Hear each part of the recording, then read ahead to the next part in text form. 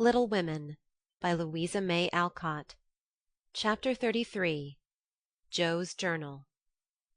New York, November. Dear Marmee and Beth, I'm going to write you a regular volume, for I've got heaps to tell, though I'm not a fine young lady travelling on the Continent. When I lost sight of father's dear old face, I felt a trifle blue, and might have shed a briny drop or two, if an Irish lady with 4 small children all crying more or less hadn't diverted my mind, for I amused myself by dropping gingerbread nuts over the seat every time they opened their mouths to roar.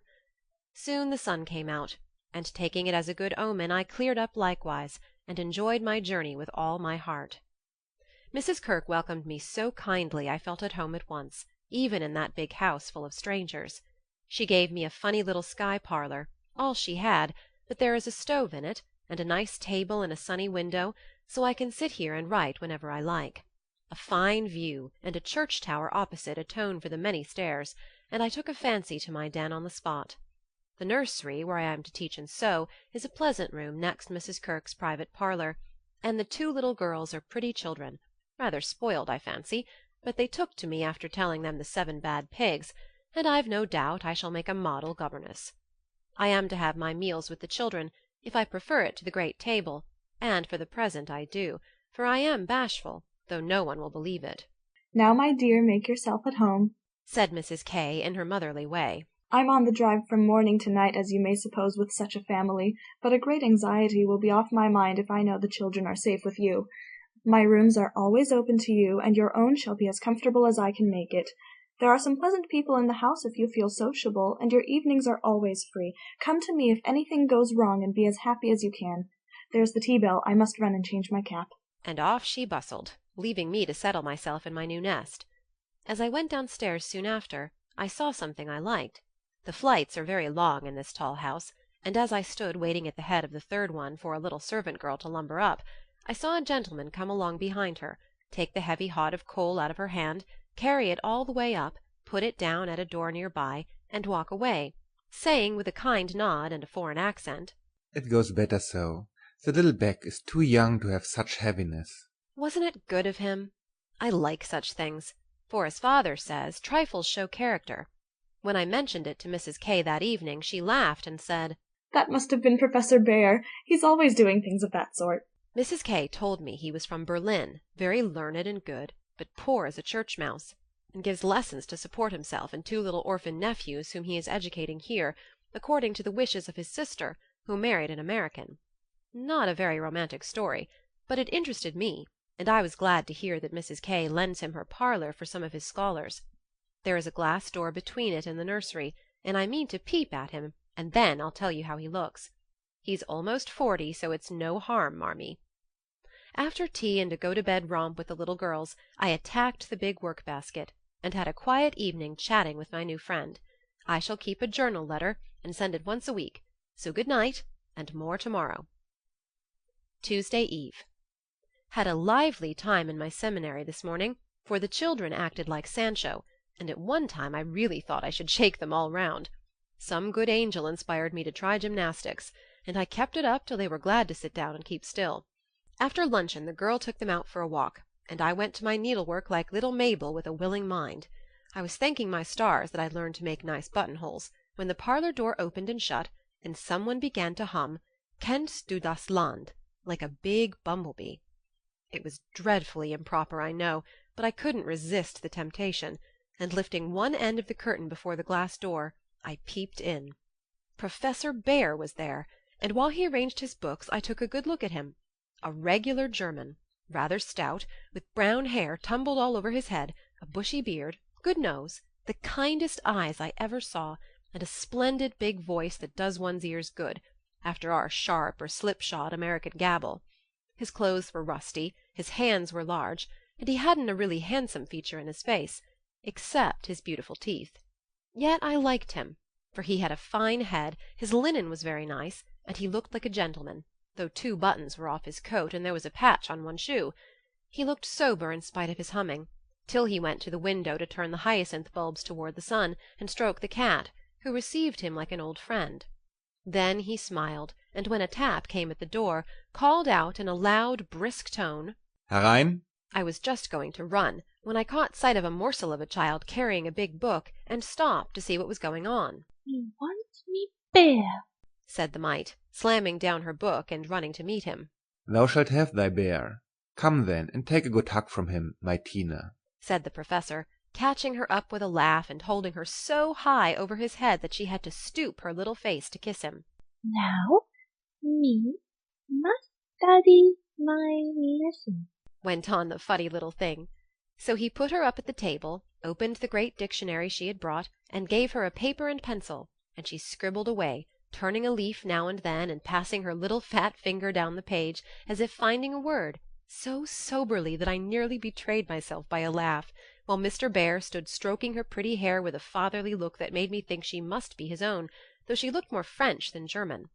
Another knock, and the appearance of 2 young ladies sent me back to my work, and there I virtuously remained through all the noise and gabbling that went on next door. One of the girls kept laughing affectedly and saying, "Now, Professor," in a coquettish tone, and the other pronounced her German with an accent that must have made him hard to keep sober. Both seemed to try his patience sorely, for more than once I heard him say emphatically, No, no, it is not so. You have not attended to what I say. And once there was a loud rap, as if he struck the table with his book, followed by the despairing exclamation, Prut, it all goes bad this day. Poor man, I pitied him, and when the girls were gone, took just one more peep to see if he survived it. He seemed to have thrown himself back in his chair, tired out, and sat there with his eyes shut till the clock struck 2, when he jumped up, put his books in his pocket, as if ready for another lesson, and taking little Tina, who had fallen asleep on the sofa in his arms, he carried her quietly away. I fancy he has a hard life of it. Mrs. Kirk asked me if I wouldn't go down to the 5 o'clock dinner, and feeling a little bit homesick I thought I would, just to see what sort of people are under the same roof with me. So I made myself respectable and tried to slip in behind Mrs. Kirk, but as she is short and I'm tall, my efforts at concealment were rather a failure. She gave me a seat by her, and after my face cooled off I plucked up courage and looked about me. The long table was full, and everyone intent on getting their dinner, the gentlemen especially, who seemed to be eating on time, for they bolted in every sense of the word, vanishing as soon as they were done. There was the usual assortment of young men absorbed in themselves, young couples absorbed in each other, married ladies in their babies, and old gentlemen in politics. I don't think I shall care to have much to do with any of them, except one sweet-faced maiden lady who looks as if she had something in her. Cast away at the very bottom of the table was the Professor, shouting answers to the questions of a very inquisitive, deaf old gentleman on one side, and talking philosophy with a Frenchman on the other. If Amy had been here, she'd have turned her back on him forever, because, sad to relate, he had a great appetite, and shovelled in his dinner in a manner which would have horrified her ladyship. I didn't mind, for I like to see folks eat with relish, as Hannah says, and the poor man must have needed a deal of food after teaching idiots all day. As I went upstairs after dinner, 2 of the young men were settling their hats before the hall mirror, and I heard one say low to the other, Who's the new party? Governess, or something of that sort. What the deuce is she at her table for? Friend of the old ladies. Handsome head, but no style. Not a bit of it. Give us a light and come on. I felt angry at first, and then I didn't care, for a governess is as good as a clerk, and I've got sense if I haven't style, which is more than some people have, judging from the remarks of the elegant beings who clattered away smoking like bad chimneys. I hate ordinary people. Thursday. Yesterday was a quiet day spent in teaching, sewing, and writing in my little room, which is very cosy, with a light and fire. I picked up a few bits of news and was introduced to the Professor. It seems that Tina is the child of the Frenchwoman who does the fine ironing in the laundry here. The little thing has lost her heart to Mr. Bear, and follows him about the house like a dog whenever he is at home, which delights him, as he is very fond of children, though a bacheldore. Kitty and Minnie Kirk likewise regard him with affection, and tell all sorts of stories about the plays he invents, the presents he brings, and the splendid tales he tells. The younger men quiz him, it seems, call him Old Fritz, Lager Beer, Ursa Major, and make all manner of jokes on his name. But he enjoys it like a boy, Mrs. Kirk says, and takes it so good-naturedly that they all like him in spite of his foreign ways. The maiden lady is a Miss Norton, rich, cultivated, and kind. She spoke to me at dinner to-day, for I went to table again, It's such fun to watch people, and asked me to come and see her at her room. She has fine books and pictures, knows interesting persons, and seems friendly, so I shall make myself agreeable, for I do want to get into good society, only it isn't the same sort that Amy likes. I was in our parlour last evening when Mr. Bear came in with some newspapers for Mrs. Kirke. She wasn't there, but Minnie, who is a little old woman, introduced me very prettily. This is Mamma's friend, Miss March. Yes, and she's jolly and we like her lots, added Kitty, who is an enfant terrible. We both bowed, and then we laughed, for the prim introduction and the blunt addition were rather a comical contrast. Ah, yes, I hear these naughty ones go to vex you, Miss Marsh. If so again, call me and I come, he said, with a threatening frown that delighted the little wretches. I promised I would, and he departed, but it seems as if I was doomed to see a good deal of him, for to-day as I passed his door on my way out, by accident I knocked against it with my umbrella. It flew open, and there he stood in his dressing-gown, with a big blue sock on one hand and a darning needle in the other.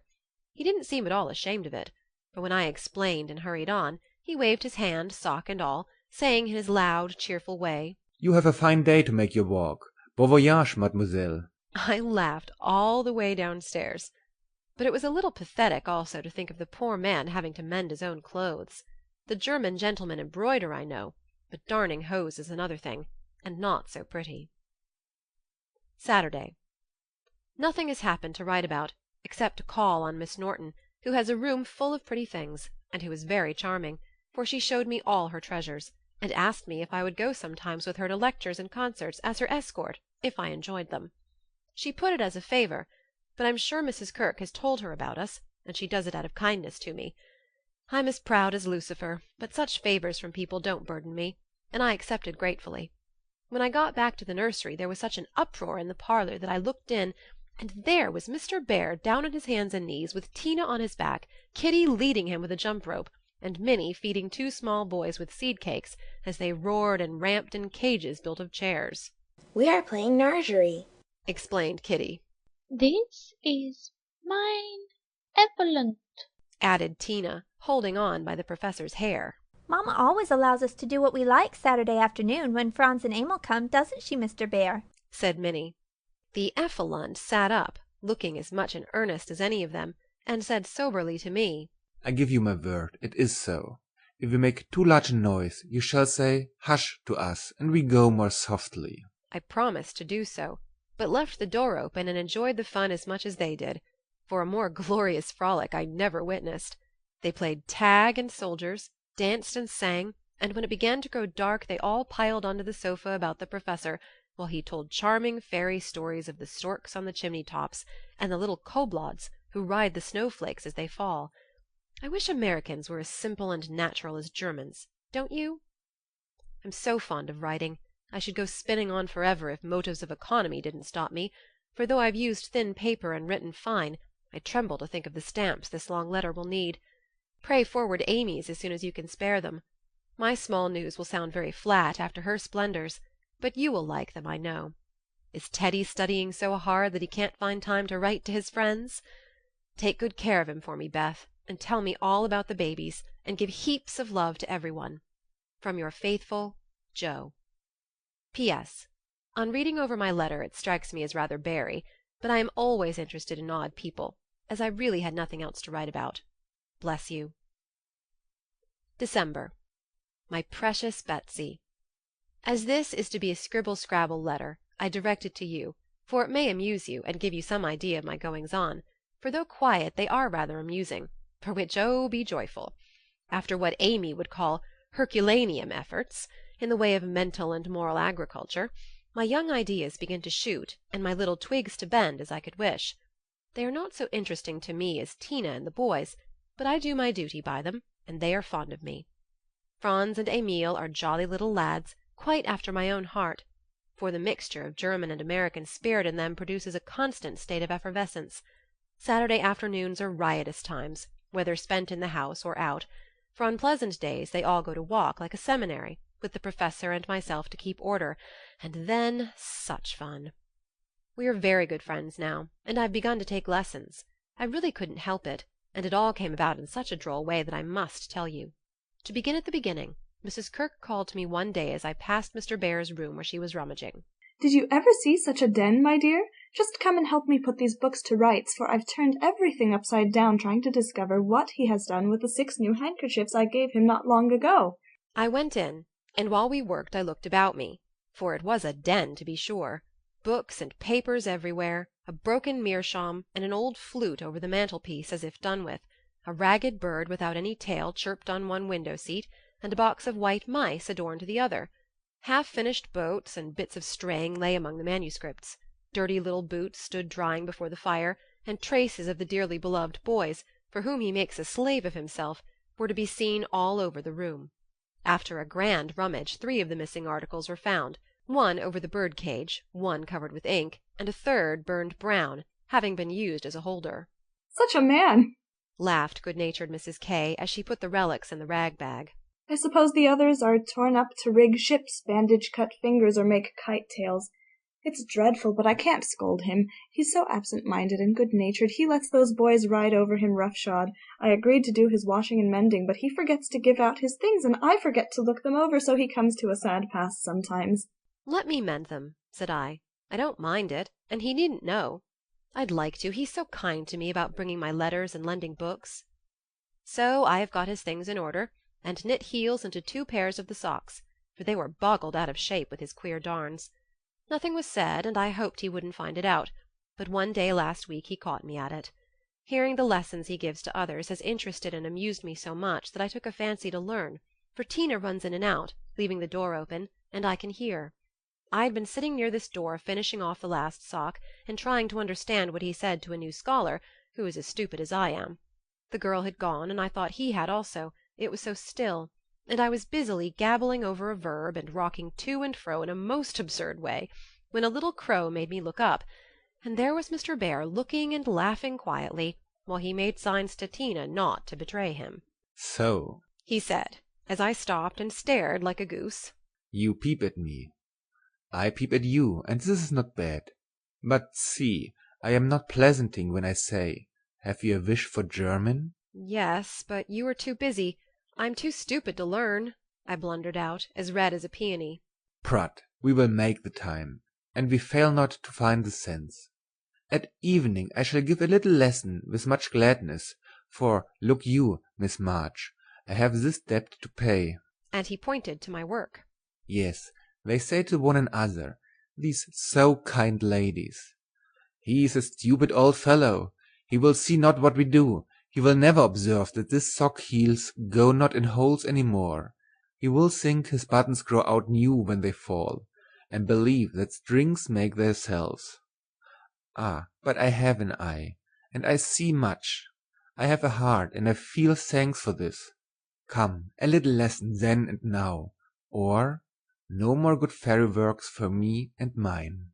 Of course I couldn't say anything after that, and as it really is a splendid opportunity, I made the bargain and we began. I took 4 lessons, and then I stuck fast in a grammatical bog.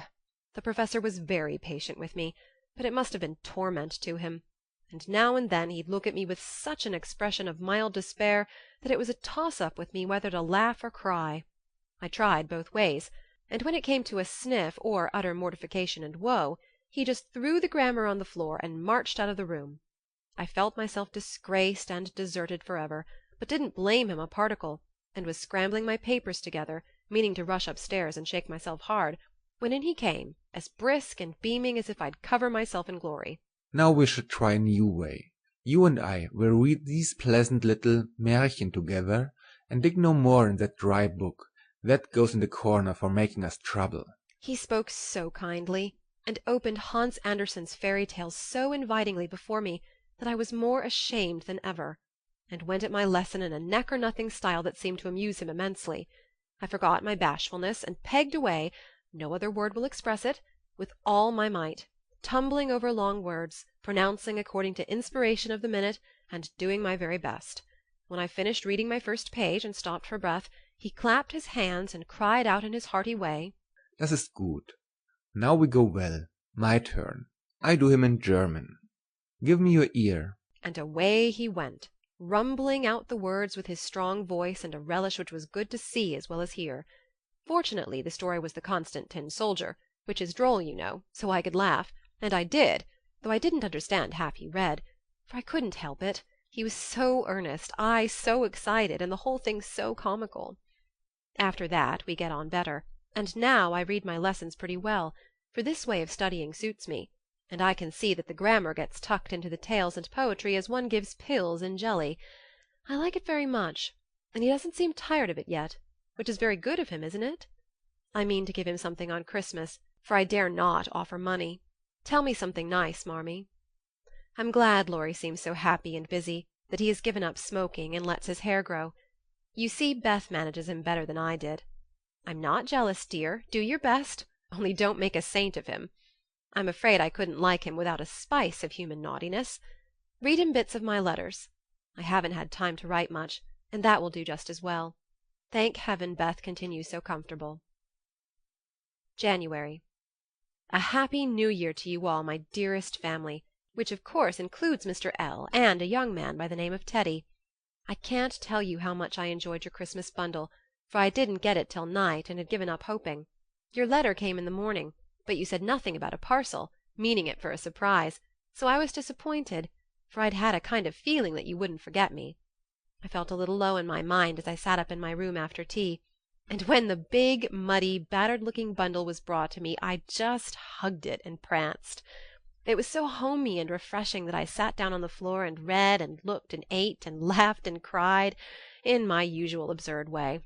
The things were just what I wanted, and all the better for being made instead of bought.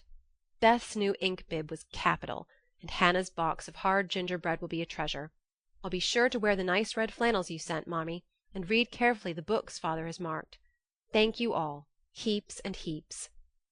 Speaking of books reminds me that I'm getting rich in that line, for on New Year's Day Mr. Bear gave me a fine Shakespeare.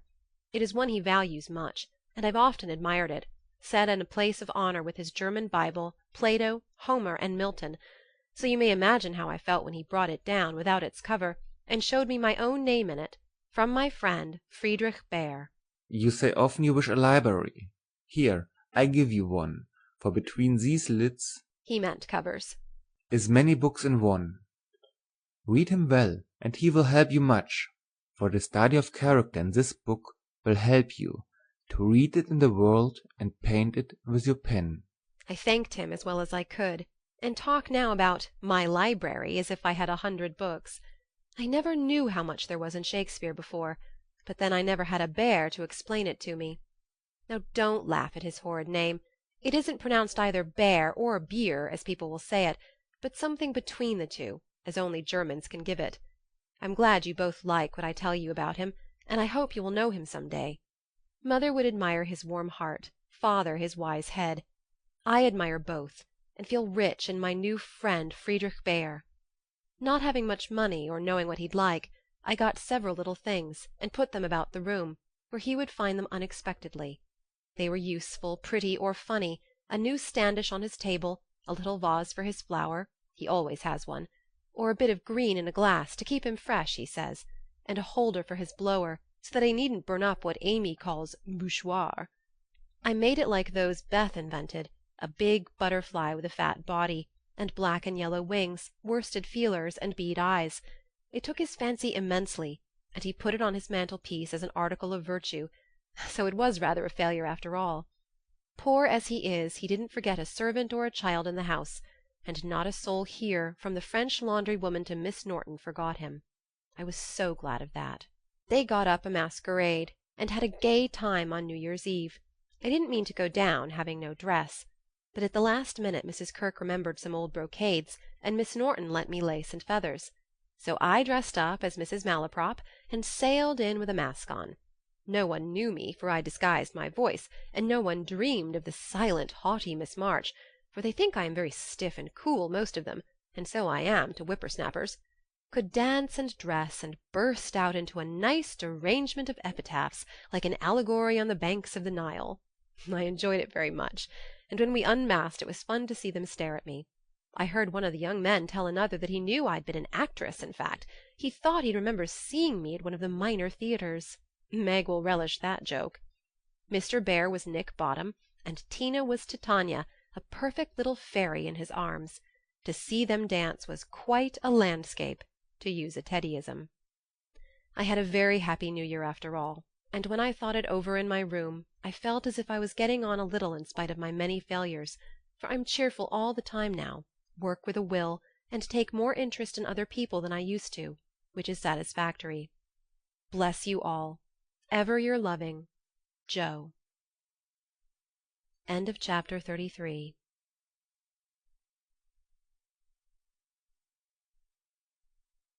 Little Women by Louisa May Alcott. Chapter 34. Friend. Though very happy in the social atmosphere about her, and very busy with the daily work that earned her bread and made it sweeter for the effort, Jo still found time for literary labors.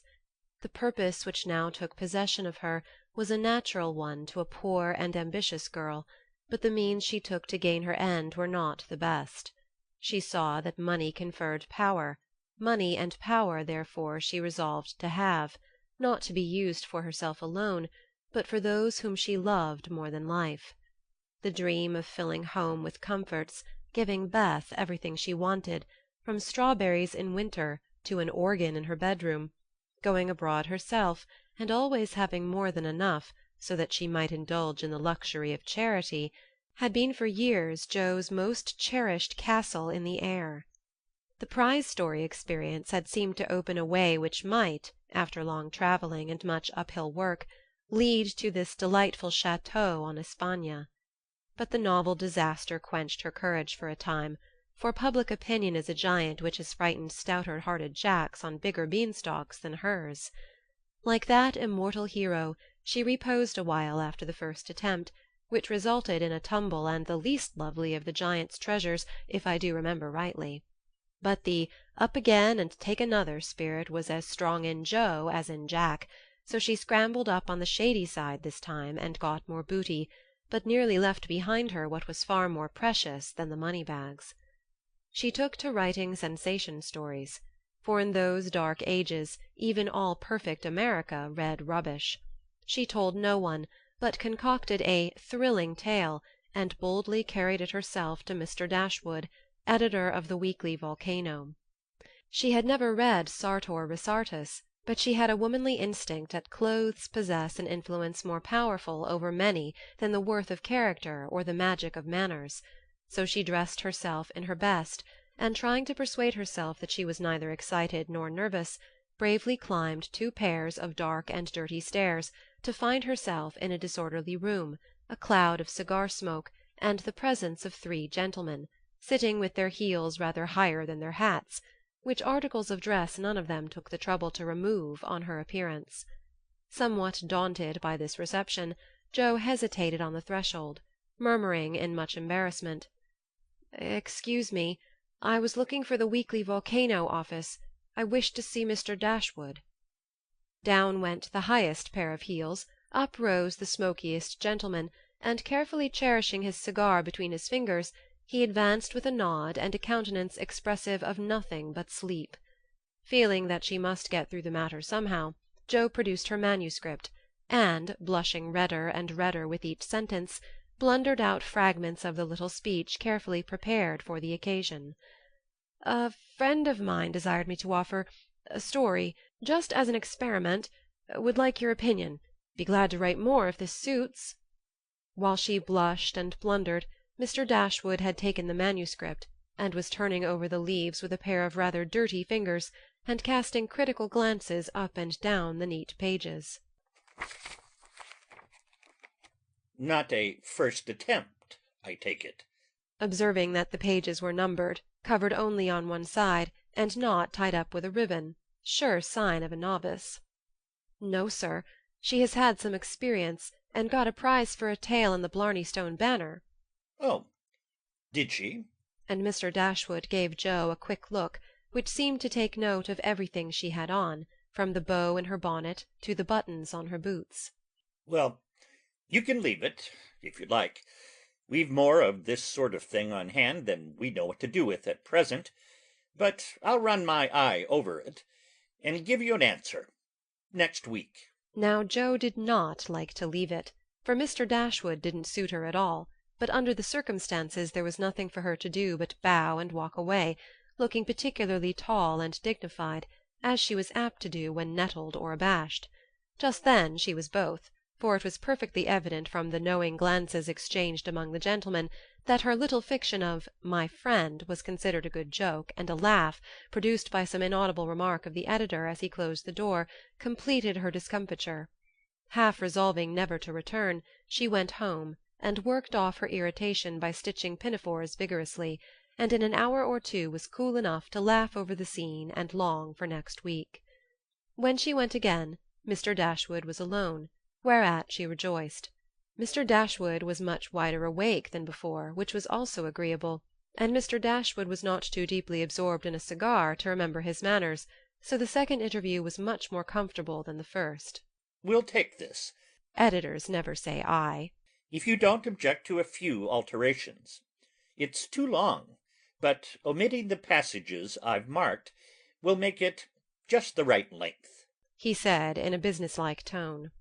Jo hardly knew her own manuscript again, so crumpled and underscored were its pages and paragraphs, but feeling as a tender parent might on being asked to cut off her baby's legs in order that it might fit into a new cradle, she looked at the marked passages, and was surprised to find that all the moral reflections, which she had carefully put in as ballast for much romance, had been stricken out.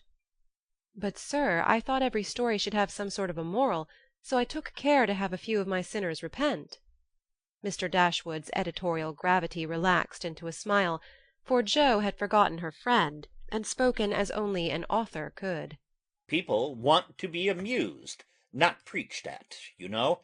Morals don't sell nowadays. Which was not quite a correct statement, by the way. "You think it would do with these alterations, then?" Yes, it's a new plot, and pretty well worked up. Language good, and so on, was Mr. Dashwood's affable reply. "What do you—that is, what compensation—" began Jo, not exactly knowing how to express herself. Oh, yes. Well, we give from 25 to 30 for things of this sort. Pay when it comes out, returned Mr. Dashwood, as if that point had escaped him. Such trifles do escape the editorial mind, it is said. "Very well, you can have it," said Jo, handing back the story with a satisfied air, for after the $1 a column work, even 25 seemed good pay. "Shall I tell my friend you will take another if she has one better than this?" asked Jo, unconscious of her little slip of the tongue, and emboldened by her success. Well, we'll look at it. Can't promise to take it. Tell her to make it short and spicy, and never mind the moral. What name would your friend like to put on it? In a careless tone. "None at all, if you please. She doesn't wish her name to appear, and has no nom de plume," said Jo, blushing in spite of herself. Just as she likes, of course. The tale will be out next week. Will you call for the money, or shall I send it? asked Mr. Dashwood, who felt a natural desire to know who his new contributor might be. "I'll call. Good morning, sir." And as she departed, Mr. Dashwood put up his feet, with the graceful remark, Poor and proud, as usual. But she'll do. Following Mr. Dashwood's directions, and making Mrs. Northberry her model, Jo rashly took a plunge into the frothy sea of sensational literature, but thanks to the life-preserver thrown her by a friend, she came up again not much the worse for her ducking. Like most young scribblers, she went abroad for her characters and scenery, and banditti, counts, gypsies, nuns, and duchesses appeared upon her stage, and played their parts with as much accuracy and spirit as could be expected.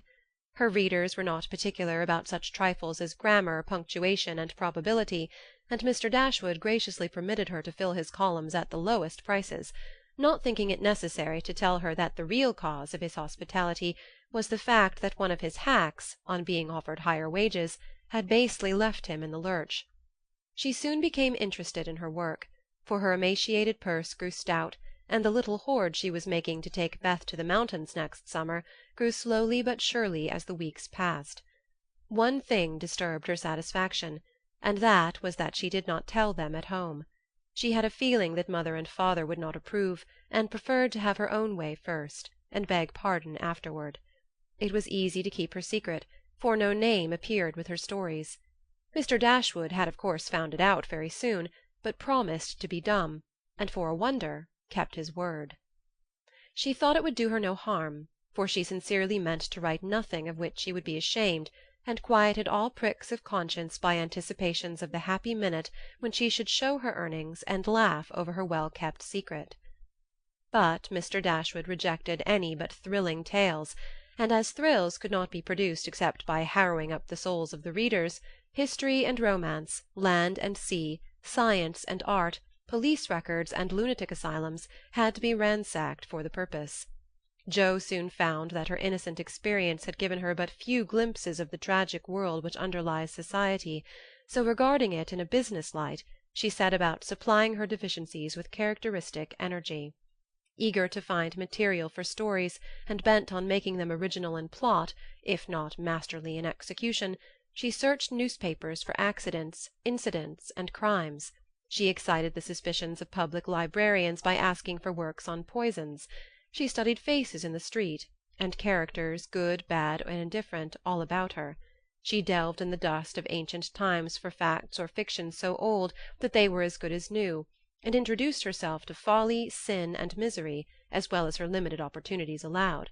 She thought she was prospering finely, but unconsciously she was beginning to desecrate some of the womanliest attributes of a woman's character. She was living in bad society, and imaginary though it was, its influence affected her, for she was feeding heart and fancy on dangerous and unsubstantial food, and was fast brushing the innocent bloom from her nature by a premature acquaintance with the darker side of life, which comes soon enough to all of us. She was beginning to feel rather than see this, for much describing of other people's passions and feelings set her to studying and speculating about her own, a morbid amusement in which healthy young minds do not voluntarily indulge. Wrong-doing always brings its own punishment, and when Jo most needed hers she got it. I don't know whether the study of Shakespeare helped her to read character, or the natural instinct of a woman for what was honest, brave, and strong, but while endowing her imaginary heroes with every perfection under the sun, Jo was discovering a live hero who interested her in spite of many human imperfections. Mr. Bear, in one of their conversations, had advised her to study simple, true, and lovely characters wherever she found them, as good training for a writer. Jo took him at his word, for she coolly turned round and studied him, a proceeding which would have much surprised him had he known it, for the worthy professor was very humble in his own conceit. Why everybody liked him was what puzzled Jo at first. He was neither rich nor great, young nor handsome, in no respect what is called fascinating, imposing, or brilliant, and yet he was as attractive as a genial fire, and people seemed to gather about him as naturally as about a warm hearth. He was poor, yet always appeared to be giving something away, a stranger, yet every one was his friend, no longer young, but as happy-hearted as a boy, plain and peculiar, yet his face looked beautiful to many, and his oddities were freely forgiven for his sake. Jo often watched him, trying to discover the charm, and at last decided that it was benevolence which worked the miracle. If he had any sorrow, it sat with its head under its wing, and he turned only his sunny side to the world. There were lines upon his forehead, but time seemed to have touched him gently, remembering how kind he was to others. The pleasant curves about his mouth were the memorials of many friendly words and cheery laughs. His eyes were never cold or hard, and his big hand had a warm, strong grasp that was more expressive than words. His very clothes seemed to partake of the hospitable nature of the wearer. They looked as if they were at ease, and liked to make him comfortable. His capacious waistcoat was suggestive of a large heart underneath. His rusty coat had a social air, and the baggy pockets plainly proved that little hands often went in empty and came out full. His very boots were benevolent, and his collars never stiff and raspy like other people's. "That's it," said Jo to herself, when she at length discovered that genuine good-will toward one's fellow-men could beautify and dignify even a stout German teacher, who shovelled in his dinner, darned his own socks, and was burdened with the name of Bear. Jo valued goodness highly, but she also possessed a most feminine respect for intellect, and a little discovery which she made about the professor added much to her regard for him. He never spoke of himself, and no one ever knew that in his native city he had been a man much honored and esteemed for learning and integrity, till a countryman came to see him. He never spoke of himself, and in a conversation with Miss Norton divulged the pleasing fact. From her Jo learned it, and liked it all the better because Mr. Bear had never told it. She felt proud to know that he was an honored professor in Berlin, though only a poor language master in America, and his homely hard-working life was much beautified by the spice of romance which this discovery gave it. Another and a better gift than intellect was shown her in a most unexpected manner. Miss Norton had the entrée into most society, which Jo would have had no chance of seeing but for her. The solitary woman felt an interest in the ambitious girl, and kindly conferred many favors of this sort both on Jo and the professor. She took them with her one night to a select symposium, held in honor of several celebrities.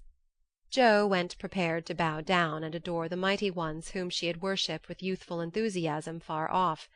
But her reverence for genius received a severe shock that night, and it took her some time to recover from the discovery that the great creatures were only men and women after all.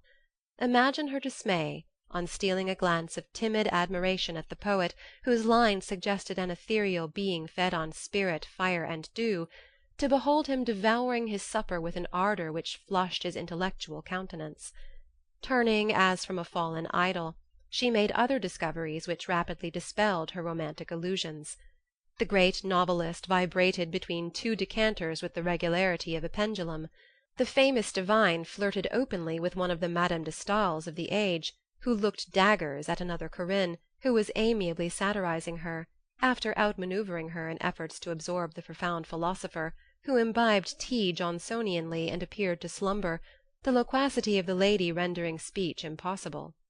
The scientific celebrities, forgetting their mollusks and glacial periods, gossiped about art, while devoting themselves to oysters and ices with characteristic energy. The young musician, who was charming the city like a second Orpheus, talked horses, and the specimen of the British nobility present happened to be the most ordinary man of the party. Before the evening was half over, Jo felt so completely disillusioned that she sat down in a corner to recover herself. Mr. Bear soon joined her, looking rather out of his element, and presently several of the philosophers, each mounted on his hobby, came ambling up to hold an intellectual tournament in the recess. The conversations were miles beyond Jo's comprehension, but she enjoyed it, though Kant and Hegel were unknown gods, the subjective and objective unintelligible terms, and the only thing evolved from her inner consciousness was a bad headache after it was all over. It dawned upon her gradually that the world was being picked to pieces and put together on new and, according to the talkers, on infinitely better principles than before, that religion was in a fair way to be reasoned into nothingness, and intellect was to be the only God.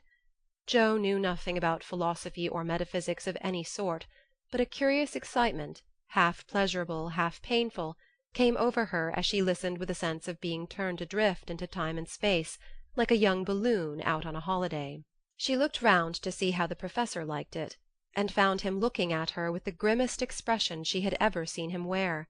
He shook his head and beckoned her to come away, but she was fascinated just then by the freedom of speculative philosophy, and kept her seat, trying to find out what the wise gentleman intended to rely upon after they had annihilated all the old beliefs.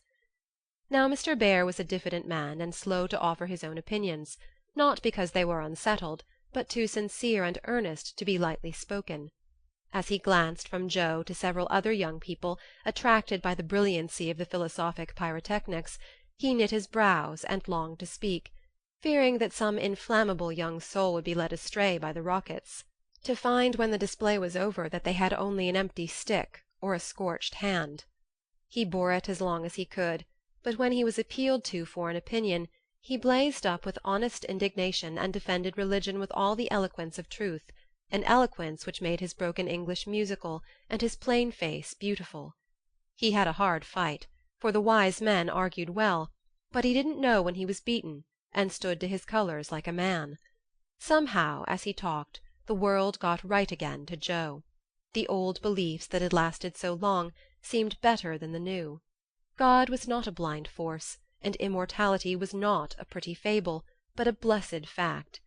She felt as if she had solid ground under her feet again, and when Mr. Bear paused, out-talked but not one whit convinced, Jo wanted to clap her hands and thank him.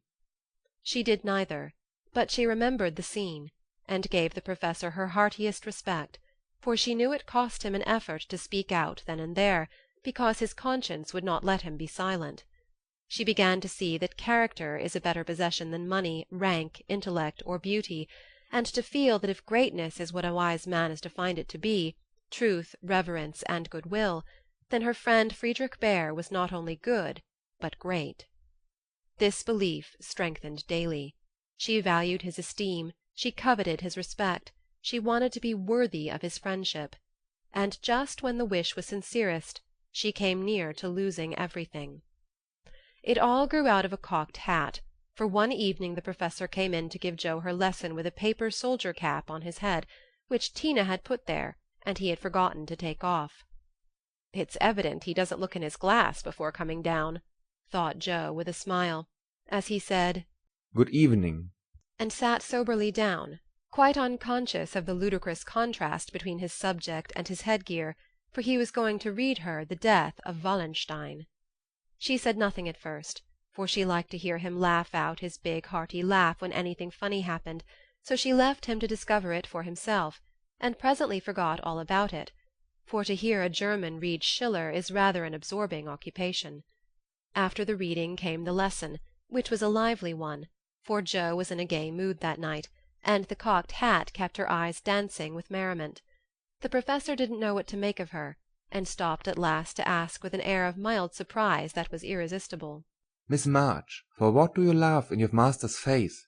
Have you no respect for me, that you go on so bad?" "How can I be respectful, sir, when you forget to take your hat off?" said Jo. Lifting his hand to his head, the absent-minded professor gravely felt and removed the little cocked hat, looked at it a minute, and then threw back his head and laughed like a merry bass viol. "Ah, I see him now. It is that imp Tina who makes me a fool with my cap. Well, it is nothing. But, see you, if this lesson goes not well, you too shall wear him." But the lesson did not go at all for a few minutes, because Mr. Bear caught sight of a picture on the hat, and unfolding it, said with great disgust, "I wish these papers did not come in the house. They are not for children to see, nor young people to read. It is not well, and I have no patience with those who make this harm." Jo glanced at the sheet and saw a pleasing illustration composed of a lunatic, a corpse, a villain, and a viper. She did not like it, but the impulse that made her turn it over was not one of displeasure, but fear, because for a moment she fancied the paper was the volcano. It was not, however, and her panic subsided as she remembered that even if it had been, and one of her own tales was in it, there would have been no name to betray her. She had betrayed herself, however, by a look and a blush, for though an absent man, the professor saw a good deal more than people fancied. He knew that Jo wrote, and had met her down among the newspaper offices more than once, but she never spoke of it, he asked no questions in spite of a strong desire to see her work. Now it occurred to him that she was doing what she was ashamed to own, and it troubled him. He did not say to himself, "It is none of my business, I've no right to say anything," as many people would have done.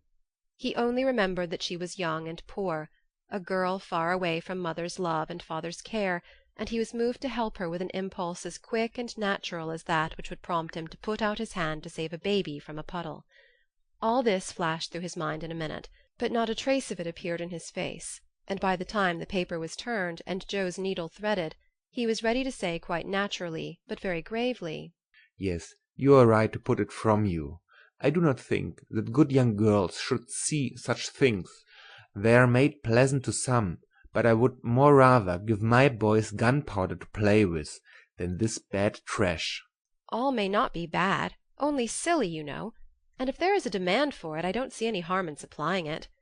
Many very respectable people make an honest living out of what are called sensation stories," said Jo, scratching gathers so energetically that a row of little slits followed her pen.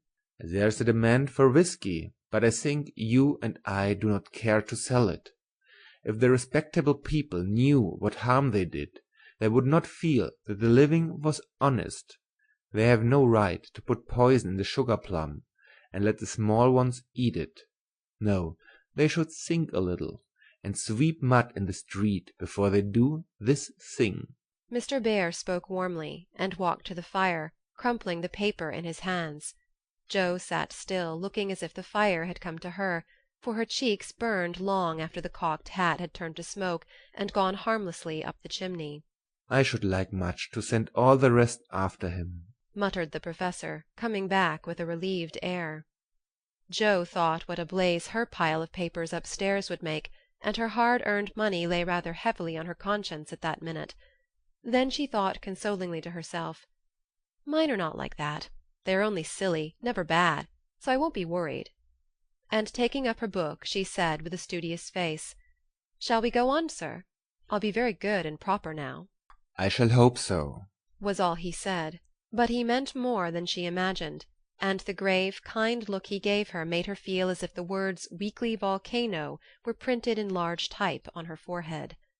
As soon as she went to her room, she got out her papers and carefully reread every one of her stories.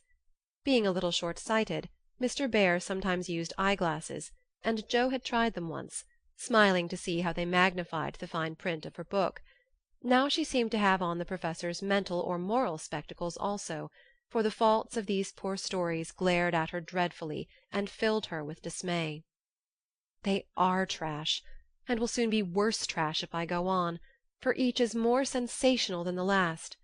I've gone blindly on, hurting myself and other people for the sake of money. I know it's so, for I can't read this stuff in sober earnest without being horribly ashamed of it. And what should I do if they were seen at home, or Mr. Bear got hold of them?" Jo turned hot at the bare idea, and stuffed the whole bundle into her stove, nearly setting the chimney afire with the blaze. "Yes, that's the best place for such inflammable nonsense. I'd better burn the house down, I suppose, than let other people blow themselves up with my gunpowder," she thought, as she watched the demon of the Jura whisk away, a little black cinder with fiery eyes. But when nothing remained of all her 3 months' work except a heap of ashes and the money in her lap, Jo looked sober, as she sat on the floor, wondering what she ought to do about her wages. "I think I haven't done much harm yet, and may keep this to pay for my time," she said, after a long meditation, adding impatiently, "I almost wish I hadn't any conscience. It's so inconvenient. If I didn't care about doing right, and didn't feel uncomfortable when doing wrong, I should get on capitally. I can't help wishing sometimes that mother and father hadn't been so particular about such things." Ah, Jo, instead of wishing that, thank God that father and mother were particular, and pity from your heart those who have no such guardians to hedge them round with principles, which may seem like prison walls to impatient youth, but which will prove sure foundations to build character upon in womanhood. Jo wrote no more sensational stories, deciding that the money did not pay for her share of the sensation, but going to the other extreme, as is the way with people of her stamp, she took a course of Mrs. Sherwood, Miss Edgeworth, and Hannah More, and then produced a tale which might have been more properly called an essay or a sermon, so intensely moral was it. She had her doubts about it from the beginning, for her lively fancy and girlish romance felt as ill at ease in the new style as she would have done masquerading in the stiff and cumbrous costume of the last century. She sent this didactic gem to several markets, but it found no purchaser, and she was inclined to agree with Mr. Dashwood that morals didn't sell. Then she tried a child's story, which she could easily have disposed of if she had not been mercenary enough to demand filthy lucre for it. The only person who offered enough to make it worth her while to try juvenile literature was a worthy gentleman who felt it his mission to convert all the world to his particular belief. But much as she liked to write for children, Jo could not consent to depict all her naughty boys as being eaten by bears or tossed by mad bulls because they did not go to a particular Sabbath school, nor all the good infants who did go as rewarded by every kind of bliss, from gilded gingerbread to escorts of angels when they departed this life with psalms or sermons on their lisping tongues. So nothing came of these trials, and Jo corked up her inkstand and said in a fit of very wholesome humility, "I don't know anything. I'll wait until I do before I try again, and meantime sweep mud in the street if I can't do better. That's honest at least. Which decision proved that her second tumble down the beanstalk had done her some good.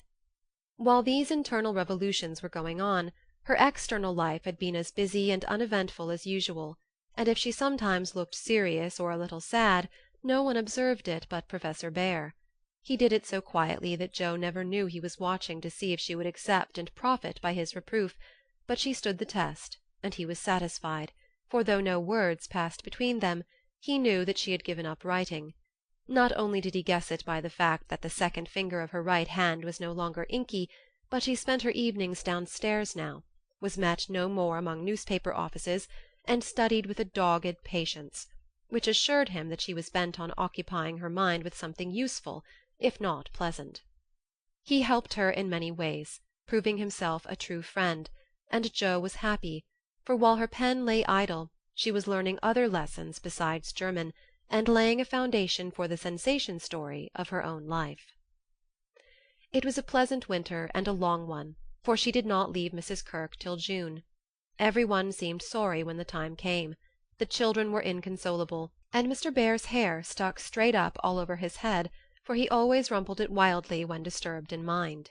Going home? Ah, you are happy that you have a home to go in, he said, when she told him, and sat silently pulling his beard in the corner, while she held a little levee on that last evening. She was going early, so she bade them all good-bye overnight, and when his turn came, she said warmly, "Now, sir, you won't forget to come and see us if you ever travel our way, will you? I'll never forgive you if you do, for I want them all to know my friend." Do you? Shall I come? he asked, looking down at her with an eager expression which she did not see. "Yes, come next month. Laurie graduates then, and you'd enjoy commencement as something new." That is your best friend, of whom you speak? he said in an altered tone. "Yes, my boy Teddy. I'm very proud of him, and should like you to see him." Joe looked up then, quite unconscious of anything but her own pleasure in the prospect of showing them to one another.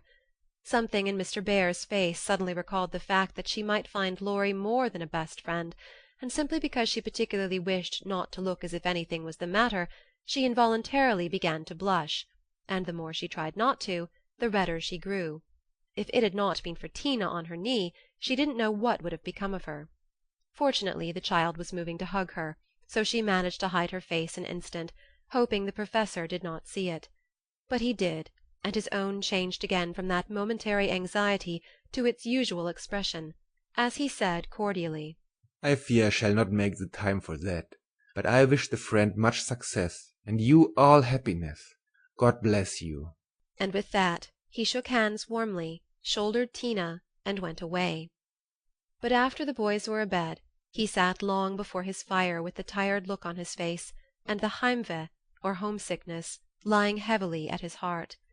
Once, when he remembered Joe as she sat with the little child in her lap, and that new softness in her face, he leaned his head on his hands a minute, and then roamed about the room, as if in search of something that he could not find.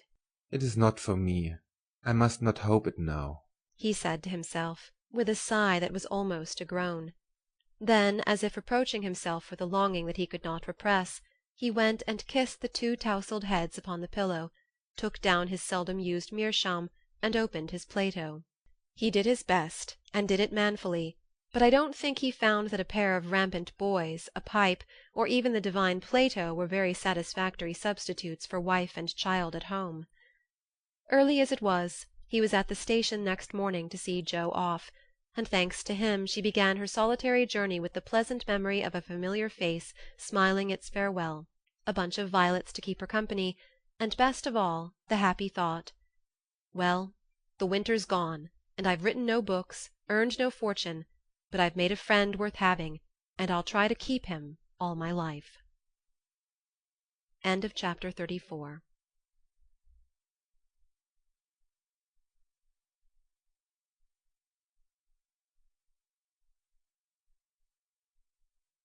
Little Women by Louisa May Alcott. Chapter 35. Heartache.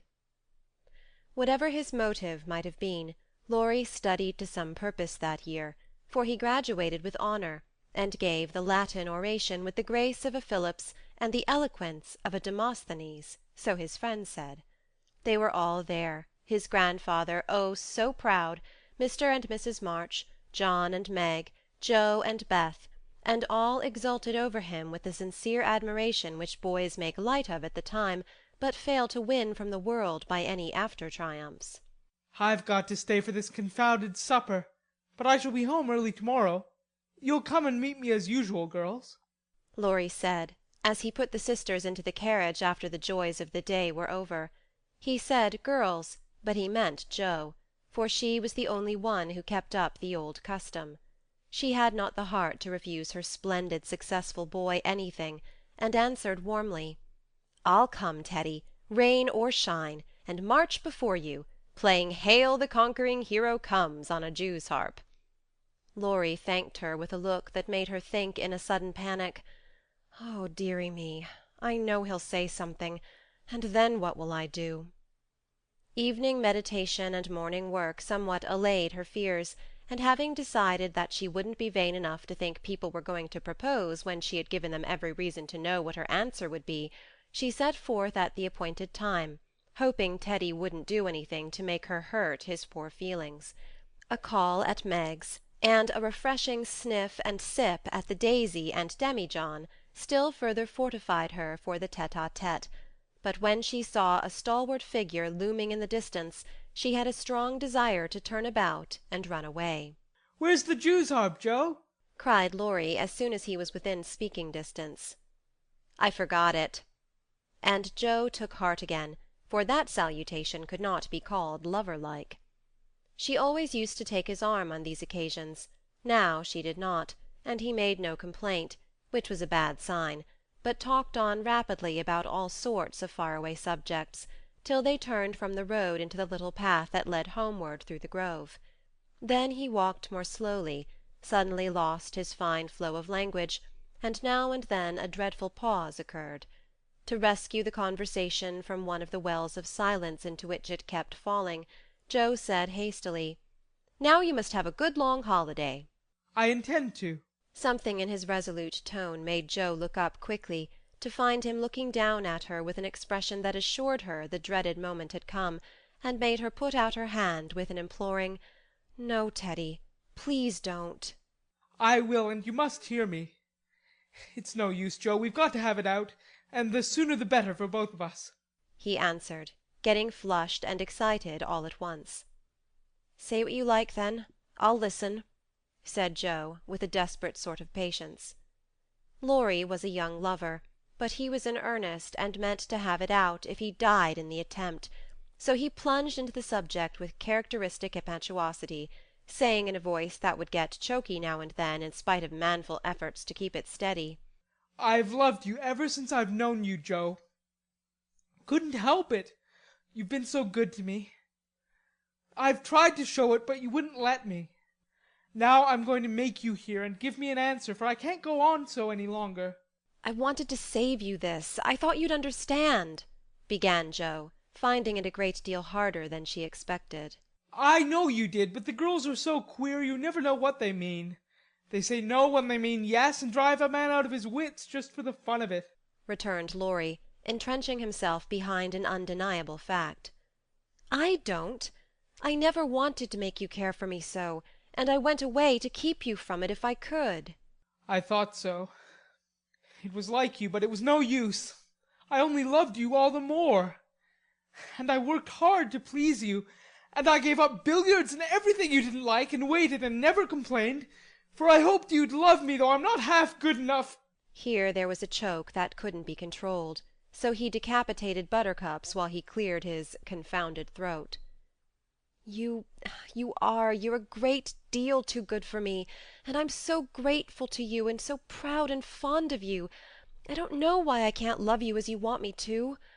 I've tried, but I can't change the feeling, and it would be a lie to say I do when I don't." "Really, truly, Joe?" He stopped short, and caught both her hands as he put his question with a look that she did not soon forget. "Really, truly, dear."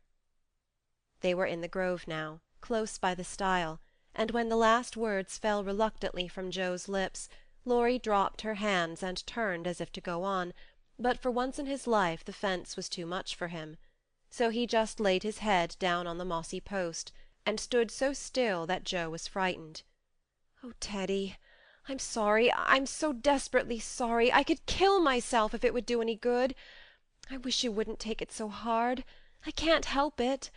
You know it's impossible for people to make themselves love other people if they don't," cried Joe, inelegantly but remorsefully, as she softly patted his shoulder, remembering the time when he had comforted her so long ago.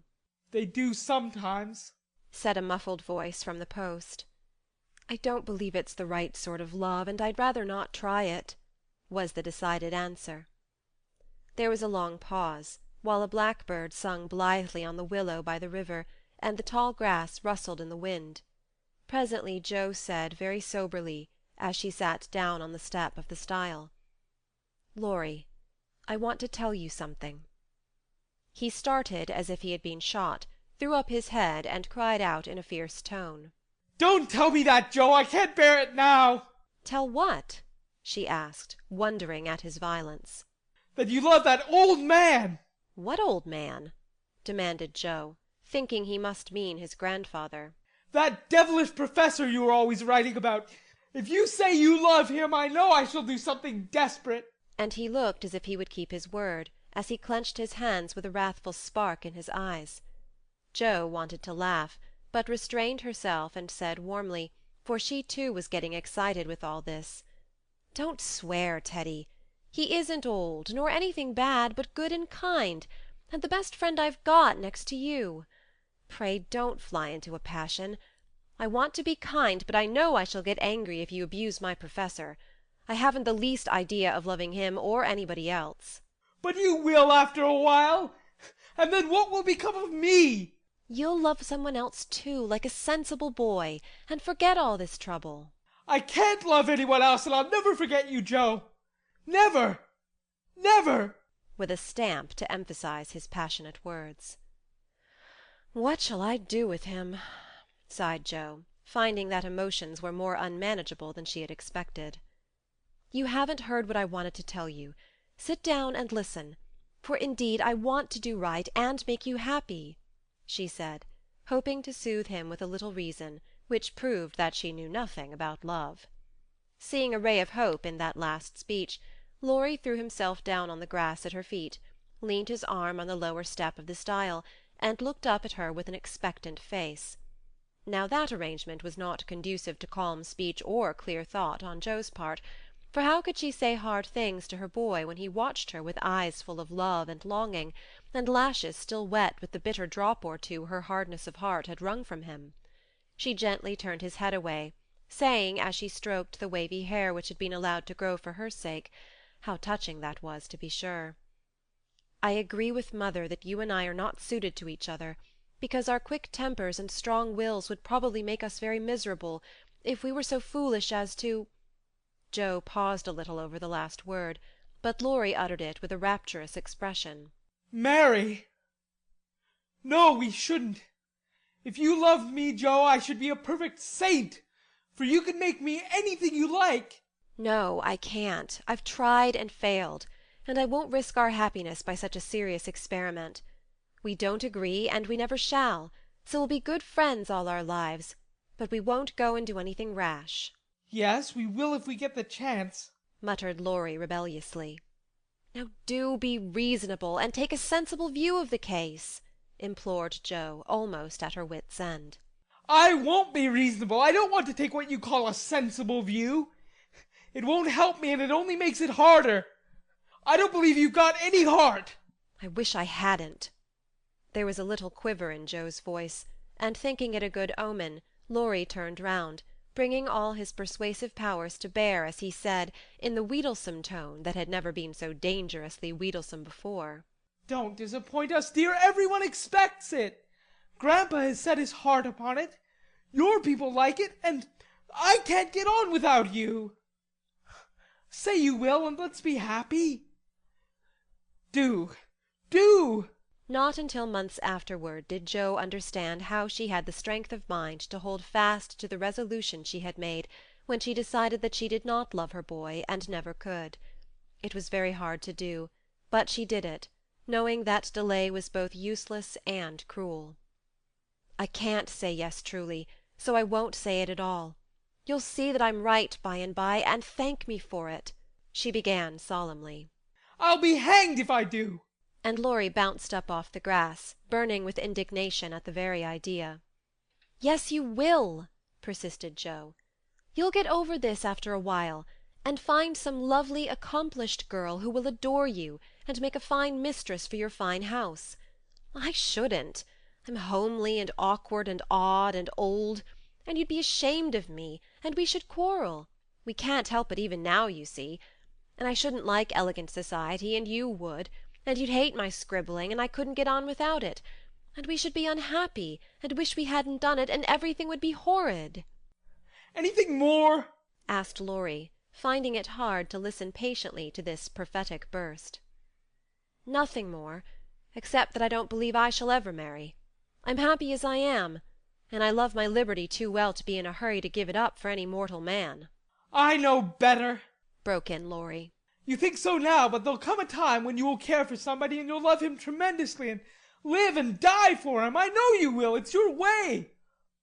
And I shall have to stand by and see it. And the despairing lover cast his hat upon the ground with a gesture that would have seemed comical if his face had not been so tragic. "Yes, I will live and die for him, if he ever comes and makes me love him in spite of myself, and you must do the best you can," cried Joe, losing patience with poor Teddy. "I've done my best, but you won't be reasonable, and it's selfish of you to keep teasing for what I can't give. I shall always be fond of you, very fond indeed, as a friend, but I'll never marry you, and the sooner you believe it the better for both of us. So now—" That speech was like gunpowder. Laurie looked at her a minute as if he did not quite know what to do with himself, then turned sharply away, saying in a desperate sort of tone, "You'll be sorry some day, Joe." "Oh, where are you going?" she cried, for his face frightened her. "To the devil," was the consoling answer. For a minute Joe's heart stood still, as he swung himself down the bank toward the river, but it takes much folly, sin, or misery to send a young man to a violent death, and Laurie was not one of the weak sort who are conquered by a single failure. He had no thought of a melodramatic plunge, but some blind instinct led him to fling hat and coat into his boat and row away with all his might, making better time up the river than he had done in any race. Joe drew a long breath and unclasped her hands as she watched the poor fellow trying to outstrip the trouble which he carried in his heart. "That will do him good, and he'll come home in such a tender, penitent state of mind that I shan't dare to see him," she said, adding, as she went slowly home, feeling as if she had murdered some innocent thing and buried it under the leaves, "Now I must go and prepare Mr. Lawrence to be very kind to my poor boy. I wish he'd love Beth. Perhaps he may in time, but I begin to think I was mistaken about her.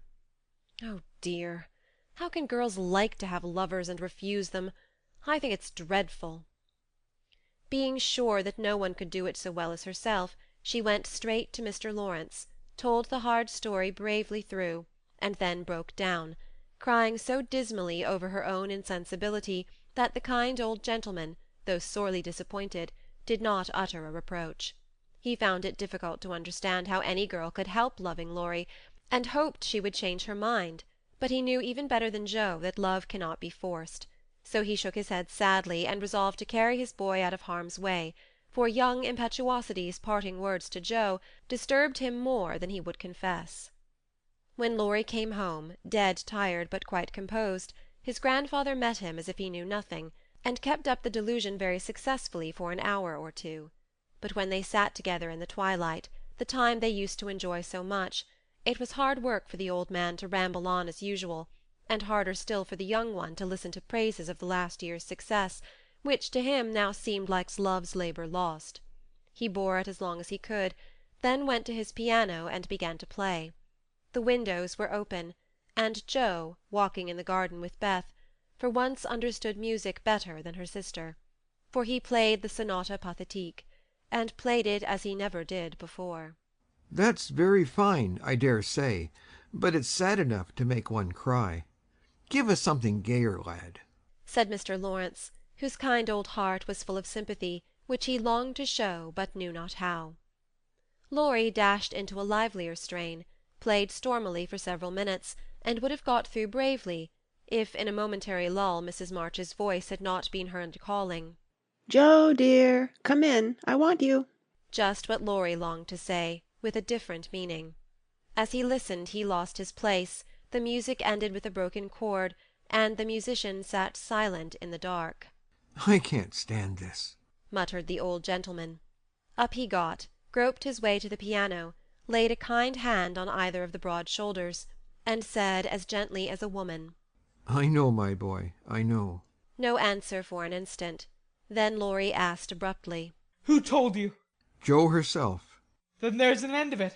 And he shook off his grandfather's hands with an impatient motion, for though grateful for the sympathy, his man's pride could not bear a man's pity. "Not quite. I want to say one thing, and then there shall be an end to it," returned Mr. Lawrence with unusual mildness. "You won't care to stay at home now, perhaps?" I don't intend to run away from a girl. Joe can't prevent my seeing her, and I shall stay and do it as long as I like," interrupted Laurie in a defiant tone. "Not if you are the gentleman I think you. I'm disappointed, but the girl can't help it, and the only thing left for you to do is to go away for a time. Where will you go?" Anywhere, I don't care what becomes of me. And Laurie got up with a reckless laugh that grated on his grandfather's ear. "Take it like a man, and don't do anything rash, for God's sake. Why not go abroad, as you planned, and forget it?" I can't. "But you've been wild to go, and I promised you should when you got through college." But I didn't mean to go alone. And Laurie walked fast through the room with an expression which it was well his grandfather did not see. "I don't ask you to go alone. There's someone ready and glad to go with you, anywhere in the world." Who, sir? Stopping to listen. "Myself." Laurie came back as quickly as he went, and put out his hand, saying huskily, I'm a selfish brute. But, you know, grandfather... "Lord help me, yes, I do know, for I've been through it all before, once in my own young days, and then with your father. Now, my dear boy, just sit quietly down and hear my plan. It's all settled, and can be carried out at once," said Mr. Lawrence, keeping hold of the young man, as if fearful that he would break away as his father had done before him. Well, sir, what is it? And Laurie sat down without a sign of interest in face or voice.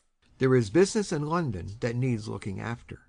I meant you should attend to it, but I can do it better myself, and things here will get on very well with Brooke to manage them. My partners do almost everything. I'm merely holding on till you take my place, and can be off at any time." But you hate travelling, sir. I can't ask it of you at your age, began Laurie, who was grateful for the sacrifice, but much preferred to go alone, if he went at all. The old gentleman knew that perfectly well, and particularly desired to prevent it, for the mood in which he found his grandson assured him that it would not be wise to leave him to his own devices. So, stifling a natural regret at the thought of the home comforts he would leave behind him, he said stoutly, "Bless your soul, I'm not superannuated yet. I quite enjoy the idea. It will do me good, and my old bones won't suffer, for travelling nowadays is almost as easy as sitting in a chair." A restless movement from Laurie suggested that his chair was not easy, or that he did not like the plan, and made the old man add hastily, "I don't mean to be a marplot or a burden. I go because I think you'd feel happier than if I was left behind. I don't intend to gad about with you, but leave you free to go where you like, while I amuse myself in my own way. I've friends in London and Paris, and should like to visit them. Meantime, you can go to Italy, Germany, Switzerland, where you will, and enjoy pictures, music, scenery, and adventures to your heart's content." Now Laurie felt just then that his heart was entirely broken, and the world a howling wilderness. But at the sound of certain words which the old gentleman artfully introduced into his closing sentence, the broken heart gave an unexpected leap, and a green oasis or two suddenly appeared in the howling wilderness. He sighed, and then said in a spiritless tone, Just as you like, sir. It doesn't matter where I go or what I do. "It does to me, remember that, my lad. I give you entire liberty, but I trust you to make an honest use of it. Promise me that, Laurie. Anything you like, sir. Good. Thought the old gentleman. You don't care now, but there'll come a time when that promise will keep you out of mischief, or I'm much mistaken.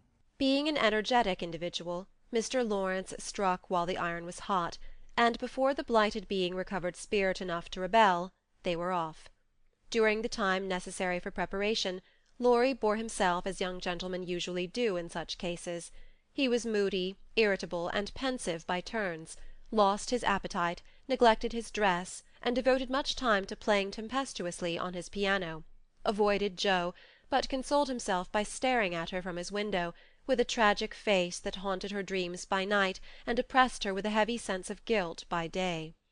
Unlike some sufferers, he never spoke of his unrequited passion, and would allow no one, not even Mrs. March, to attempt consolation or offer sympathy. On some accounts this was a relief to his friends, but the weeks before his departure were very uncomfortable, and everyone rejoiced that the poor dear fellow was going away to forget his trouble and come home happy. Of course he smiled darkly at their delusion, but passed it by with the sad superiority of one who knew that his fidelity, like his love, was unalterable. When the parting came, he affected high spirits, to conceal certain inconvenient emotions which seemed inclined to assert themselves. This gaiety did not impose upon anybody, but they tried to look as if it did for his sake, and he got on very well, till Mrs. March kissed him, with a whisper full of motherly solicitude. Then, feeling that he was going very fast, he hastily embraced them all round, not forgetting the afflicted Hannah, and ran downstairs as if for his life. Jo followed a minute after to wave her hand to him if he looked round. He did look round, came back, put his arms about her as she stood on the step above him, and looked up at her with a face that made his short appeal eloquent and pathetic. Oh, Jo, can't you? Teddy dear, I wish I could. That was all, except a little pause. Then Laurie straightened himself up, said, It's all right. Never mind. And went away without another word. Ah, but it wasn't all right, and Jo did mind, for while the curly head lay on her arm a minute after her hard answer, she felt as if she had stabbed her dearest friend, and when he left her without a look behind him, she knew that the boy Laurie never would come again. End of chapter 35.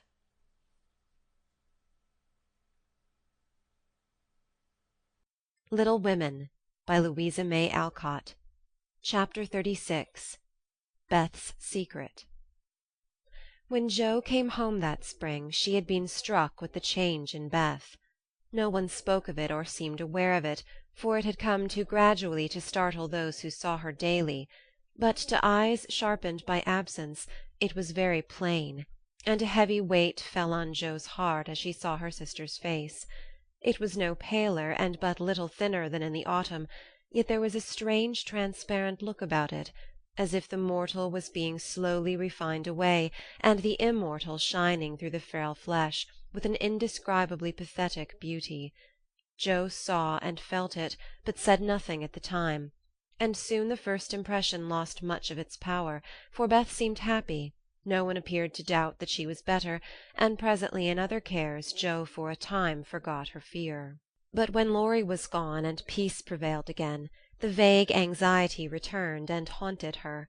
She had confessed her sins and been forgiven, but when she showed her savings and proposed a mountain trip, Beth had thanked her heartily, but begged not to go so far away from home. Another little visit to the seashore would suit her better, and as Grandma could not be prevailed upon to leave the babies, Jo took Beth down to the quiet place, where she could live much in the open air, and let the fresh sea breezes blow a little colour into her pale cheeks.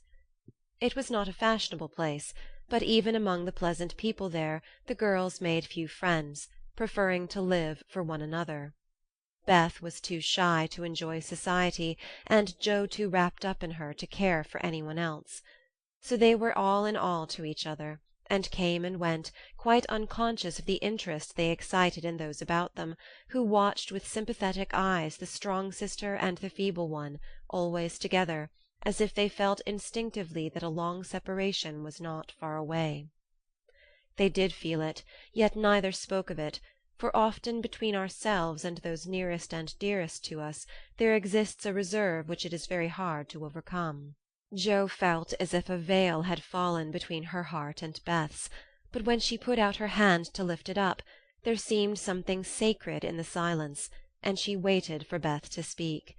She wondered, and was thankful also, that her parents did not seem to see what she saw, and during the quiet weeks when the shadows grew so plain to her she said nothing of it to those at home, believing that it would tell itself when Beth came back no better.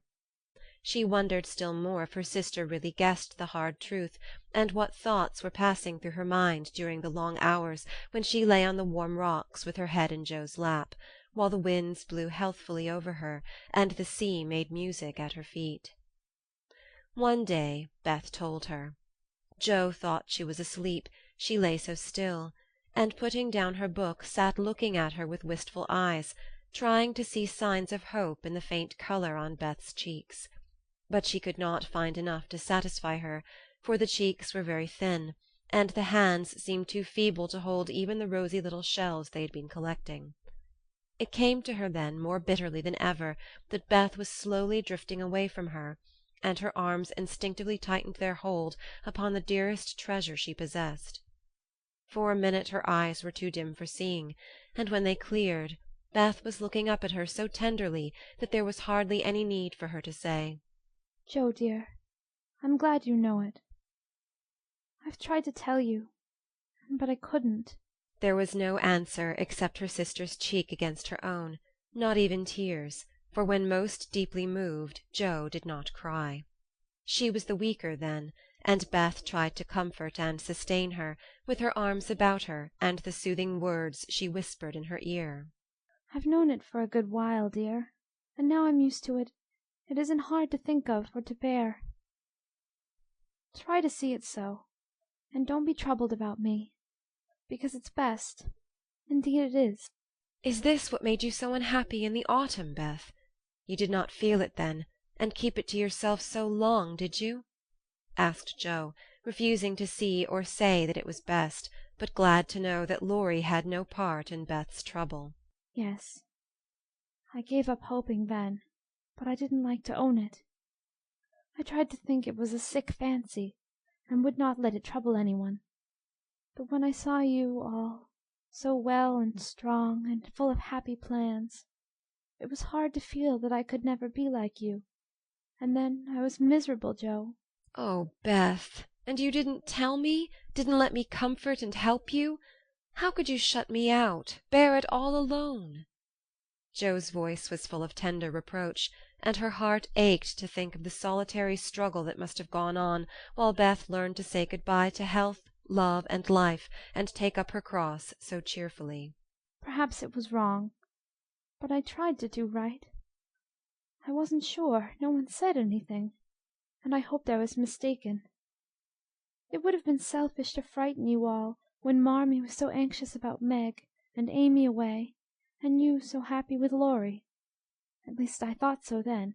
"And I thought you loved him, Beth, and I went away because I couldn't," cried Jo, glad to say all the truth.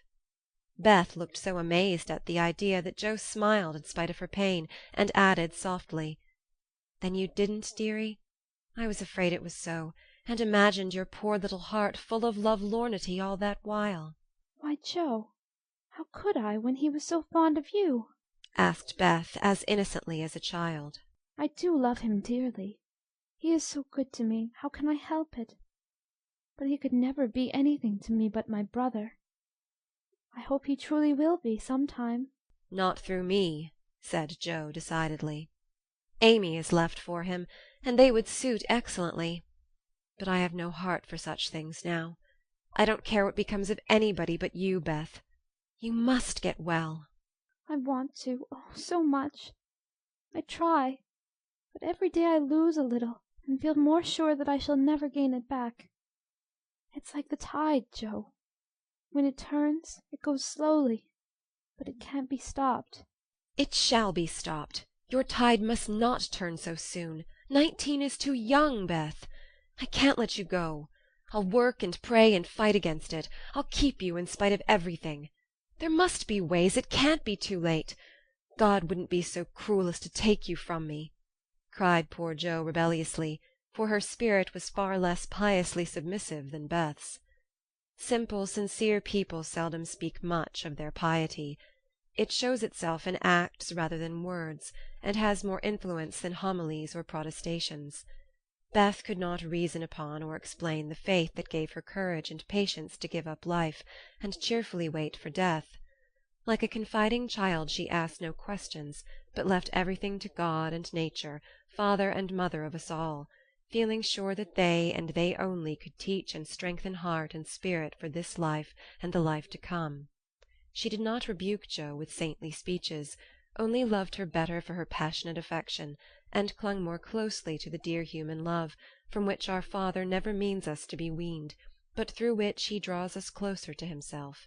She could not say, "I'm glad to go," for life was very sweet for her. She could only sob out, I try to be willing," while she held fast to Jo, as the first bitter wave of this great sorrow broke over them together. By and by Beth said with recovered serenity, You'll tell them this when we go home?" "I think they will see it without words," sighed Jo, for now it seemed to her that Beth changed every day. "Perhaps not. I've heard that the people who love best are often blindest to such things. If they don't see it, you will tell them for me. I don't want any secrets, and it's kinder to prepare them. Meg has John and the babies to comfort her, but you must stand by father and mother, won't you, Jo?" "If I can. But, Beth, I don't give up yet. I'm going to believe that it is a sick fancy and not let you think it's true," said Jo, trying to speak cheerfully. Beth lay a minute thinking, and then said in her quiet way, "I don't know how to express myself, and shouldn't try to anyone but you, because I can't speak out except to my Jo. I only mean to say that I have a feeling that it never was intended I should live long. I'm not like the rest of you. I never made any plans about what I'd do when I grew up. I never thought of being married, as you all did. I couldn't seem to imagine myself anything but stupid little Beth, trotting about at home, of no use anywhere but there. I never wanted to go away, and the hard part now is the leaving you all. I'm not afraid, but it seems as if I should be homesick for you even in heaven." Jo could not speak, and for several minutes there was no sound but the sigh of the wind and the lapping of the tide. A white-winged gull flew by with a flash of sunshine on its silvery breast. Beth watched it till it vanished, and her eyes were full of sadness. A little gray-coated sand-bird came tripping over the beach, peeping softly to itself, as if enjoying the sun and sea. It came quite close to Beth, and looked at her with a friendly eye, and sat upon a warm stone, dressing its wet feathers, quite at home. Beth smiled and felt comforted, for the tiny thing seemed to offer its small friendship and remind her that a pleasant world was still to be enjoyed. "Dear little bird! See, Jo, how tame it is. I like Peeps better than the gulls. They're not so wild and handsome, but they seem happy, confiding little things. I used to call them my birds last summer, and Mother said they reminded her of me. Busy, Quaker-colored creatures, always near the shore, and always chirping that contented little song of theirs. You are the gull, Jo, strong and wild, fond of the storm and the wind, flying far out to sea and happy all alone. Meg is the turtle-dove, and Amy is like the lark she writes about, trying to get up among the clouds, but always dropping down into its nest again. Dear little girl! She's so ambitious, but her heart is good and tender, and no matter how high she flies, she never will forget home. I hope I shall see her again, but she seems so far away." "She is coming in the spring, and I mean that you shall be all ready to see and enjoy her. I'm going to have you well and rosy by that time," began Jo, feeling that of all the changes in Beth the talking change was the greatest, for it seemed to cost no effort now, and she thought aloud in a way quite unlike bashful Beth. "Jo, dear, don't hope any more. It won't do any good. I'm sure of that. We won't be miserable, but enjoy being together while we wait. We'll have happy times, for I don't suffer much, and I think the tide will go out easily if you help me." Joe leaned down to kiss the tranquil face, and with that silent kiss she dedicated herself soul and body to Beth. She was right. There was no need of any words when they got home, for father and mother saw plainly now what they had prayed to be saved from seeing. Tired with her short journey, Beth went at once to bed, saying how glad she was to be home, and when Joe went down she found that she would be spared the hard task of telling Beth's secret. Her father stood leaning his head on the mantelpiece and did not turn as she came in, but her mother stretched out her arms as if for help, and Joe went to comfort her without a word. End of chapter 36.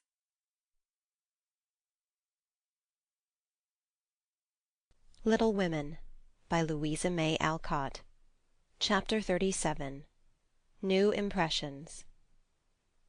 At 3 o'clock in the afternoon, all the fashionable world at Nice may be seen on the Promenade des Anglais, a charming place, for the wide walk, bordered with palms, flowers, and tropical shrubs, is bounded on one side by the sea, on the other by the grand drive lined with hotels and villas, while beyond lie orange orchards and the hills. Many nations are represented, many languages spoken, many costumes worn, and on a sunny day the spectacle is as gay and brilliant as a carnival. Haughty English, lively French, sober Germans, handsome Spaniards, ugly Russians, meek Jews, free and easy Americans, all drive, sit, or saunter here, chatting over the news, and criticizing the latest celebrity who has arrived, Ristori or Dickens, Victor Emmanuel, or the Queen of the Sandwich Islands. The equipages are as varied as the company, and attract as much attention, especially the low basket barouches in which ladies drive themselves, with a pair of dashing ponies, gay nets to keep their voluminous flounces from overflowing the diminutive vehicles, and little grooms on the perch behind. Along this walk, on Christmas Day, a tall young man walked slowly, with his hands behind him, and a somewhat absent expression of countenance. He looked like an Italian, was dressed like an Englishman, and had the independent air of an American, a combination which caused sundry pairs of feminine eyes to look approvingly after him, and sundry dandies in black velvet suits, with rose-colored neckties, buff gloves, and orange flowers in their buttonholes, to shrug their shoulders, and then envy him his inches. There were plenty of pretty faces to admire, but the young man took little notice of them, except to glance now and then at some blonde girl in blue. Presently he strolled out of the promenade, and stood a moment at the crossing, as if undecided whether to go and listen to the band in the Jardin Public, or to wander along the beach toward Castle Hill. The quick trot of ponies' feet made him look up, as one of the little carriages, containing a single young lady, came rapidly down the street. The young lady was blonde, and dressed in blue. He stared a minute, then his whole face woke up, and waving his hat like a boy, he hurried forward to meet her. "Oh, Laurie, is it really you? I thought you'd never come," cried Amy, dropping the reins and holding out both hands, to the great scandalization of a French mamma, who hastened her daughter's steps, lest she should be demoralized by beholding the free manners of these mad English. I was detained by the way, but I promised to spend Christmas with you, and here I am. How is your grandfather? When did you come? Where are you staying? Very well. Last night. At the Chauvin. I called at your hotel, but you were out. I have so much to say I don't know where to begin. Get in and we can talk at our ease. I was going for a drive and longing for company. Flo's saving up for tonight. What happens then? A ball? A Christmas party at our hotel. There are many Americans there, and they give it in honor of the day. You'll go with us, of course. Aunt will be charmed. Thank you. Where now? Asked Laurie, leaning back and folding his arms, a proceeding which suited Amy, who preferred to drive, for her parasol whip and blue reins over the white ponies' backs afforded her infinite satisfaction. I'm going to the banker's first for letters, and then to Castle Hill. The view is so lovely, and I like to feed the peacocks. Have you ever been there? Often, years ago, but I don't mind having a look at it. Now tell me all about yourself. The last I heard of you, your grandfather wrote that he expected you from Berlin. Yes, I spent a month there and then joined him in Paris, where he is settled for the winter. He has friends there and finds plenty to amuse him, so I go and come, and we get on capitally. That's a sociable arrangement, said Amy, missing something in Laurie's manner, though she couldn't tell what. Why, you see, he hates to travel and I hate to keep still, so we each suit ourselves and there's no trouble. I am often with him and he enjoys my adventures, while I like to feel that someone is glad to see me when I get back from my wanderings. Dirty old hole, isn't it? He added, with a look of disgust as they drove along the boulevard to the Place Napoleon in the old city. The dirt is picturesque, so I don't mind. The river and the hills are delicious, and these glimpses of the narrow cross-streets are my delight. Now we shall have to wait for that procession to pass. It's going to the Church of St. John. While Laurie listlessly watched the procession of priests under their canopies, white-veiled nuns bearing lighted tapers, and some brotherhood in blue chanting as they walked, Amy watched him, and felt a new sort of shyness steal over her, for he was changed, and she could not find the merry-faced boy she left in the moody-looking man beside her. He was handsomer than ever, and greatly improved, she thought, but now that the flush of pleasure at meeting her was over, he looked tired and spiritless, not sick, nor exactly unhappy, but older and graver than a year or two of prosperous life should have made him. She couldn't understand it, and did not venture to ask questions, so she shook her head and touched up her ponies, as the procession wound away across the arches of the Paglioni Bridge and vanished in the church. Que pensez-vous? She said, airing her French, which had improved in quantity if not in quality since she came abroad. That Mamselle has made good use of her time, and the result is charming, replied Laurie, bowing with his hand on his heart, and an admiring look. She blushed with pleasure, but somehow the compliment did not satisfy her like the blunt praises he used to give her at home, when he promenaded round her on festival occasions, and told her she was altogether jolly, with a hearty smile and an approving pat on the head. She didn't like the new tone, for though not blasé, it sounded indifferent in spite of the look. If that's the way he's going to grow up, I wish he'd stay a boy, she thought, with a curious sense of disappointment and discomfort, trying meantime to seem quite easy and gay. At Avigor's she found the precious home letters, and giving the reins to Laurie, read them luxuriously as they wound up the shady road between green hedges, where tea-roses bloomed as freshly as in June. Beth is very poorly, mother says. I often think I ought to go home, but they all say stay. So I do, for I shall never have another chance like this, said Amy, looking sober over one page. I think you are right there. You could do nothing at home, and it is a great comfort to them to know that you are well and happy and enjoying so much, my dear. He drew a little nearer, and looked more like his old self as he said that, and the fear that sometimes weighed on Amy's heart was lightened, for the look, the act, the brotherly "my dear," seemed to assure her that if any trouble did come, she would not be alone in a strange land. Presently she laughed, and showed him a small sketch of Jo in her scribbling-suit, with the bow rampantly erect upon her cap, and issuing from her mouth the words "Genius Burns."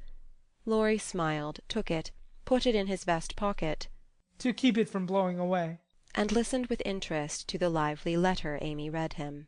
This will be a regular Merry Christmas to me, with presents in the morning, you and letters in the afternoon, and a party at night, said Amy, as they alighted among the ruins of the old fort, and a flock of splendid peacocks came trooping about them, tamely waiting to be fed, while Amy stood laughing on the bank above him as she scattered crumbs to the brilliant birds.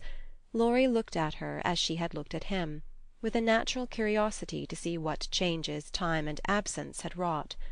He found nothing to perplex or disappoint, much to admire and approve, for overlooking a few little affectations of speech and manner, she was as sprightly and graceful as ever, with the addition of that indescribable something in dress and bearing which we call elegance. Always mature for her age, she had gained a certain aplomb in both carriage and conversation, which made her seem more a woman of the world than she was, but her old petulance now and then showed itself, her strong will still held its own, and her native frankness was unspoiled by foreign polish. Laurie did not read all this while he watched her feed the peacocks, but he saw enough to satisfy and interest him, and carried away a pretty little picture of a bright-faced girl standing in the sunshine, which brought out the soft hue of her dress, the fresh colour of her cheeks, the golden gloss of her hair, and made her a prominent figure in the pleasant scene. As they came up onto the stone plateau that crowns the hill, Amy waved her hand as if welcoming him to her favourite haunt, and said, pointing here and there, "Do you remember the cathedral and the Corso? The fishermen dragging their nets in the bay, and the lovely road to Villafranca, Schubert's tower just below, and best of all, that speck far out to sea which they say is Corsica?" I remember. It's not much changed, he answered without enthusiasm. "What Joe would give for a sight of that famous speck," said Amy, feeling in good spirits and anxious to see him so also. Yes, was all he said, but he turned and strained his eyes to see the island, which a greater usurper than even Napoleon now made interesting in his sight. "Take a look at it for her sake, and then come and tell me what you have been doing with yourself all this while," said Amy, seating herself, ready for a good talk. But she did not get it, for though he joined her and answered all her questions freely, she could only learn that he had roved about the continent and been to Greece. So after idling away an hour, they drove home again, and having paid his respects to Mrs. Carroll, Laurie left them, promising to return in the evening. It must be recorded of Amy that she deliberately prinked that night. Time and absence had done its work on both the young people. She had seen her old friend in a new light, not as "our boy," but as a handsome and agreeable man, and she was conscious of a very natural desire to find favour in his sight. Amy knew her good points and made the most of them, with the taste and skill which is a fortune to a poor and pretty woman. Tarleton and tulle were cheap at Nice, so she enveloped herself in them on such occasions, and following the sensible English fashion of simple dress for young girls, got up charming little toilettes with fresh flowers, a few trinkets, and all manner of dainty devices, which were both inexpensive and effective. It must be confessed that the artist sometimes got possession of the woman, and indulged in antique coiffure, statuesque attitudes, and classic draperies. But, dear heart, we all have our little weaknesses, and find it easy to pardon such in the young, who satisfy our eyes with their comeliness, and keep our hearts merry with their artless vanities. "I do want him to think I look well, and tell them so at home," said Amy to herself, as she put on Flo's old white silk ball-dress, and covered it with a cloud of fresh illusion, out of which her white shoulders and golden head emerged with a most artistic effect. Her hair she had the sense to let alone, after gathering up the thick waves and curls into a Hebe-like knot at the back of her head. "It's not the fashion, but it's becoming, and I can't afford to make a fright of myself," she used to say, when advised to frizzle, puff, or braid as the latest style commanded. Having no ornaments fine enough for this important occasion, Amy looped her fleecy skirts with rosy clusters of azalea, and framed the white shoulders in delicate green vines. Remembering the painted boots, she surveyed her white satin slippers with girlish satisfaction, and chasséed down the room, admiring her aristocratic feet all by herself. "My new fan just matches my flowers, my gloves fit to a charm, and the real lace on Aunt's mouchoir gives an air to my whole dress. If I only had a classical nose and mouth I should be perfectly happy," she said, surveying herself with a critical eye and a candle in each hand. In spite of this affliction, she looked unusually gay and graceful as she glided away. She seldom ran. It did not suit her style, she thought, for being tall, the stately and Juno-esque was more appropriate than the sportive or piquant. She walked up and down the long saloon while waiting for Laurie, and once arranged herself under the chandelier, which had a good effect upon her hair. Then she thought better of it, and went away to the other end of the room, as if ashamed of the girlish desire to have the first view a propitious one.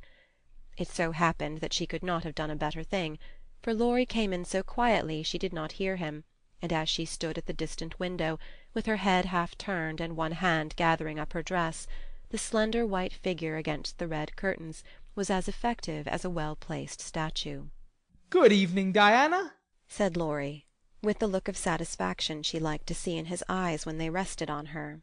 "Good evening, Apollo," she answered, smiling back at him, for he too looked unusually debonair, and the thought of entering the ball-room on the arm of such a personable man caused Amy to pity the 4 plain Mrs. Davis from the bottom of her heart.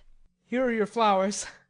I arranged them myself, remembering that you didn't like what Hannah calls a sot bouquet, said Laurie, handing her a delicate nosegay in a holder that she had long coveted as she daily passed it in Cardelia's window.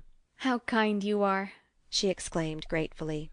If I'd known you were coming, I'd have had something ready for you today, though not as pretty as this, I'm afraid. Thank you. It isn't what it should be, but you have improved it, he added, as she snapped the silver bracelet on her wrist. Please don't. I thought you liked that sort of thing. Not from you. It doesn't sound natural, and I like your old bluntness better. I'm glad of it, he answered with a look of relief, then buttoned her gloves for her, asked if his tie was straight, just as he used to do when they went to parties together at home. The company assembled in the long salle à manger that evening was such as one sees nowhere but on the Continent.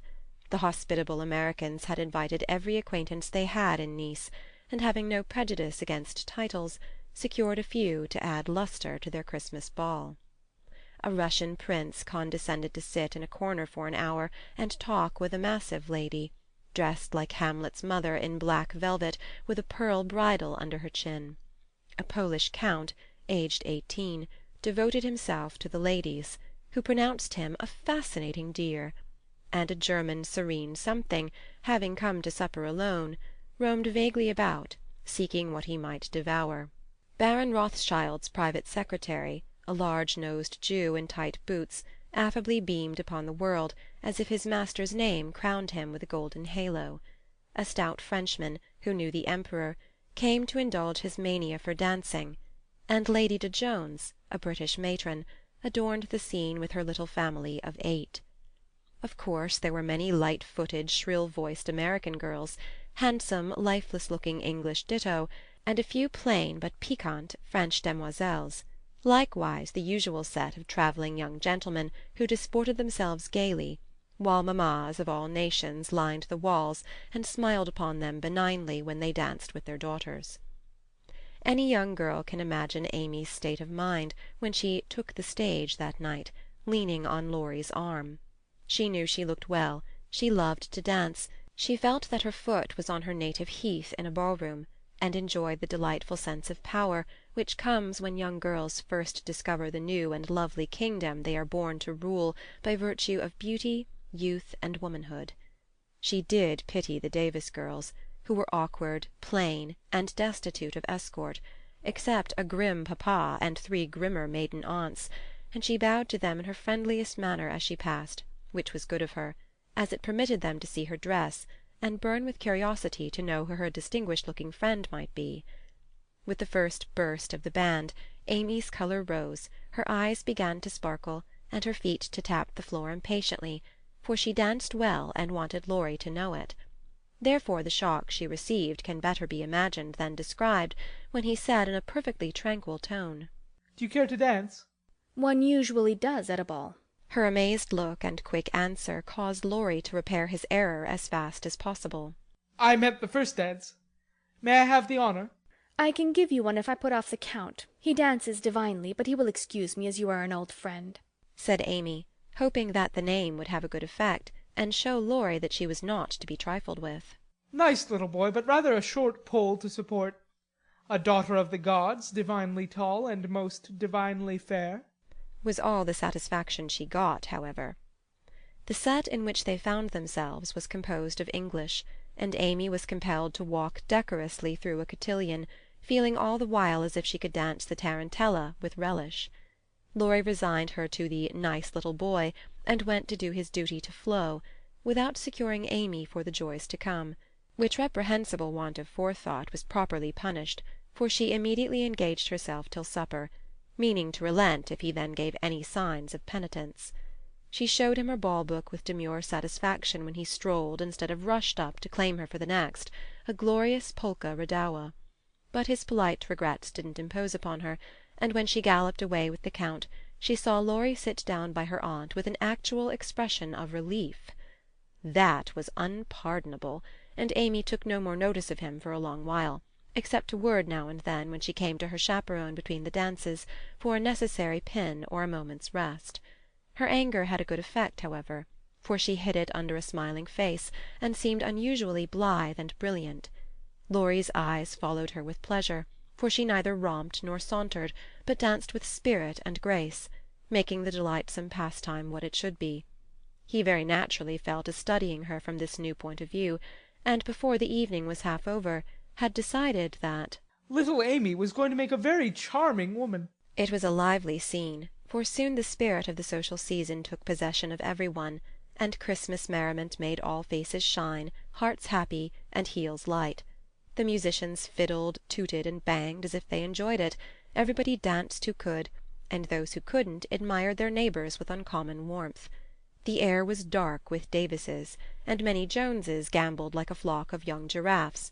The golden secretary darted through the room like a meteor with a dashing Frenchwoman who carpeted the floor with her pink satin train. The serene Teuton found the supper-table and was happy, eating steadily through the bill of fare, and dismayed the garçons by the ravages he committed. But the Emperor's friend covered himself with glory, for he danced everything, whether he knew it or not, and introduced impromptu pirouettes when the figures bewildered him.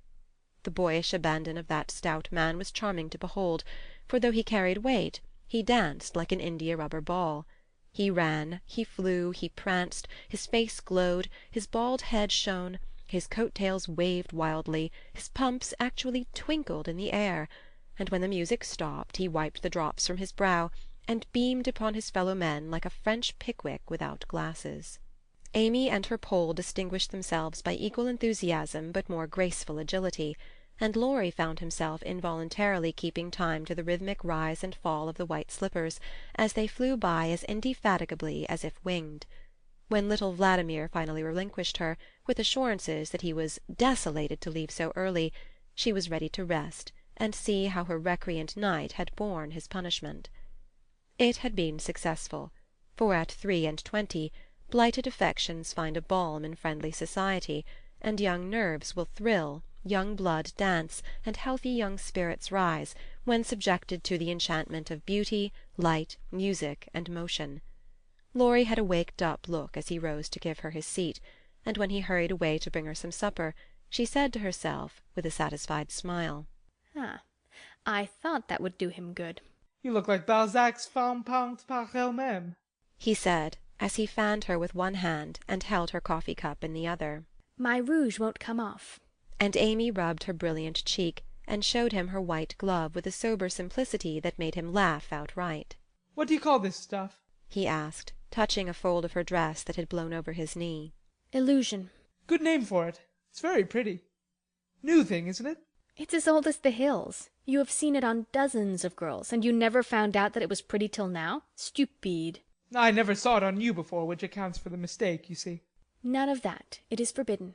I'd rather take coffee than compliments just now. No, don't lounge. It makes me nervous.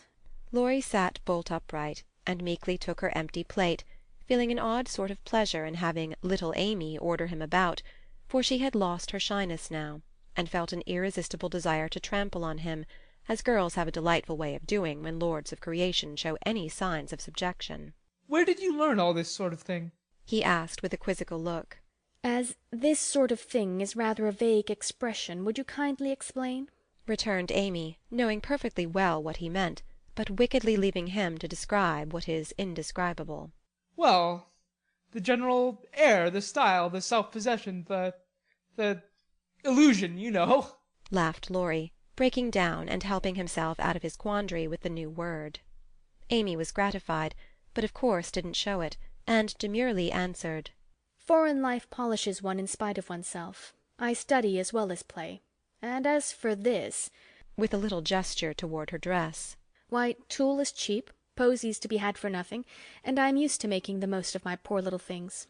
Amy rather regretted that last sentence, fearing it wasn't in good taste, but Laurie liked her better for it, and found himself both admiring and respecting the brave patience that made the most of opportunity, and the cheerful spirit that covered poverty with flowers.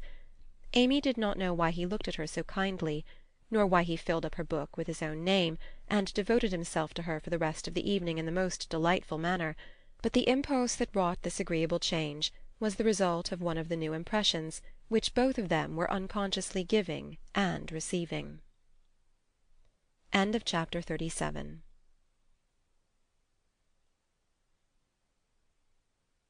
Little Women by Louisa May Alcott. Chapter 38. On the Shelf. In France the young girls have a dull time of it till they are married, when Vive la liberté becomes their motto. In America, as everyone knows, girls early sign the Declaration of Independence, and enjoy their freedom with republican zest, but the young matrons usually abdicate with the first heir to the throne, and go into a seclusion almost as close as a French nunnery, though by no means as quiet. Whether they like it or not, they are virtually put upon the shelf as soon as the wedding excitement is over, and most of them might exclaim, as did a very pretty woman the other day, "I'm as handsome as ever, but no one takes any notice of me because I'm married." Not being a belle, or even a fashionable lady, Meg did not experience this affliction till her babies were a year old, for in her little world primitive customs prevailed, and she found herself more admired and beloved than ever. As she was a womanly little woman, the maternal instinct was very strong, and she was entirely absorbed in her children, to the utter exclusion of everything and everybody else. Day and night she brooded over them with tireless devotion and anxiety, leaving John to the tender mercies of the help, for an Irish lady now presided over the kitchen department. Being a domestic man, John decidedly missed the wifely attentions he had been accustomed to receive, but as he adored his babies, he cheerfully relinquished his comfort for a time, supposing, with masculine ignorance, that peace would soon be restored. But 3 months passed, and there was no return of repose. Meg looked worn and nervous, the babies absorbed every minute of her time, the house was neglected, and Kitty, the cook, who took life "aisy," kept him on short commons. When he went out in the morning he was bewildered by small commissions for the captive mamma; if he came gaily in at night, eager to embrace his family, he was quenched by a "Hush! They are just asleep after worrying all day." If he proposed a little amusement at home, "No, it would disturb the babies." If he hinted at a lecture or a concert, he was answered with a reproachful look and a decided "Leave my children for pleasure? Never!" His sleep was broken by infant wails and visions of a phantom figure pacing noiselessly to and fro in the watches of the night. His meals were interrupted by the frequent flight of the presiding genius, who deserted him, half-helped, if a muffled chirp sounded from the nest above.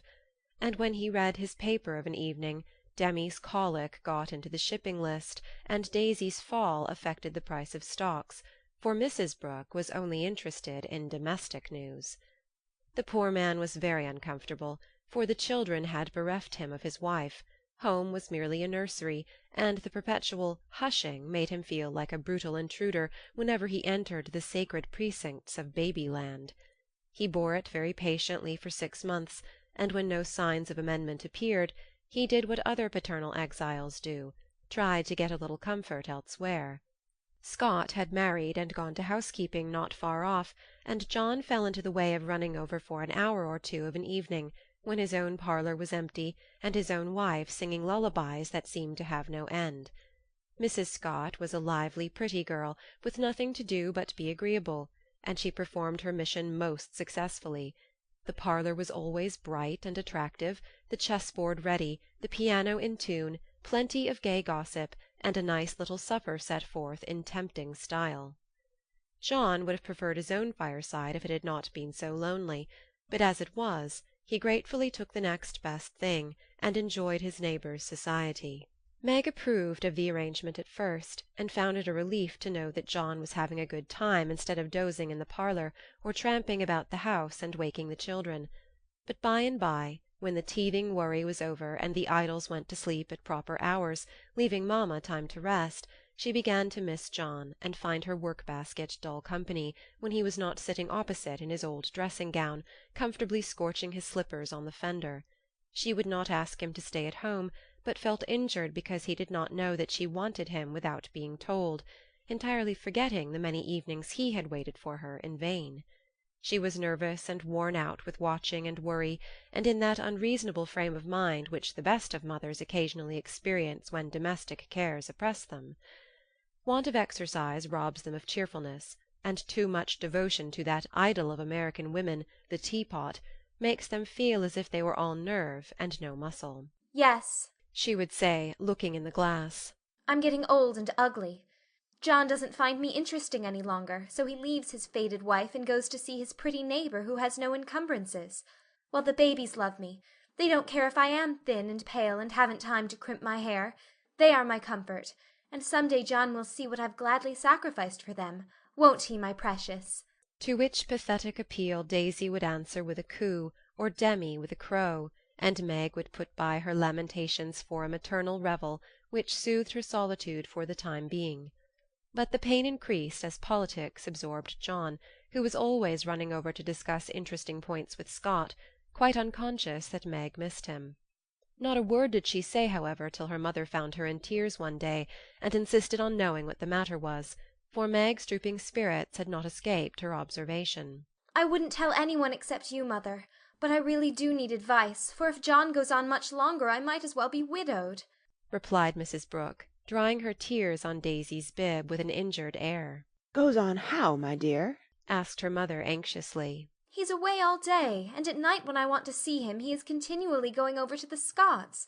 It isn't fair that I should have the hardest work and never any amusement. Men are very selfish, even the best of them. So are women. Don't blame John till you see where you are wrong yourself. But it can't be right for him to neglect me. Don't you neglect him? Why, Mother, I thought you'd take my part. So I do, as far as sympathizing goes, but I think the fault is yours, Meg. I don't see how. Let me show you.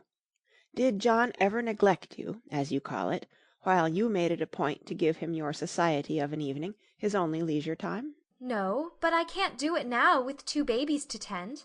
I think you could, dear, and I think you ought. May I speak quite freely, and will you remember that it's Mother who blames as well as Mother who sympathizes? Indeed I will.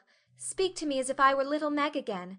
I often feel as if I needed teaching more than ever, since these babies look to me for everything. Meg drew her low chair beside her mother's, and with a little interruption in either lap, the 2 women rocked and talked lovingly together, feeling that the tie of motherhood made them more one than ever. You have only made the mistake that most young wives make, forgotten your duty to your husband in your love for your children. A very natural and forgivable mistake, Meg, but one that had better be remedied before you take to different ways, for children should draw you nearer than ever, not separate you, as if they were all yours, and John had nothing to do but support them. I've seen it for some weeks, but have not spoken, feeling sure it would come right in time. I'm afraid it won't. If I ask him to stay, he'll think I'm jealous, and I wouldn't insult him by such an idea. He doesn't see that I want him, and I don't know how to tell him without words.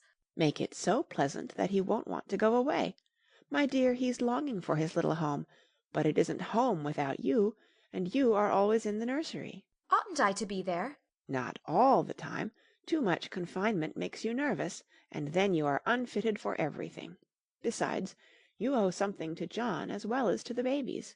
Don't neglect husband for children. Don't shut him out of the nursery, but teach him how to help in it. His place is there as well as yours, and the children need him. Let him feel that he has a part to do, and he will do it gladly and faithfully, and it will be better for you all. You really think so, Mother? I know it, Meg, for I've tried it, and I seldom give advice unless I've proved its practicability. When you and Joe were little, I went on just as you are, feeling as if I didn't do my duty unless I devoted myself wholly to you.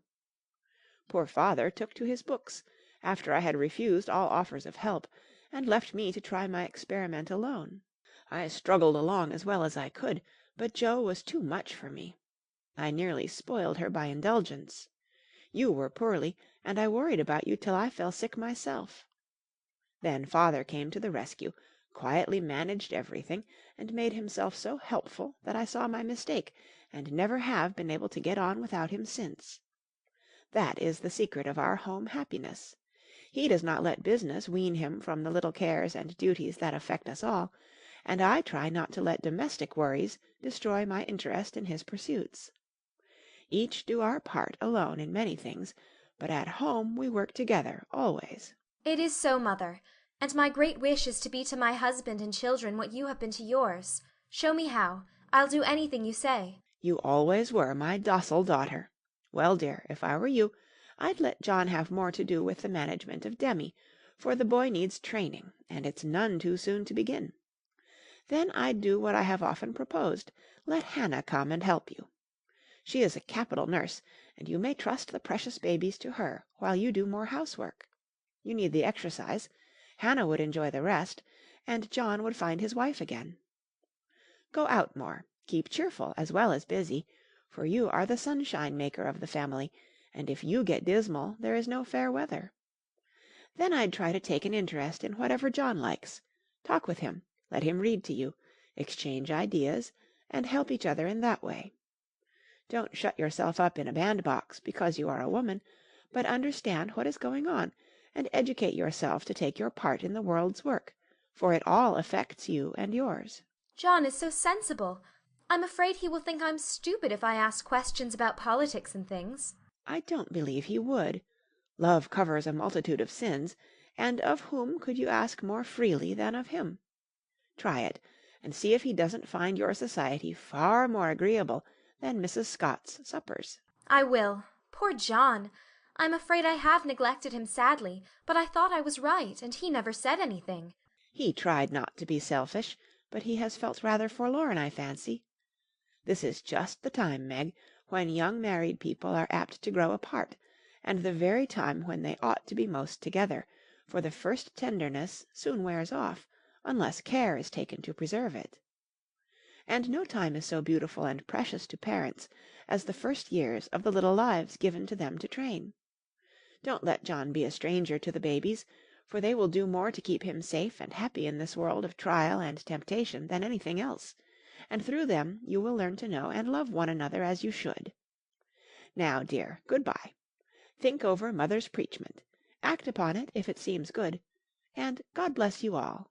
Meg did think it over, found it good, and acted upon it, though the first attempt was not made exactly as she planned to have it. Of course the children tyrannized over her, and ruled the house as soon as they found out that kicking and squalling brought them whatever they wanted. Mamma was an abject slave to their caprices, but Papa was not so easily subjugated, and occasionally afflicted his tender spouse by an attempt at paternal discipline with his obstreperous son. For Demi inherited a trifle of his sire's firmness of character, we won't call it obstinacy, and when he made up his little mind to have or to do anything, all the king's horses and all the king's men could not change that pertinacious little mind. Mamma thought the dear too young to be taught to conquer his prejudices, but Papa believed that it never was too soon to learn obedience. So Master Demi early discovered that when he undertook to wrastle with Parpar, he always got the worst of it. Yet, like the Englishman, Baby respected the man who conquered him, and loved the father whose grave no was more impressive than all Mamma's love-pats. A few days after the talk with her mother, Meg resolved to try a social evening with John, so she ordered a nice supper, set the parlour in order, dressed herself prettily, and put the children to bed early, that nothing should interfere with her experiment. But unfortunately Demi's most unconquerable prejudice was against going to bed, and that night he decided to go on a rampage. So poor Meg sang and rocked, told stories, and tried every sleep-provoking wile she could devise, but all in vain. The big eyes wouldn't shut, and long after Daisy had gone to Bilo, like the chubby little bunch of good nature she was, naughty Demi lay staring at the light with the most discouragingly wide-awake expression of countenance. Will Demi lie still like a good boy, while Mamma runs down and gives poor Papa his tea? Asked Meg as the hall door softly closed, and the well-known step went tiptoeing into the dining-room. Me has tea, said Demi, preparing to join in the revel. No, but I'll save you some little cakies for breakfast if you'll go bye-bye like Daisy. Will you, lovey? Yes. And Demi shut his eyes tight, as if to catch sleep and hurry the desired day. Taking advantage of the propitious moment, Meg slipped away and ran down to greet her husband with a smiling face and the little blue bow in her hair which was his especial admiration. He saw it at once, and said with pleased surprise, Why, little mother, how gay we are tonight. Do you expect company? Only you, dear. Is it a birthday, anniversary, or anything? No, I'm tired of being dowdy, so I dressed up as a change. You always make yourself nice for table, no matter how tired you are, so why shouldn't I when I have the time? I do it out of respect for you, my dear, said old-fashioned John. Ditto, ditto, Mr. Brooke, laughed Meg, looking young and pretty again as she nodded to him over the teapot. Well, it's altogether delightful, and like old times. This tastes right. I drink your health, dear. And John sipped his tea with an air of reposeful rapture, which was of very short duration, however, for as he put down his cup, the door-handle rattled mysteriously, and a little voice was heard saying impatiently, Opi doy, me's comin'. It's that naughty boy. I told him to go to sleep alone, and here he is downstairs getting his death a cold pattering over that canvas, said Meg, answering the call. Morning now, announced Demi in joyful tone as he entered, with his long nightgown gracefully festooned over his arm, and every curl bobbing gaily as he pranced about the table, eyeing the cakeys with loving glances. No, it isn't morning yet. You must go to bed and not trouble poor mamma. Then you can have the little cake with sugar on it. Me loves Par, said the artful one, preparing to climb the paternal knee and revel in forbidden joys. But John shook his head and said to Meg, If you told him to stay up there and go to sleep alone, make him do it, or he will never learn to mind you. Yes, of course. Come, Demi. And Meg led her son away, feeling a strong desire to spank the little marplot who hopped beside her, labouring under the delusion that the bribe was to be administered as soon as they reached the nursery. Nor was he disappointed, for that short-sighted woman actually gave him a lump of sugar, tucked him into his bed, and forbade any more promenades till morning. Yes, said Demi the perjured, blissfully sucking his sugar, and regarding his first attempt as eminently successful. Meg returned to her place, and supper was progressing pleasantly, when the little ghost walked again, and exposed the maternal delinquencies by boldly demanding, More sugar, Marmar. Now this won't do, said John, hardening his heart against the engaging little sinner. We shall never know any peace till that child learns to go to bed properly. You have made a slave of yourself long enough. Give him one lesson, and then there will be an end of it.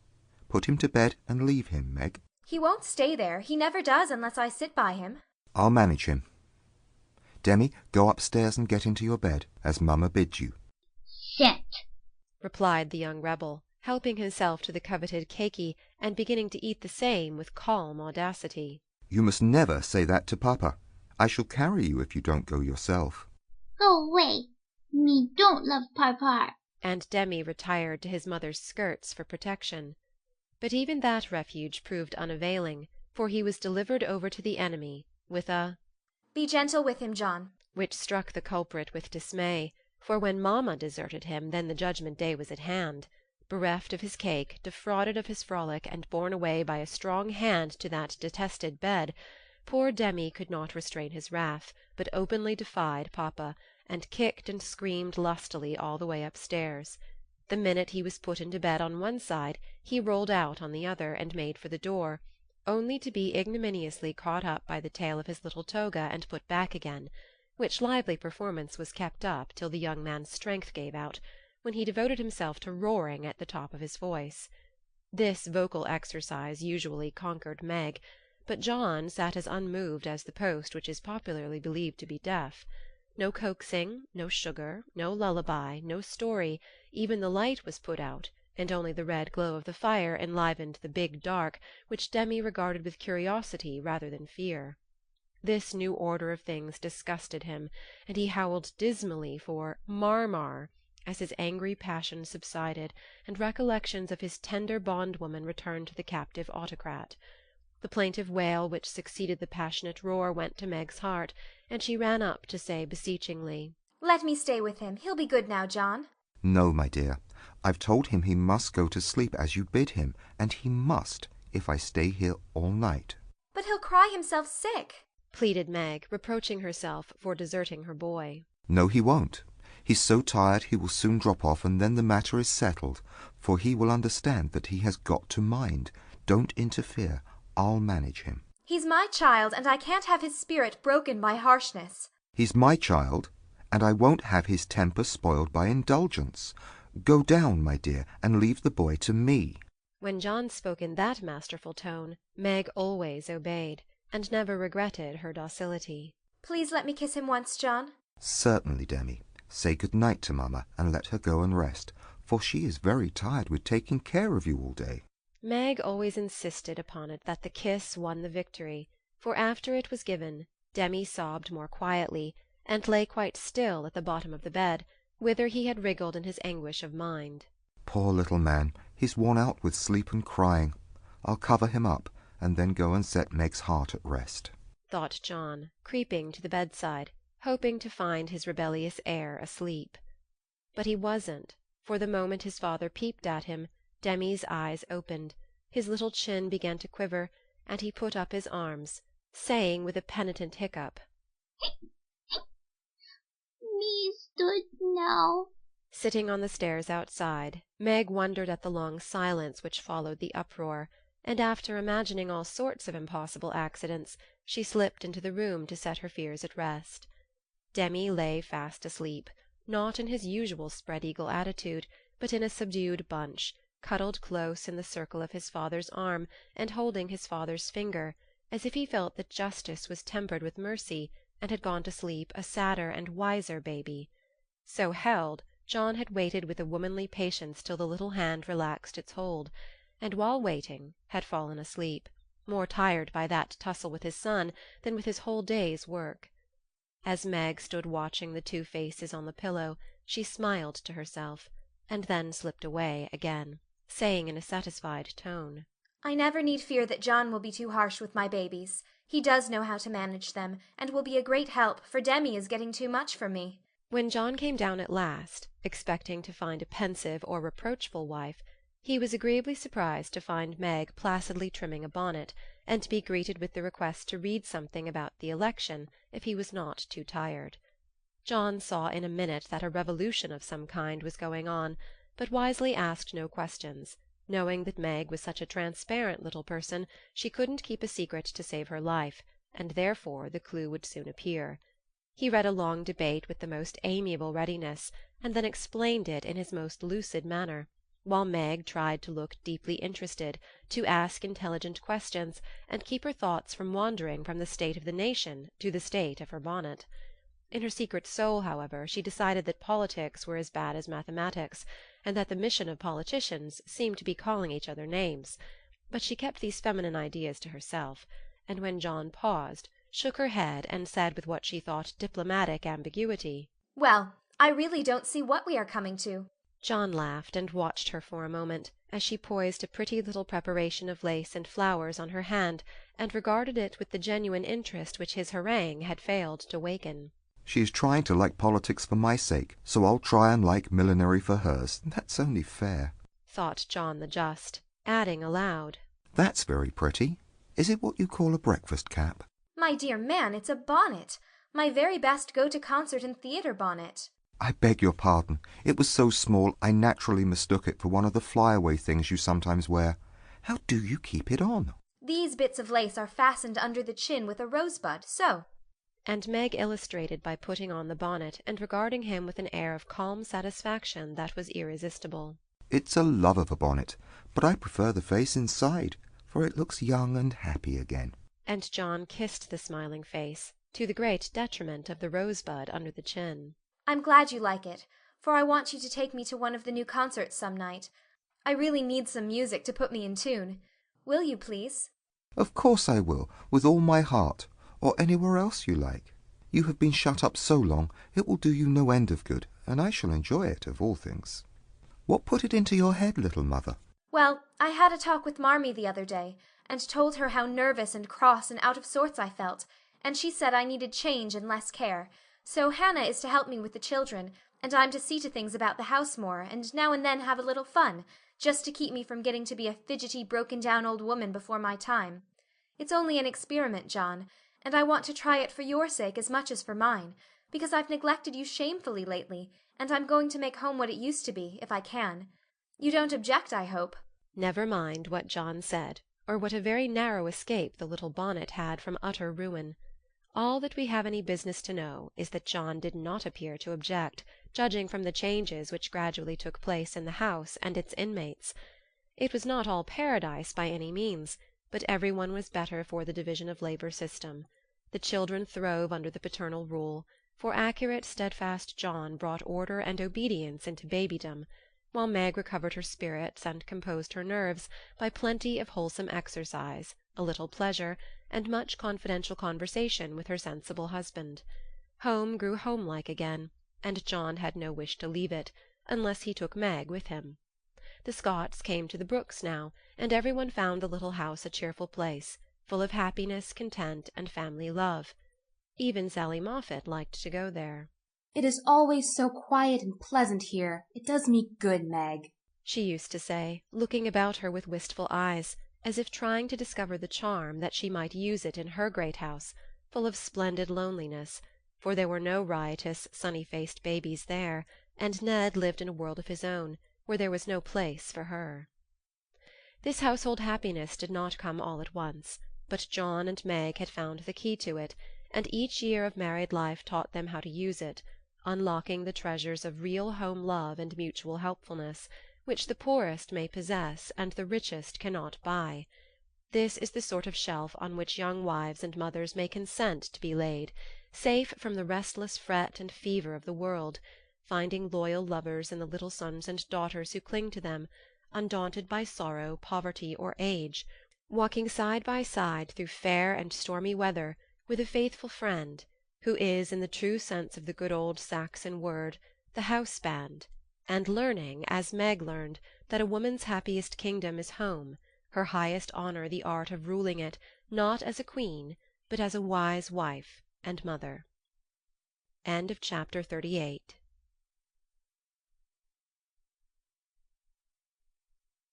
Little Women by Louisa May Alcott. Chapter 39. Lazy Lawrence.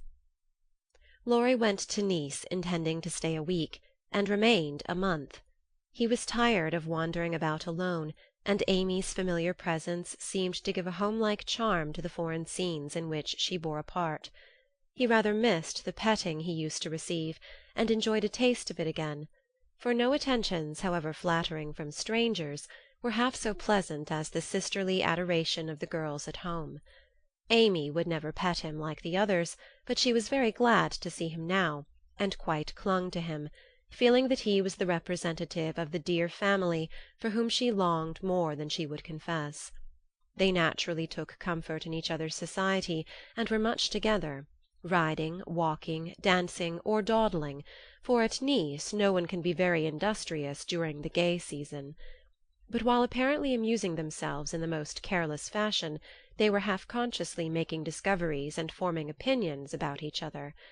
Amy rose daily in the estimation of her friend, but he sank in hers, and each felt the truth before a word was spoken. Amy tried to please, and succeeded, for she was grateful for the many pleasures he gave her, and repaid him with the little services to which womanly women know how to lend an indescribable charm. Laurie made no effort of any kind, but just let him drift along as comfortably as possible, trying to forget, and feeling that all women owed him a kind word because one had been cold to him. It cost him no effort to be generous, and he would have given Amy all the trinkets in Nice if she would have taken them, but at the same time he felt that he could not change the opinion she was forming of him, and he rather dreaded the keen blue eyes that seemed to watch him with such half-sorrowful, half-scornful surprise. All the rest have gone to Monaco for the day. I preferred to stay at home and write letters. They're done now, and I'm going to Valrosa to sketch. Will you come? Said Amy as she joined Laurie one lovely day when he lounged in as usual about noon. Well, yes, but isn't it rather warm for such a long walk? He answered slowly, for the shaded salon looked inviting after the glare without. I'm going to have the little carriage, and Baptiste can drive, so you'll have nothing to do but hold your umbrella and keep your gloves nice, returned Amy with a sarcastic glance at the immaculate kids, which were a weak point with Laurie. Then I'll go with pleasure. And he put out his hand for her sketch-book, but she tucked it under her arm with a sharp, "Don't trouble yourself. It's no exertion to me, but you don't look equal to it." Laurie lifted his eyebrows and followed at a leisurely pace as she ran downstairs, but when they got into the carriage he took the reins himself, and left little Baptiste nothing to do but fold his arms and fall asleep on his perch. The two never quarrelled. Amy was too well bred, and just now Laurie was too lazy, so in a minute he peeped under her hat-brim with an inquiring air. She answered him with a smile, and they went on together in the most amicable manner. It was a lovely drive, along winding roads rich in the picturesque scenes that delight beauty-loving eyes. Here an ancient monastery, whence the solemn chanting of the monks that came down to them.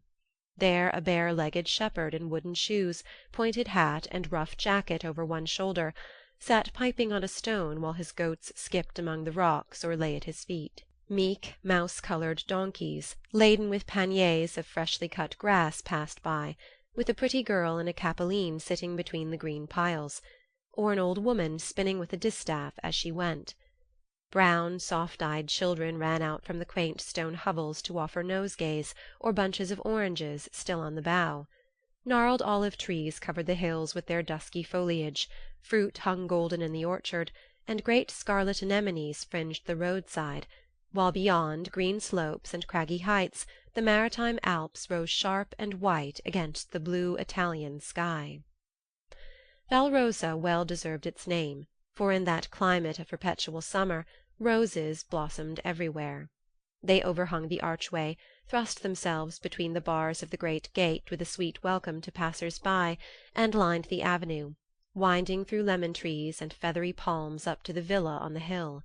Every shadowy nook, where seats invited one to stop and rest, was a mass of bloom. Every cool grotto had its marble nymph smiling from a veil of flowers, and every fountain reflected crimson, white, or pale pink roses, leaning down to smile at their own beauty. Roses covered the walls of the house, draped the cornices, climbed the pillars, and ran riot over the balustrade of the wide terrace, whence one looked down on the sunny Mediterranean and the white-walled city on its shore. This is a regular honeymoon paradise, isn't it?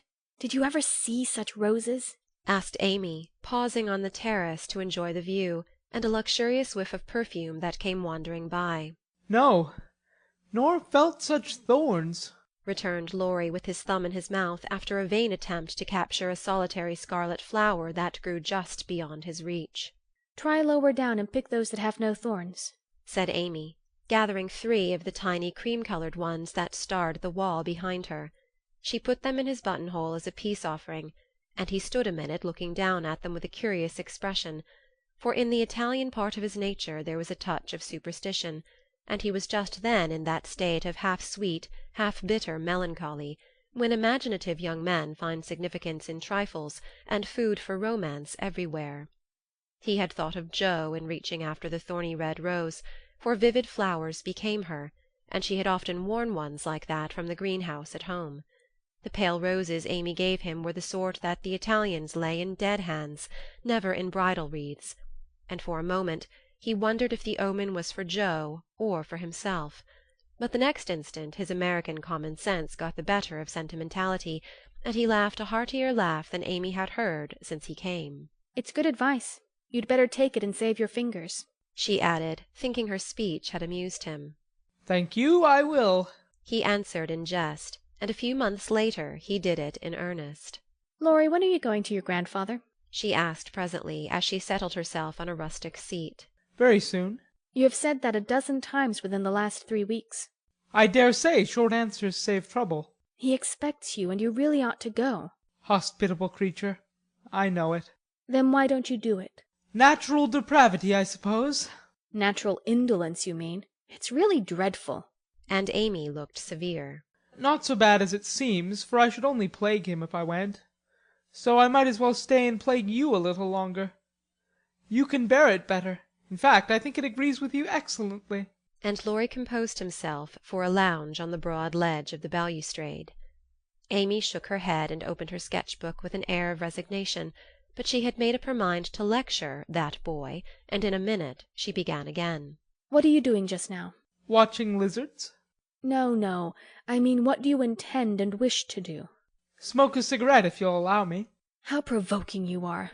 I don't approve of cigars, and I will only allow it on condition that you let me put you into my sketch. I need a figure." With all the pleasure in life. How will you have me, full length or 3/4? On my head or my heels? I should respectfully suggest a recumbent posture. Then put yourself in also and call it dolce far niente. "Stay as you are and go to sleep if you like. I intend to work hard," said Amy in her most energetic tone. What delightful enthusiasm! And he leaned against a tall urn with an air of entire satisfaction.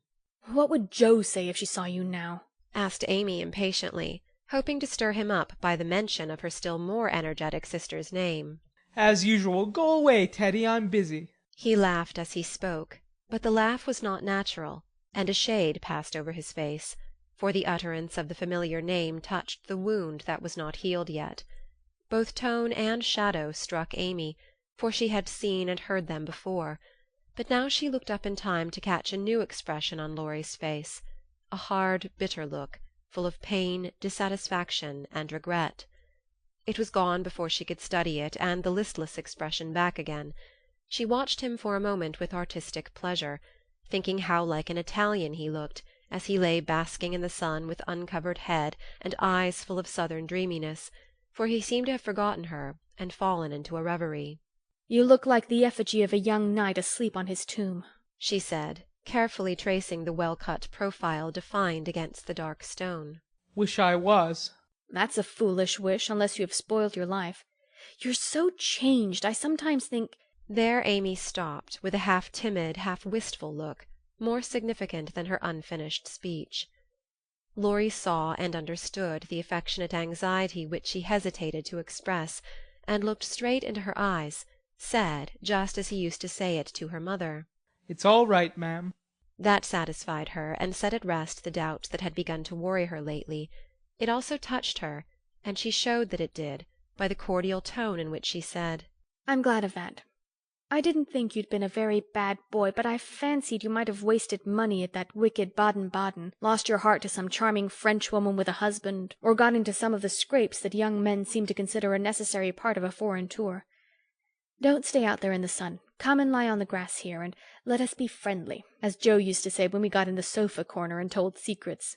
Laurie obediently threw himself down on the turf and began to amuse himself by sticking daisies into the ribbons of Amy's hat that lay there. I'm all ready for the secrets. And he glanced up with a decided expression of interest in his eyes. "I've none to tell. You may begin." Haven't one to bless myself with. I thought perhaps you'd had some news from home. "You have heard all that has come lately. Don't you hear often? I fancied Jo would send you volumes." She's very busy. I'm roving about so it's impossible to be regular, you know. When do you begin your great work of art, Raffaella? He asked, changing the subject abruptly after another pause, in which he had been wondering if Amy knew his secret and wanted to talk about it. "Never," she answered, with a despondent but decided air. "Rome took all the vanity out of me, for after seeing the wonders there, I felt too insignificant to live, and gave up all my foolish hopes in despair." Why should you, with so much energy and talent? "That's just why, because talent isn't genius, and no amount of energy can make it so. I want to be great or nothing. I won't be a commonplace dauber, so I don't intend to try any more." And what are you going to do with yourself now, if I may ask? "Polish up my other talents, and be an ornament to society if I get the chance." It was a characteristic speech, and sounded daring, but audacity becomes young people, and Amy's ambition had a good foundation. Laurie smiled, but he liked the spirit with which he took up a new purpose when a long-cherished one died, and spent no time lamenting. Good, and here's where Fred Vaughan comes in, I fancy. Amy preserved a discreet silence, but there was a conscious look in her downcast face that made Laurie sit up and say gravely, "Now I'm going to play brother and ask questions. May I?" "I don't promise to answer." "Your face will, if your tongue won't. You aren't woman of the world enough yet to hide your feelings, my dear. I heard rumors about Fred and you last year, and it's my private opinion that if he had not been called home so suddenly and detained so long, something would have come of it, hey?" "That's not for me to say," was Amy's grim reply, but her lips would smile, and there was a traitorous sparkle of the eye which betrayed that she knew her power and enjoyed the knowledge. "You're not engaged, I hope?" And Laurie looked very elder-brotherly and grave all of a sudden. "No." But you will be if he comes back and goes properly down on his knees, won't you? Very likely. Then you're fond of old Fred? I could be if I tried. But you don't intend to try till the proper moment? Bless my soul, what unearthly prudence! He's a good fellow, Amy, but not the man I fancied you'd like. He is rich, a gentleman, and has delightful manners, began Amy, trying to be quite cool and dignified, but feeling a little ashamed of herself, in spite of the sincerity of her intentions. I understand. Queens of society can't get on without money, so you mean to make a good match and start in that way. Quite right and proper as the world goes, but it sounds odd from the lips of one of your mother's girls. True, nevertheless. A short speech, but the quiet decision with which it was uttered contrasted curiously with the young speaker. Laurie felt this instinctively, and laid himself down again, with a sense of disappointment which he could not explain. His look and silence, as well as a certain inward self-disapproval, ruffled Amy, and made her resolve to deliver her lecture without delay. I wish you'd do me the favour to rouse yourself a little, she said sharply. Do it for me, there's a dear girl. I could if I tried. And she looked as if she would like doing it in the most summary style. Try then. I give you leave, returned Laurie, who enjoyed having someone to tease after his long abstinence from his favourite pastime. You'd be angry in 5 minutes. I'm never angry with you. It takes 2 flints to make a fire. You are as cool and soft as snow. You don't know what I can do. Snow produces a glow and a tingle if applied rightly. Your indifference is half affectation, and a good stirring up would prove it. Stir away. It won't hurt me, and it may amuse you, as the big man said when his little wife beat him. Regard me in the light of a husband or a carpet, and beat till you are tired, if that sort of exercise agrees with you. Being decidedly nettled herself, and longing to see him shake off the apathy that so altered him, Amy sharpened both tongue and pencil, and began. Flo and I have got a new name for you. It's Lazy Lawrence. How do you like it? She thought it would annoy him, but he only folded his arms under his head with an imperturbable, That's not bad. Thank you, ladies. Do you want to know what I honestly think of you? Pining to be told. Well, I despise you. If she had even said, I hate you, in a petulant or coquettish tone, he would have laughed and rather liked it. But the grave, almost sad accent in her voice made him open his eyes, and ask quickly, Why, if you please? Because with every chance for being good, useful, and happy, you are faulty, lazy, and miserable. Strong language, mademoiselle. If you like it, I'll go on. Pray do, it's quite interesting. I thought you'd find it so. Selfish people always like to talk about themselves.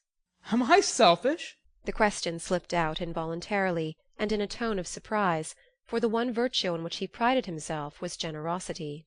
Yes, very selfish, continued Amy in a calm, cool voice, twice as effective just then as an angry one. I'll show you how, for I've studied you while you were frolicking, and I'm not at all satisfied with you. Here you have been abroad nearly 6 months, and done nothing but waste time and money and disappoint your friends. Isn't a fellow to have any pleasure after a 4-year grind? You don't look as if you'd had much. At any rate, you're none the better for it, as far as I can see. I said when we first met that you had improved. Now I take it all back, for I don't think you half so nice as when I left you at home. You have grown abominably lazy, you like gossip, and waste time on frivolous things. You are contented to be petted and admired by silly people, instead of being loved and respected by wise ones. With money, talent, position, health, and beauty, you like that old vanity, but it's the truth, so I can't help saying it. With all these splendid things to use and enjoy, you can find nothing to do but dawdle, and instead of being the man you ought to be, you're only— There she stopped, with a look that had both pain and pity in it. St. Lawrence on a gridiron, added Laurie, blandly finishing the sentence. But the lecture began to take effect, for there was a wide-awake sparkle in his eyes now, and a half-angry, half-injured expression replaced the former indifference. I supposed you'd take it so. You men tell us we are angels, and say we can make you what we will, but the instant we honestly try to do you good, you laugh at us and won't listen, which proves how much your flattery is worth. Amy spoke bitterly, and turned her back on the exasperating martyr at her feet. In a minute a hand came down over the page so that she could not draw, and Laurie's voice said, with a droll imitation of a penitent child, I will be good. Oh, I will be good. But Amy did not laugh, for she was in earnest, and tapping on the outspread hand with her pencil, said soberly, Aren't you ashamed of a hand like that? It's as soft and white as a woman's, and looks as if it never did anything but wear Jouvin's best gloves and pick flowers for ladies. You're not a dandy, thank heaven, so I'm glad to see there are no diamonds or big seal rings on it, only the little old one Joe gave you so long ago. Dear soul, I wish she were here to help me. So do I. The hand vanished as suddenly as it came, and there was energy enough in the echo of her wish to suit even Amy. She glanced down at him with a new thought in her mind, but he was lying with his hat half over his face, as if for shade, and his moustache hid his mouth. She only saw his chest rise and fall, with a long breath that might have been a sigh, and the hand that wore the ring nestled down into the grass, as if to hide something too precious or too tender to be spoken of. All in a minute various hints and trifles assumed shape and significance in Amy's mind, and told her what her sister never had confided to her. She remembered that Laurie never spoke voluntarily of Joe. She recalled the shadow on his face just now, the change in his character, and the wearing of the little old ring which was no ornament to a handsome hand. Girls are quick to read such signs and feel their eloquence. Amy had fancied that perhaps a love trouble was at the bottom of the alteration, and now she was sure of it. Her keen eyes filled, and when she spoke again, it was in a voice that could be beautifully soft and kind when she chose to make it so. I have no right to talk to you so, Laurie. And if you weren't the sweetest-tempered fellow in the world, you'd be very angry with me. But we are all so fond and proud of you, I couldn't bear to think they should be disappointed in you at home as I have been, though perhaps they would understand the change better than I do. I think they would, came from under the hat in a grim tone, quite as touching as a broken one. They ought to have told me and not let me go blundering and scolding when I should have been more kind and patient than ever. I never did like that Miss Randall, and now I hate her, said artful Amy, wishing to be sure of her facts this time. Hang Miss Randall! And Laurie knocked the hat off his face with a look that left no doubt of his sentiments toward that young lady. I beg pardon. I thought... And there she paused diplomatically. No, you didn't. You know perfectly well I never cared for anyone but Joe, Laurie said in his old impetuous tone, and turned his face away as he spoke. I did think so. But as they never said anything about it, and you came away, I supposed I was mistaken. And Joe wouldn't be kind to you? Why, I was sure she loved you dearly. She was kind, but not in the right way, and it's lucky for her she didn't love me, if I'm the good-for-nothing fellow you think me. It's her fault, though, and you may tell her so. The hard, bitter look came back again as he said that, and it troubled Amy, for she did not know what balm to apply.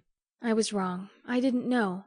I'm very sorry I was so cross, but I can't help wishing you'd bear it better, Teddy dear. Don't! That's her name for me. And Laurie put up his hand with a quick gesture to stop the words spoken in Joe's half-kind, half-reproachful tone. Wait till you've tried it yourself, he added in a low voice, as he pulled the grass up by the handful. I'd take it manfully and be respected if I couldn't be loved, said Amy, with the decision of one who knew nothing about it. Now Laurie flattered himself that he had borne it remarkably well, making no moan, asking no sympathy, and taking his trouble away to live it down alone. Amy's lecture put the matter in a new light, and for the first time it did look weak and selfish to lose heart at the first failure, and shut himself up in moody indifference. He felt as if suddenly shaken out of a pensive dream, and found it impossible to go to sleep again. Presently he sat up and asked slowly, Do you think Joe would despise me as you do?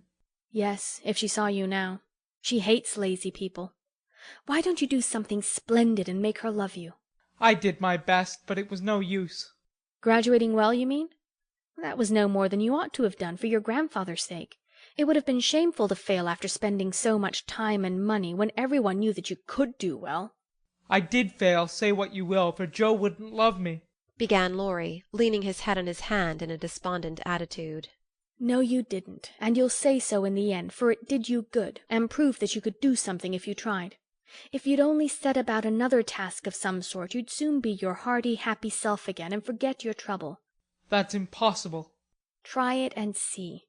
You needn't shrug your shoulders and think much she knows about such things.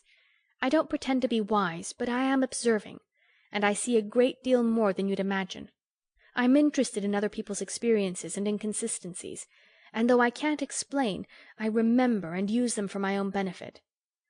Love Joe all your days if you choose. But don't let it spoil you, for it's wicked to throw away so many good gifts because you can't have the one you want. There, I won't lecture any more, for I know you'll wake up and be a man in spite of that hard-hearted girl." Neither spoke for several minutes. Laurie sat turning the little ring on his finger, and Amy put the last touches to the hasty sketch she had been working at while they talked. Presently she put it on his knee, merely saying, "How do you like that?" He looked, and then he smiled, as he could not help well doing, for it was capitally done, the long lazy figure on the grass, with listless face, half-shut eyes, and one hand holding a cigar, from which came the little wreath of smoke that encircled the dreamer's head. How well you draw!" he said, with a genuine surprise and pleasure at her skill, adding with a half-laugh, "Yes, that's me." "As you are.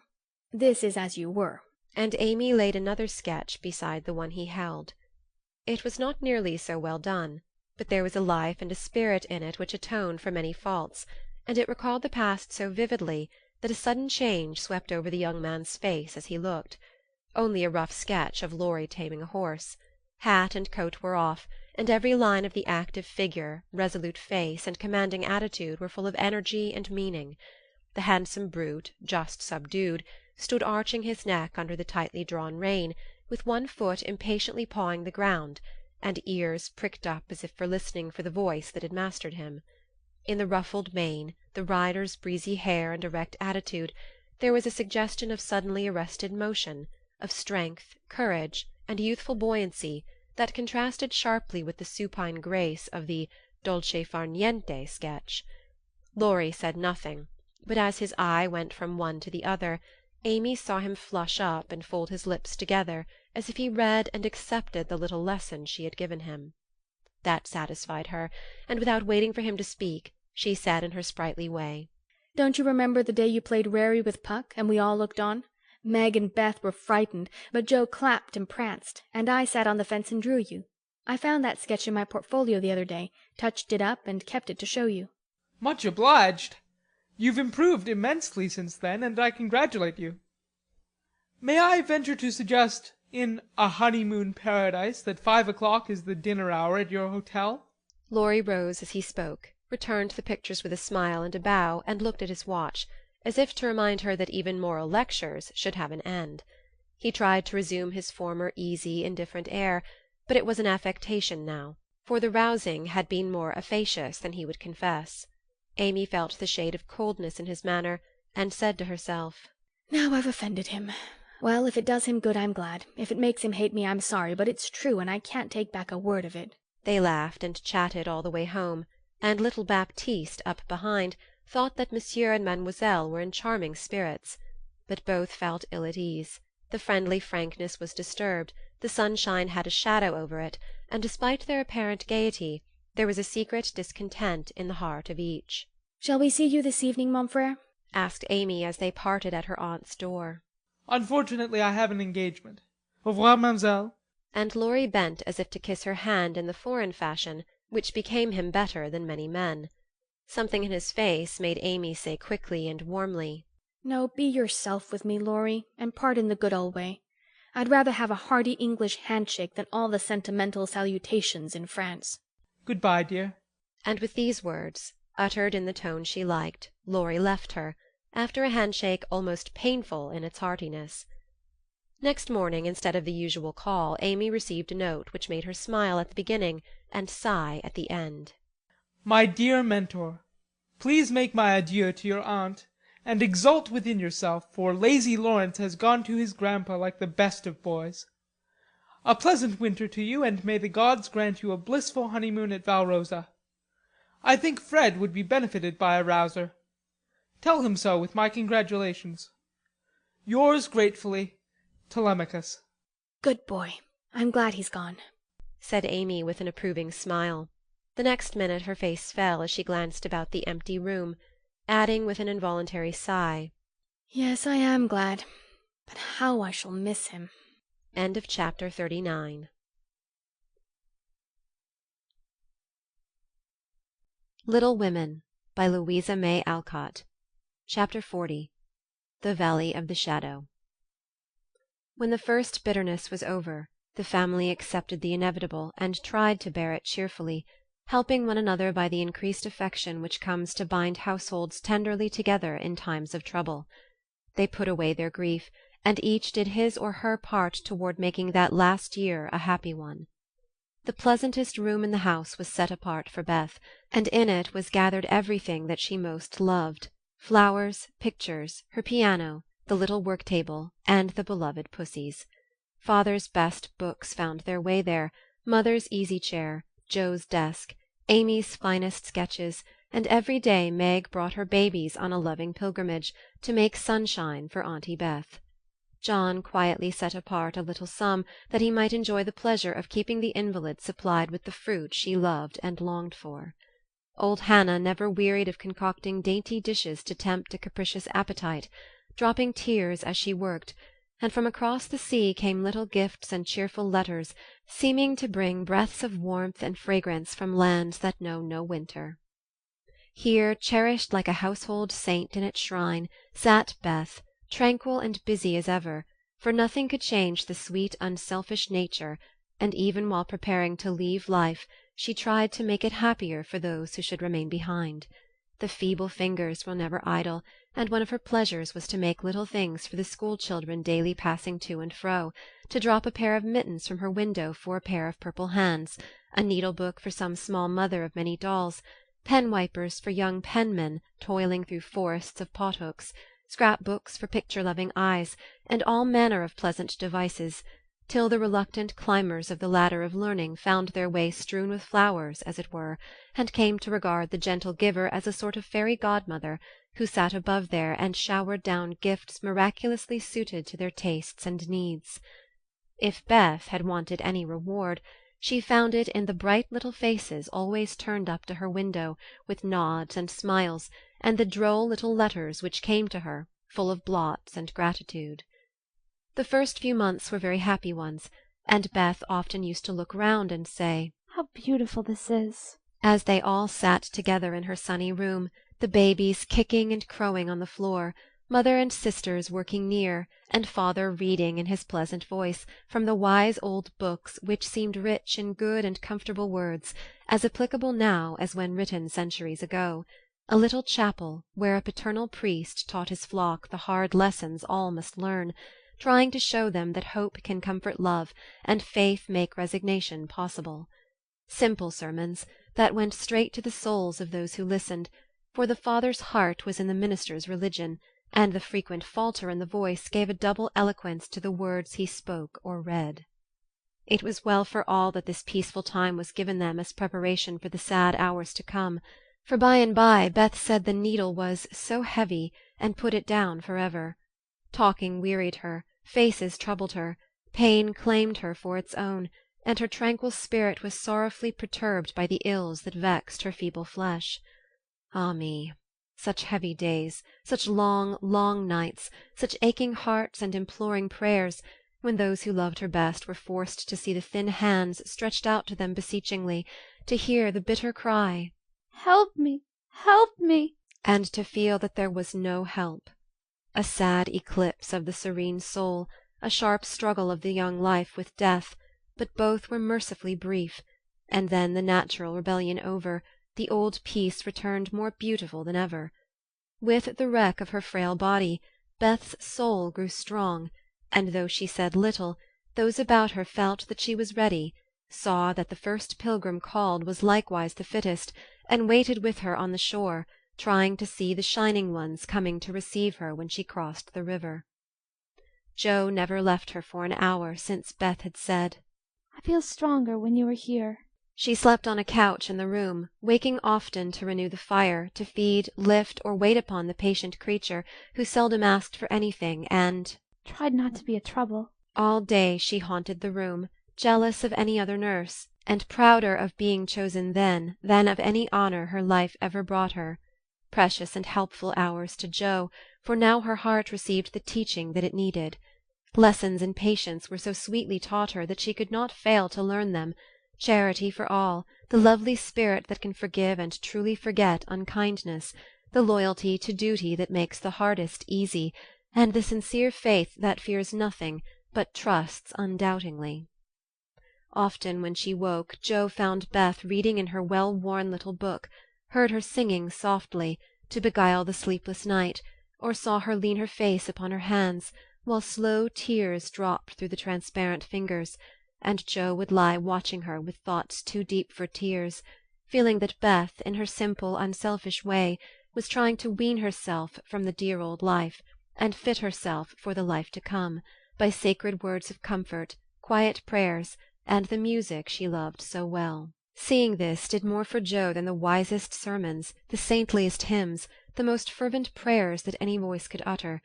For with eyes made clear by many tears and a heart softened by the tenderest sorrow, she recognized the beauty of her sister's life, uneventful, unambitious, yet full of the genuine virtues which smell sweet and blossom in the dust, the self-forgetfulness that makes the humblest on earth remembered soonest in heaven, the true success which is possible to all. One night when Beth looked among the books on her table to find something to make her forget the mortal weariness that was almost as hard to bear as pain, she turned the leaves of her old favorite, Pilgrim's Progress. She found a little paper, scribbled over in Joe's hand. The name caught her eye, and the blurred look of the lines made her sure that tears had fallen on it. Poor Joe, she's fast asleep, so I won't wake her to ask leave. She shows me all her things, and I don't think she'll mind if I look at this, thought Beth, with a glance at her sister, who lay on the rug with the tongs beside her, ready to wake up the minute the log fell apart.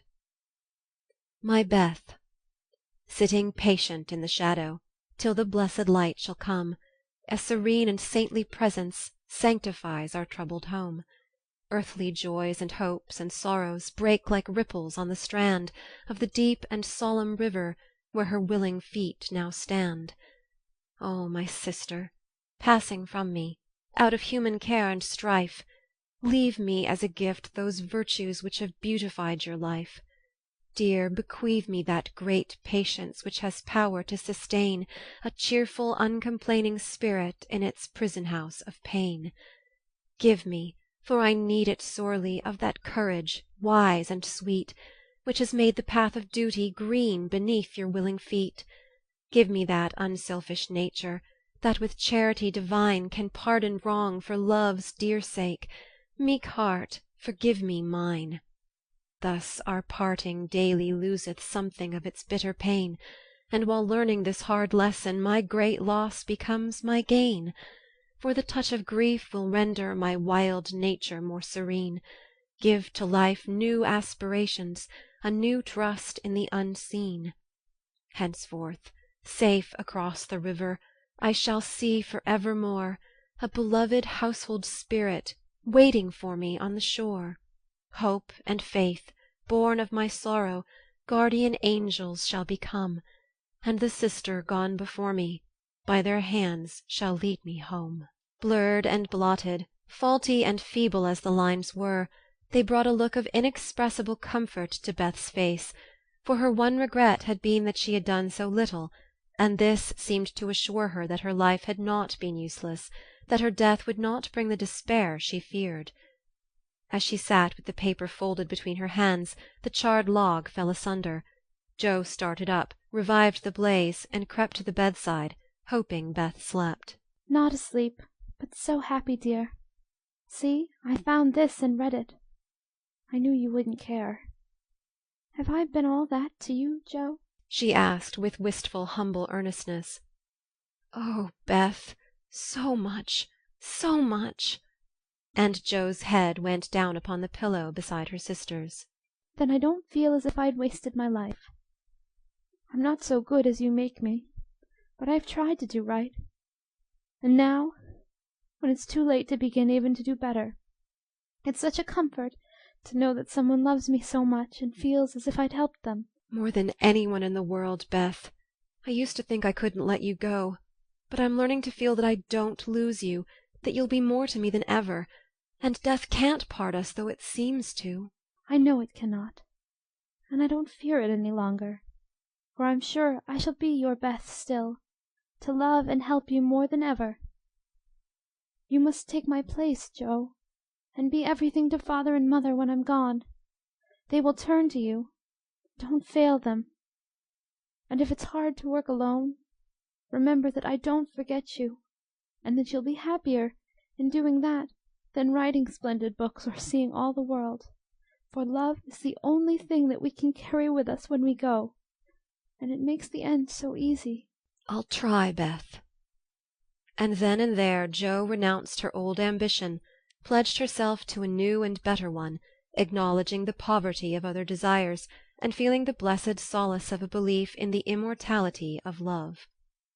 So the spring days came and went, the sky grew clearer, the earth greener, the flowers were up fairly early, and the birds came back in time to say good-bye to Beth, who, like a tired but trustful child, clung to the hands that had led her all her life, as father and mother guided her tenderly through the valley of the shadow, and gave her up to God.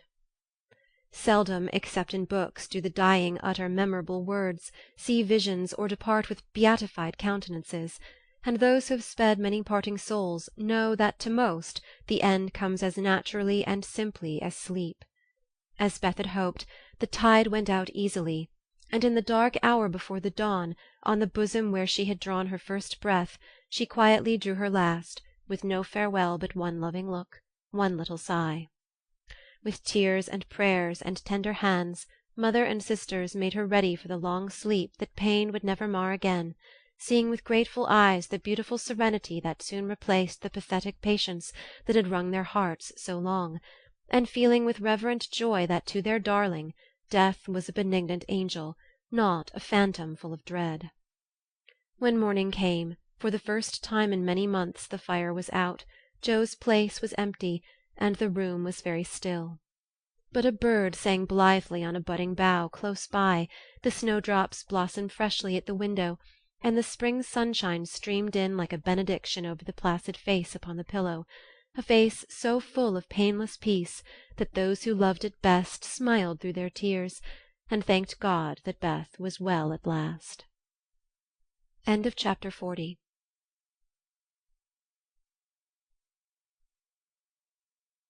Little Women by Louisa May Alcott. Chapter 41. Learning to Forget.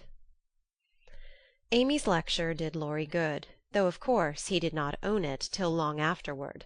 Men seldom do, for when women are the advisers, the lords of creation don't take the advice till they have persuaded themselves it is just what they intended to do. Then they act upon it, and if it succeeds, they give the weaker vessel half the credit of it. If it fails, they generously give her the whole. Laurie went back to his grandfather, and was so dutifully devoted for several weeks that the old gentleman declared the climate of Nice had improved him wonderfully, and he had better try it again. There was nothing the young gentleman would have liked better, but elephants could not have dragged him back after the scolding he had received. Pride forbid, and whenever the longing grew very strong, he fortified his resolution by repeating the words that had made the deepest impression. "I despise you. Go and do something splendid that will make her love you." Laurie turned the matter over in his mind so often that he soon brought himself to confess that he had been selfish and lazy. But then when a man has a great sorrow, he should be indulged in all sorts of vagaries till he has lived it down. He felt that his blighted affections were quite dead now, and though he should never cease to be a faithful mourner, there was no occasion to wear his weeds ostentatiously. Jo wouldn't love him, but he might make her respect and admire him by doing something which should prove that a girl's "no" had not spoiled his life. He had always meant to do something, and Amy's advice was quite unnecessary.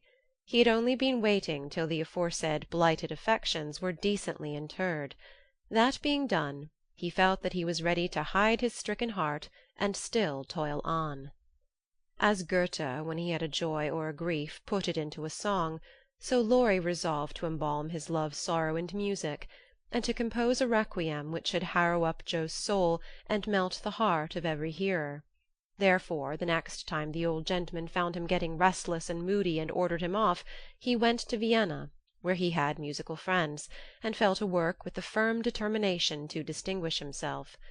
But whether the sorrow was too vast to be embodied in music, or music too ethereal to uplift a mortal woe, he soon discovered that the requiem was beyond him just at present. It was evident that his mind was not in working order yet, and his ideas needed clarifying, for often in the middle of a plaintive strain he would find himself humming a dancing tune that vividly recalled the Christmas ball at Nice, especially the stout Frenchman, and put an effectual stop to tragic composition for the time being. Then he tried an opera, for nothing seemed impossible in the beginning, but here again unforeseen difficulties beset him. He wanted Jo for his heroine, and called upon his memory to supply him with tender recollections and romantic visions of his love. But memory turned traitor, and, as if possessed by the perverse spirit of the girl, would only recall Jo's oddities, faults, and freaks, would only show her in the most unsentimental aspects, beating mats with her head tied up in a bandana, barricading herself with the sofa-pillow, or throwing cold water over his passion a la Gummidge, and an irresistible laugh spoiled the pensive picture he was endeavouring to paint. Jo wouldn't be put into the opera at any price, and he had to give her up with a "Bless that girl, what a torment she is!" and a clutch at his hair, as became a distracted composer. When he looked about him for another and less intractable damsel to immortalize in melody, memory produced one with the most obliging readiness. This phantom wore many faces, but it always had golden hair, was enveloped in a diaphanous cloud, and floated airily before his mind's eye in a pleasing chaos of roses, peacocks, white ponies, and blue ribbons. He did not give the complacent wraith any name, but he took her for his heroine and grew quite fond of her, as well he might, for he gifted her with every gift and grace under the sun, and escorted her unscathed through trials which would have annihilated any mortal woman. Thanks to this inspiration, he got on swimmingly for a time, but gradually the work lost its charm, and he forgot to compose, while he sat musing, pen in hand, or roamed about the gay city to get some new ideas and refresh his mind, which seemed to be in a somewhat unsettled state that winter. He did not do much, but he thought a great deal, and was conscious of a change of some sort going on in spite of himself. It's genius simmering, perhaps. I'll let it simmer and see what comes of it, he said, with a secret suspicion all the while that it wasn't genius, but something far more common. Whatever it was, it simmered to some purpose, for he grew more and more discontented with his desultory life, began to long for some real and earnest work to go at, soul and body, and finally came to the wise conclusion that everyone who loved music was not a composer. Returning from one of Mozart's grand operas, splendidly performed at the Royal Theatre, he looked over his own, played a few of the best parts, sat staring at the busts of Mendelssohn, Beethoven, and Bach, who stared benignly back again. Then suddenly he tore up his music-sheets one by one, and as the last fluttered out of his hand, he said soberly to himself, She's right. Talent isn't genius, and you can't make it so. That music has taken the vanity out of me as Rome took it out of her, and I won't be a humbug any longer. Now what shall I do? That seemed a hard question to answer, and Laurie began to wish he had to work for his daily bread. Now if ever occurred an eligible opportunity for going to the devil, as he once forcibly expressed it, for he had plenty of money and nothing to do, and Satan is proverbially fond of providing employment for full and idle hands. The poor fellow had temptations enough from without and from within, but he withstood them pretty well, for much as he valued liberty, he valued good faith and confidence more, so his promise to his grandfather, and his desire to be able to look honestly into the eyes of the women who loved him and say "All's well," kept him safe and steady. Very likely some Mrs. Grundy will observe, "I don't believe it. Boys will be boys, young men must sow their wild oats, and women must not expect miracles." I dare say you don't, Mrs. Grundy, but it's true nevertheless. Women work a good many miracles, and I have a persuasion that they may perform even that of raising the standard of manhood by refusing to echo such sayings. Let the boys be boys, the longer the better, and let the young men sow their wild oats if they must. But mothers, sisters, and friends may help to make the crop a small one, and keep many tares from spoiling the harvest, by believing, and showing that they believe, in the possibility of loyalty to the virtues which make men manliest in good women's eyes. If it is a feminine delusion, leave us to enjoy it while we may, for without it half the beauty and the romance of life is lost, and sorrowful forebodings would embitter all our hopes of the brave, tender-hearted little lads, who still love their mothers better than themselves, and are not ashamed to own it. Laurie thought that the task of forgetting his love for Joe would absorb all his powers for years, but to his great surprise he discovered it grew easier every day. He refused to believe it at first, got angry with himself, and couldn't understand it, but these hearts of ours are curious and contrary things, and time and nature work their will in spite of us. Laurie's heart wouldn't ache. The wound persisted in healing with a rapidity that astounded him, and instead of trying to forget, he found himself trying to remember. He had not foreseen this turn of affairs, and was not prepared for it. He was disgusted with himself, surprised at his own fickleness, and full of a queer mixture of disappointment and relief that he could recover from such a tremendous blow so soon. He carefully stirred up the embers of his lost love, but they refused to burst into a blaze. There was only a comfortable glow that warmed and did him good without putting him into a fever, and he was reluctantly obliged to confess that the boyish passion was slowly subsiding into a more tranquil sentiment, very tender, a little sad and resentful still, but that was sure to pass away in time, leaving a brotherly affection which would last unbroken to the end. As the word brotherly passed through his mind in one of his reveries, he smiled and glanced up at the picture of Mozart that was before him. Well, he was a great man, and when he couldn't have one sister he took the other and was happy. Laurie did not utter the words, but he thought them, and the next instant kissed the little old ring, saying to himself, No, I won't. I haven't forgotten. I never can. I'll try again, and if that fails, why then... Leaving his sentence unfinished, he seized pen and paper and wrote to Joe, telling her that he could not settle to anything while there was the least hope of her changing her mind. Couldn't she, wouldn't she, and let him come home and be happy? While waiting for an answer he did nothing, but he did it energetically, for he was in a fever of impatience. It came at last, and settled his mind effectually on one point, for Joe decidedly couldn't and wouldn't. She was wrapped up in Beth, and never wished to hear the word love again. Then she begged him to be happy with somebody else, but always keep a little corner of his heart for his loving sister Joe. In a postscript she desired him not to tell Amy that Beth was worse. She was coming home in the spring, and there was no need of saddening the remainder of her stay.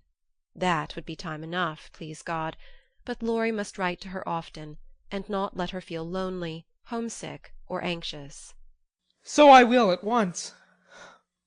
Poor little girl. It will be a sad going home for her, I'm afraid.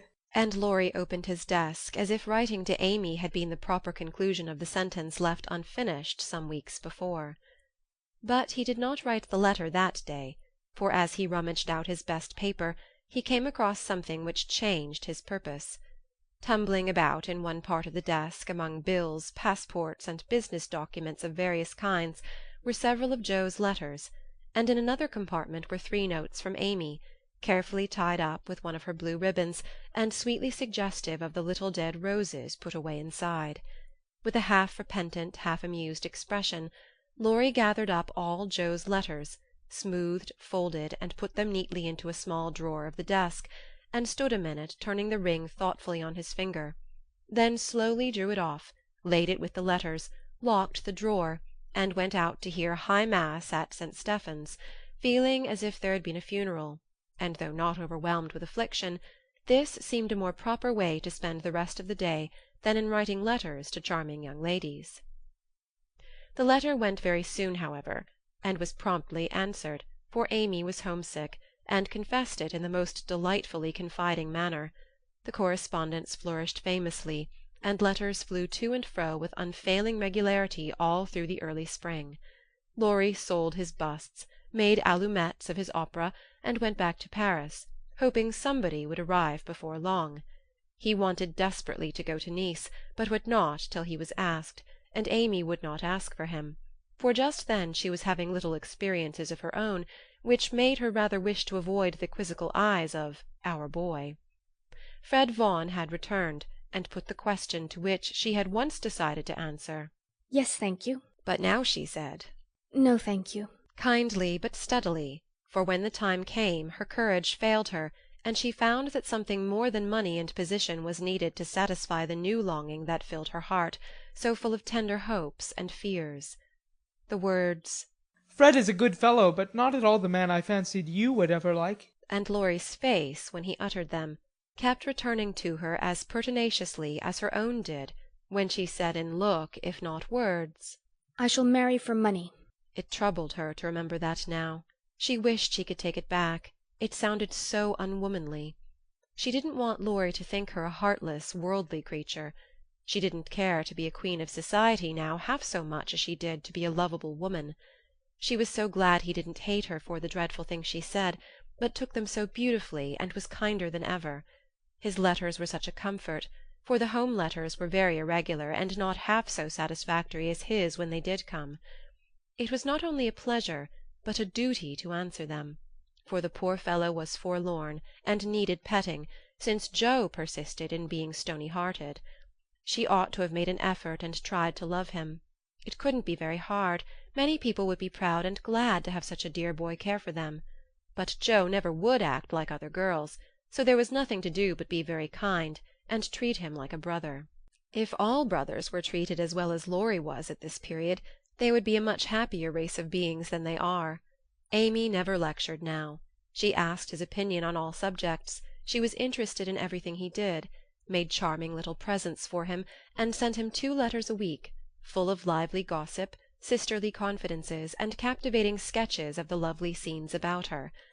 As few brothers are complimented by having their letters carried about in their sisters' pockets, read and re-read diligently, cried over when short, kissed when long, and treasured carefully, we will not hint that Amy did any of these fond and foolish things.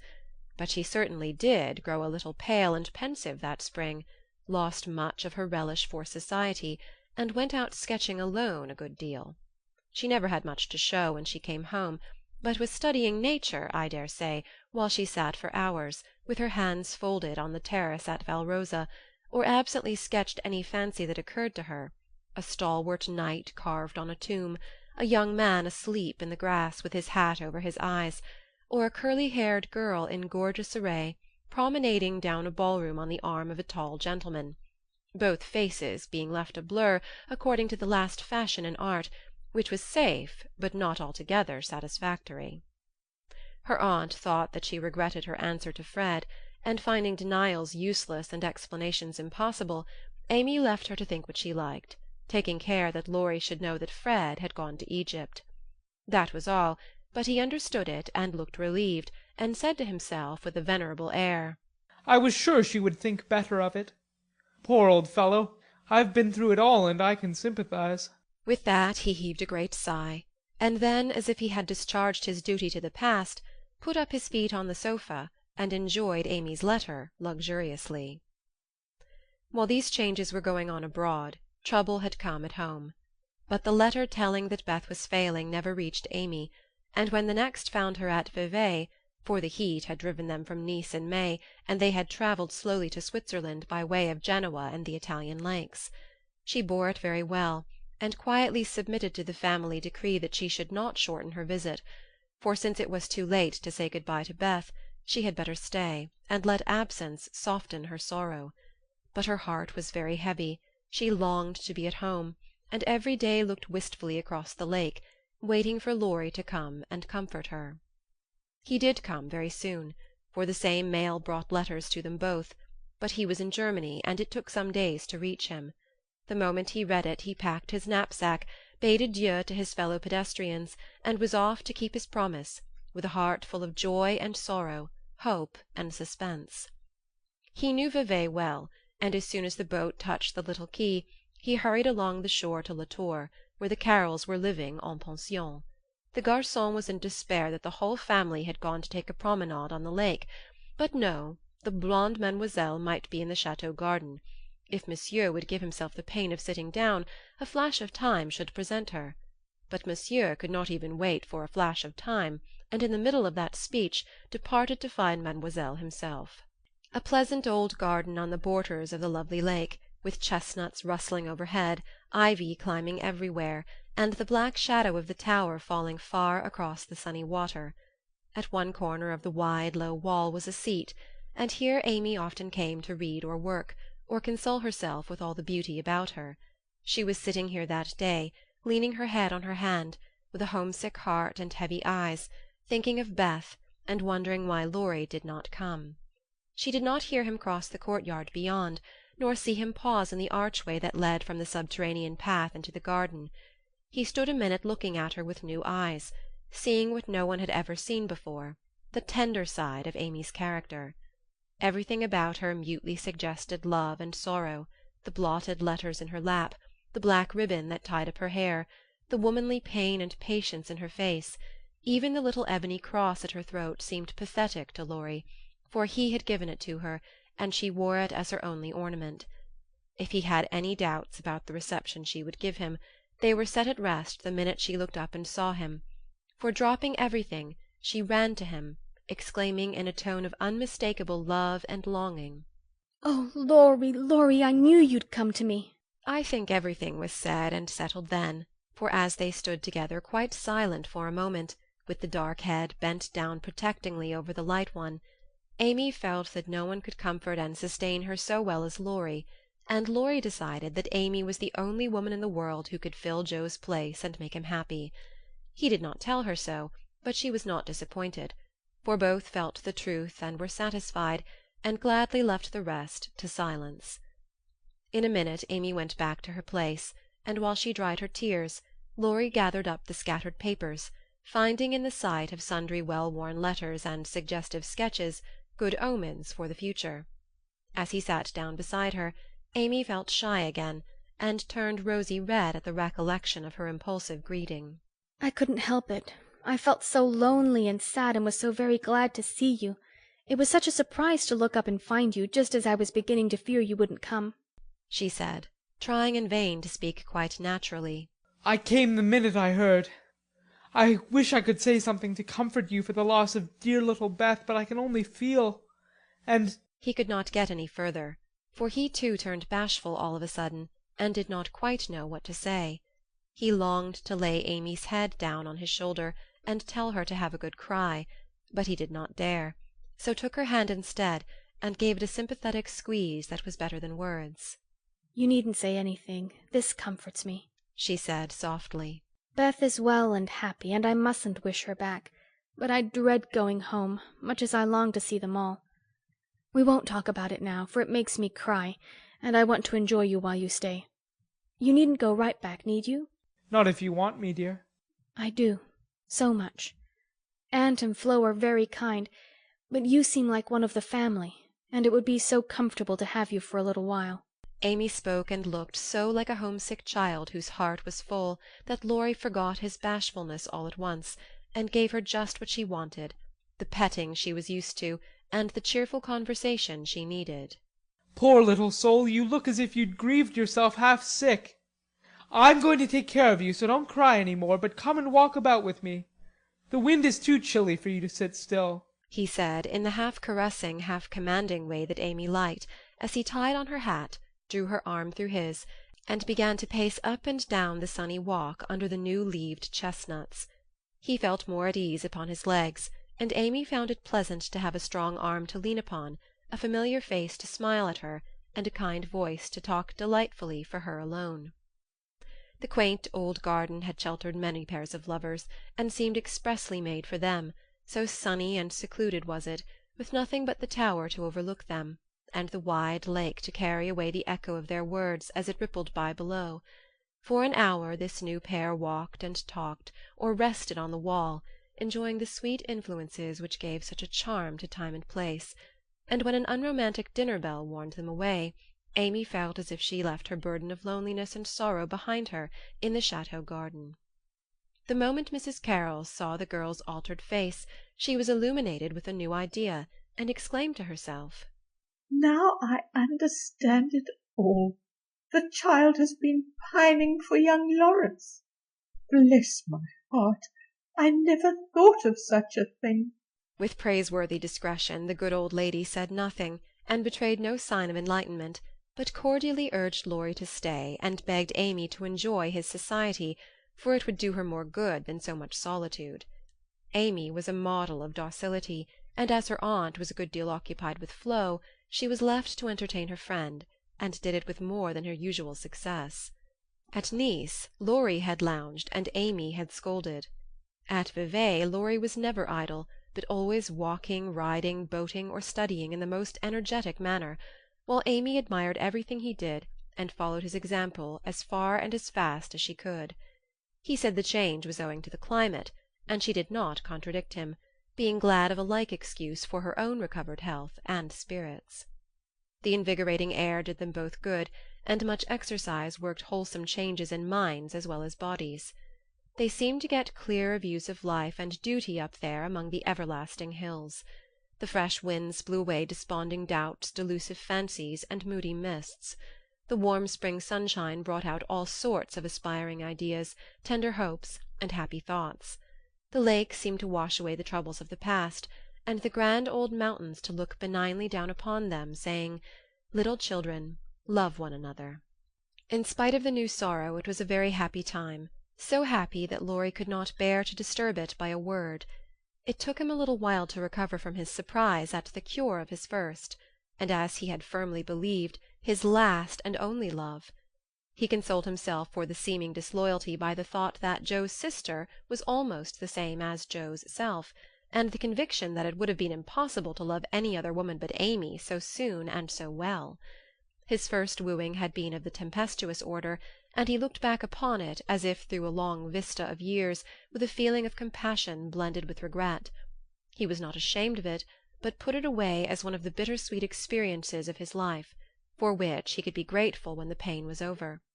His second wooing, he resolved, should be as calm and simple as possible. There was no need of having a scene, hardly any need of telling Amy that he loved her. She knew it without words, and had given him his answer long ago.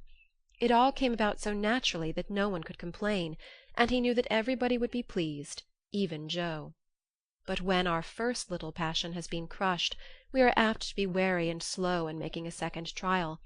So Laurie let the days pass, enjoying every hour, and leaving to chance the utterance of the word that would put an end to the first and sweetest part of his new romance. He had rather imagined that the dénouement would take place in the chateau garden by moonlight, and in the most graceful and decorous manner, but it turned out exactly the reverse, for the matter was settled on the lake at noonday in a few blunt words. They had been floating about all the morning, from gloomy St. Gingolph to sunny Montreux, with the Alps of Savoy on one side, Mont Saint Bernard and the Dent du Midi on the other, Petit Vevey in the valley, and Lausanne upon the hill beyond, a cloudless blue sky overhead, and the bluer lake below, dotted with the picturesque boats that look like white-winged gulls. They had been talking of Bon Hiver as they glided past Chillon, and of Rousseau as they looked up at Clarens, where he wrote his Eloise. Neither had read it, but they knew it was a love story, and each privately wondered if it was half as interesting as their own. Amy had been dabbling her hand in the water during the little pause that fell between them, and when she looked up, Laurie was leaning on his oars with an expression in his eyes that made her say hastily, merely for the sake of saying something, "You must be tired. Rest a little and let me row. It will do me good, for since you came I have been altogether lazy and luxurious." I'm not tired, but you may take an oar if you like. There's room enough, though I have to sit nearly in the middle, else the boat won't trim," returned Laurie, as he rather liked the arrangement. Feeling that she had not mended matters much, Amy took the offered third of a seat, shook her hair over her face, and accepted an oar. She rowed as well as she did many other things, and though she used both hands and Laurie but one, the oars kept time, and the boat went smoothly through the water. "How well we pull together, don't we?" said Amy, who objected to silence just then. "So well that I wish we might always pull in the same boat. Will you, Amy?" very tenderly. "Yes, Laurie." Very low. Then they both stopped rowing, and unconsciously added a pretty little tableau of human love and happiness to the dissolving views reflected in the lake. End of chapter 41.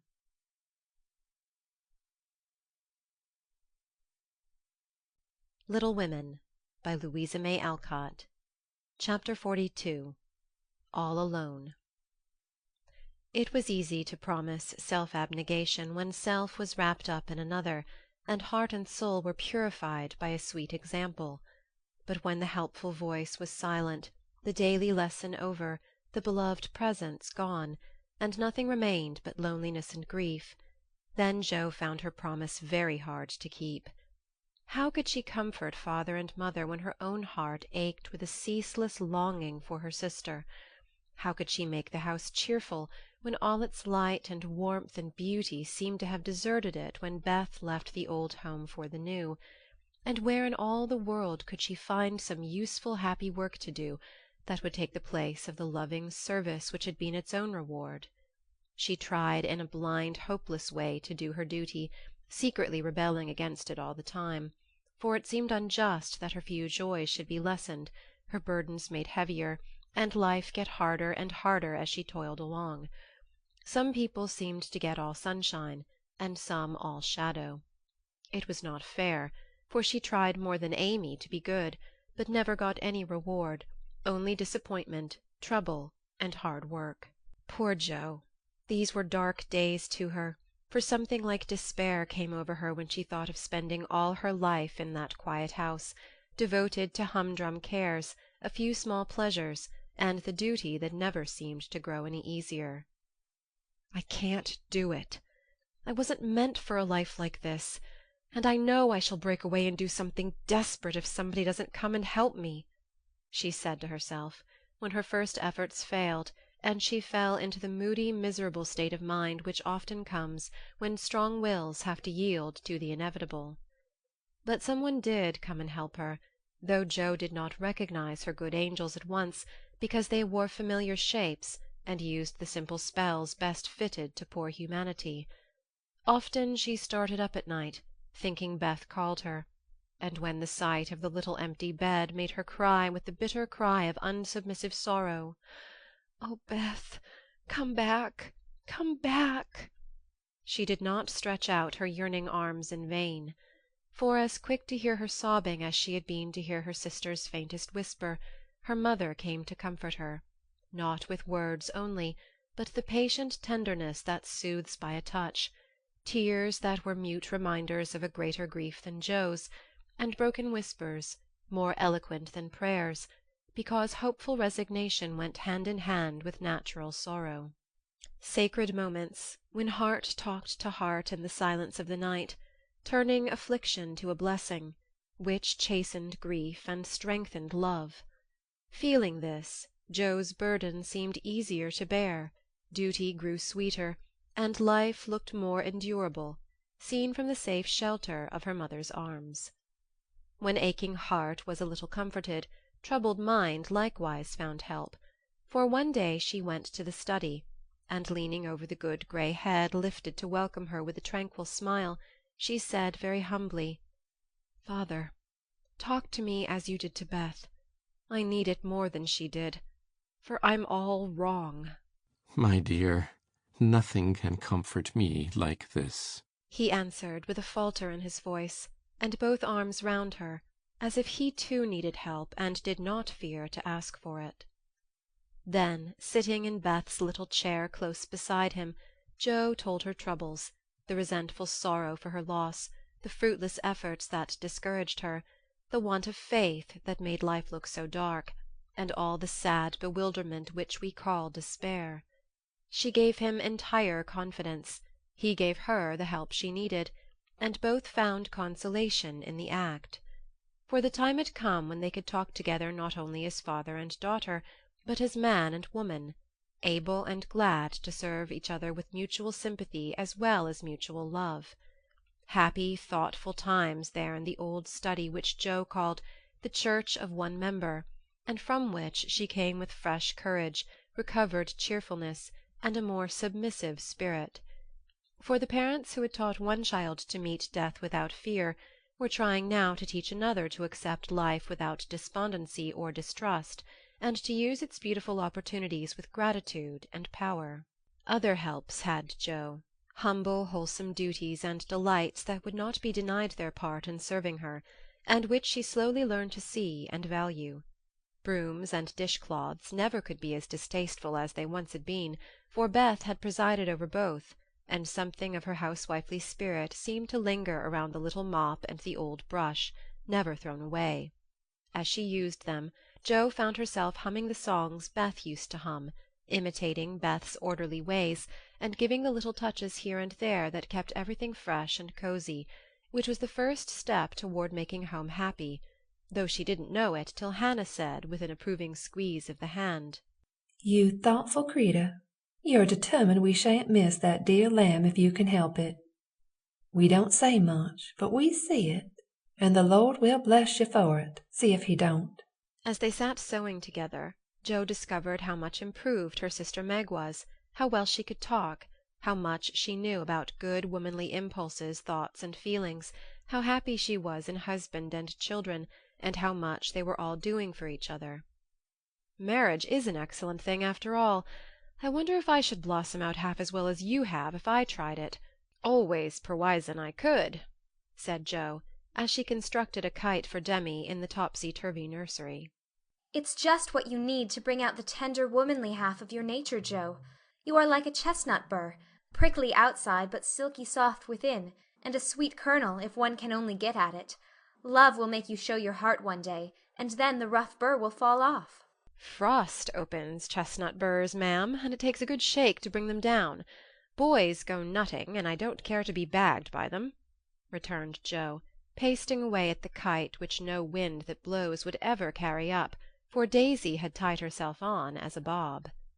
Meg laughed, for she was glad to see a glimmer of Jo's old spirit, but she felt it her duty to enforce her opinion by every argument in her power, and the sisterly chats were not wasted, especially as two of Meg's most effective arguments were the babies, whom Jo loved tenderly.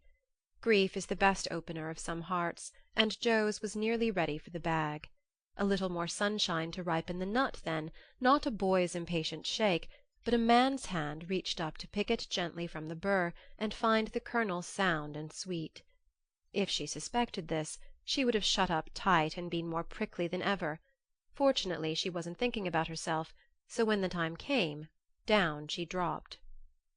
Now if she had been the heroine of a moral story-book, she ought at this period of her life to have become quite saintly, renounced the world, and gone about doing good in a mortified bonnet, with tracts in her pocket.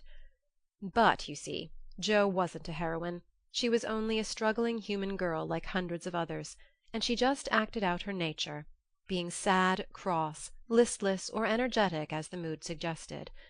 It's highly virtuous to say we'll be good, but we can't do it all at once, and it takes a long pull, a strong pull, and a pull all together, before some of us even get our feet set in the right way.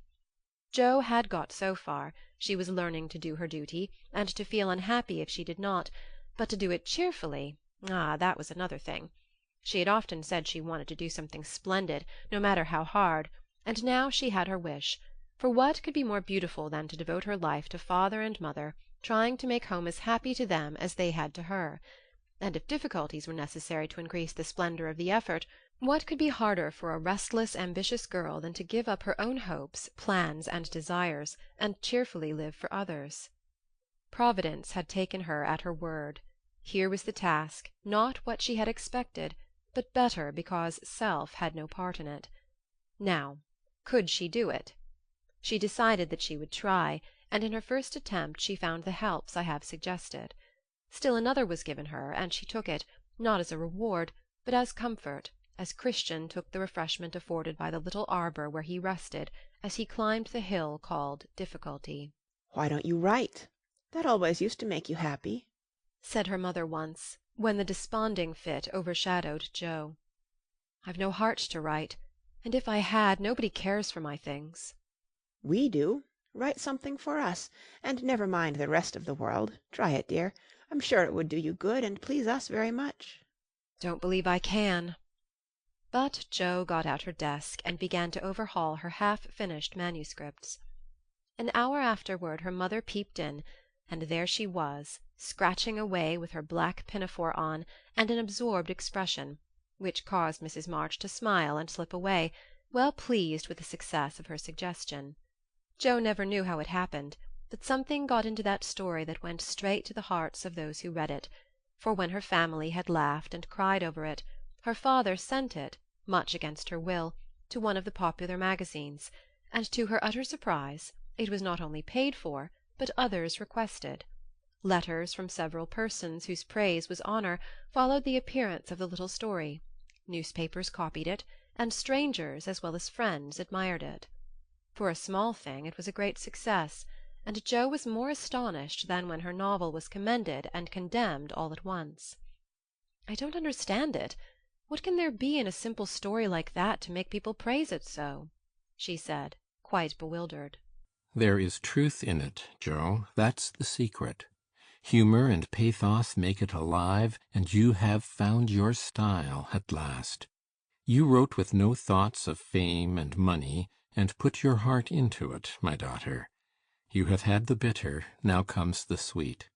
Do your best, and grow as happy as we are in your success. If there is anything good or true in what I write, it isn't mine. I owe it all to you and mother and Beth," said Jo, more touched by her father's words than by any amount of praise from the world. So taught by love and sorrow, Jo wrote her little stories, and sent them away to make friends for themselves and her, finding it a very charitable world to such humble wanderers, for they were kindly welcomed, and sent home comfortable tokens to their mother, like dutiful children whom good fortune overtakes.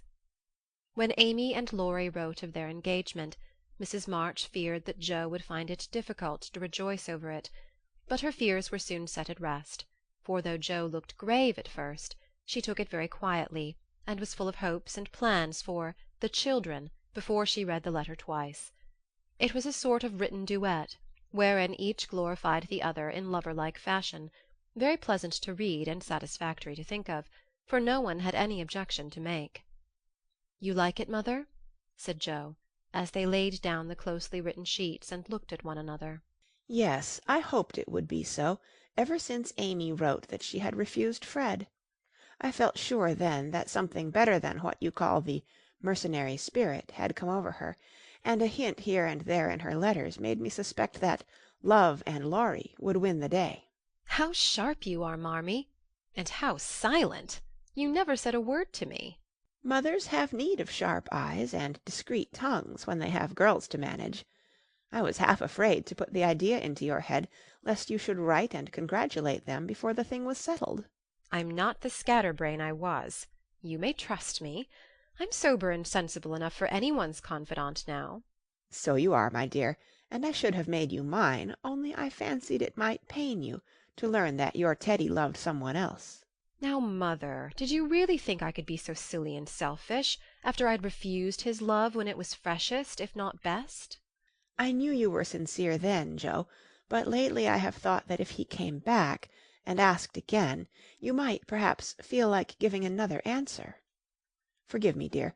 I can't help seeing that you are very lonely, and sometimes there is a hungry look in your eyes that goes to my heart. So I fancied that your boy might fill the empty place if he tried now." "No, mother. It is better as it is, and I'm glad Amy has learned to love him. But you are right in one thing. I am lonely, and perhaps if Teddy had tried again I might have said yes, not because I love him any more, but because I care more to be loved than when he went away." "I'm glad of that, Jo, for it shows that you are getting on. There are plenty to love you, so try to be satisfied with father and mother, sisters and brothers, friends and babies, till the best lover of all comes to give you your reward." "Mothers are the best lovers in the world. But I don't mind whispering to Marmee that I'd like to try all kinds. It's very curious, but the more I try to satisfy myself with all sorts of natural affections, the more I seem to want. I'd no idea hearts could take in so many. Mine is so elastic it never seems full now, and I used to be quite contented with my family. I don't understand it." "I do." And Mrs. March smiled her wise smile as Jo turned back the leaves to read what Amy said of Laurie. "It's so beautiful to be loved as Laurie loves me. He isn't sentimental, doesn't say much about it, but I see and feel it in all he says and does, and it makes me so happy and so humble that I don't seem to be the same girl I was. I never knew how good and generous and tender he was till now. for he lets me read his heart, and I find it full of noble impulses and hopes and purposes, and am so proud to know it's mine. He says he feels as if he could make a prosperous voyage now with me aboard as mate, and lots of love for ballast.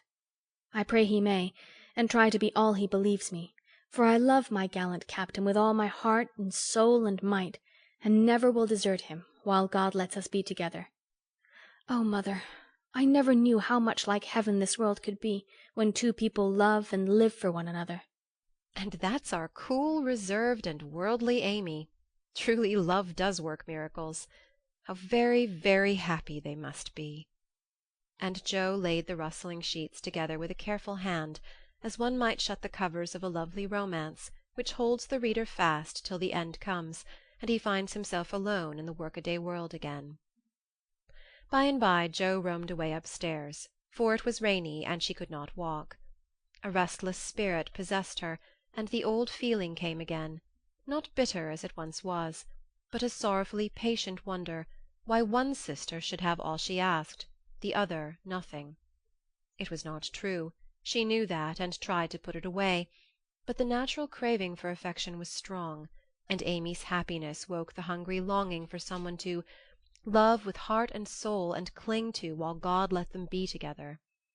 Up in the garret, where Joe's unquiet wanderings ended, stood 4 little wooden chests in a row, each marked with its owner's name, and each filled with relics of the childhood and girlhood ended now for all.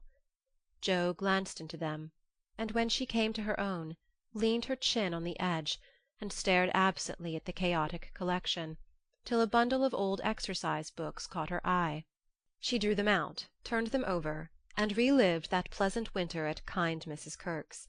She had smiled at first, then she looked thoughtful, next sad, and when she came to a little message written in the professor's hand, her lips began to tremble, the books slid out of her lap, and she sat looking at the friendly words, as they took a new meaning, and touched a tender spot in her heart. Wait for me, my friend. I may be a little late, but I shall surely come. Oh, if only he would! So kind, so good, so patient with me always, my dear old Fritz. I didn't value him half enough when I had him. But now how I should love to see him, for everyone seems going away from me, and I'm all alone. And holding the little paper fast, as if it were a promise yet to be fulfilled, Joe laid her head down on a comfortable rag-bag and cried, as if in opposition to the rain pattering on the roof. Was it all self-pity, loneliness, or low spirits? Or was it the waking up of a sentiment which had bided its time as patiently as its inspirer? Who shall say? End of chapter 42.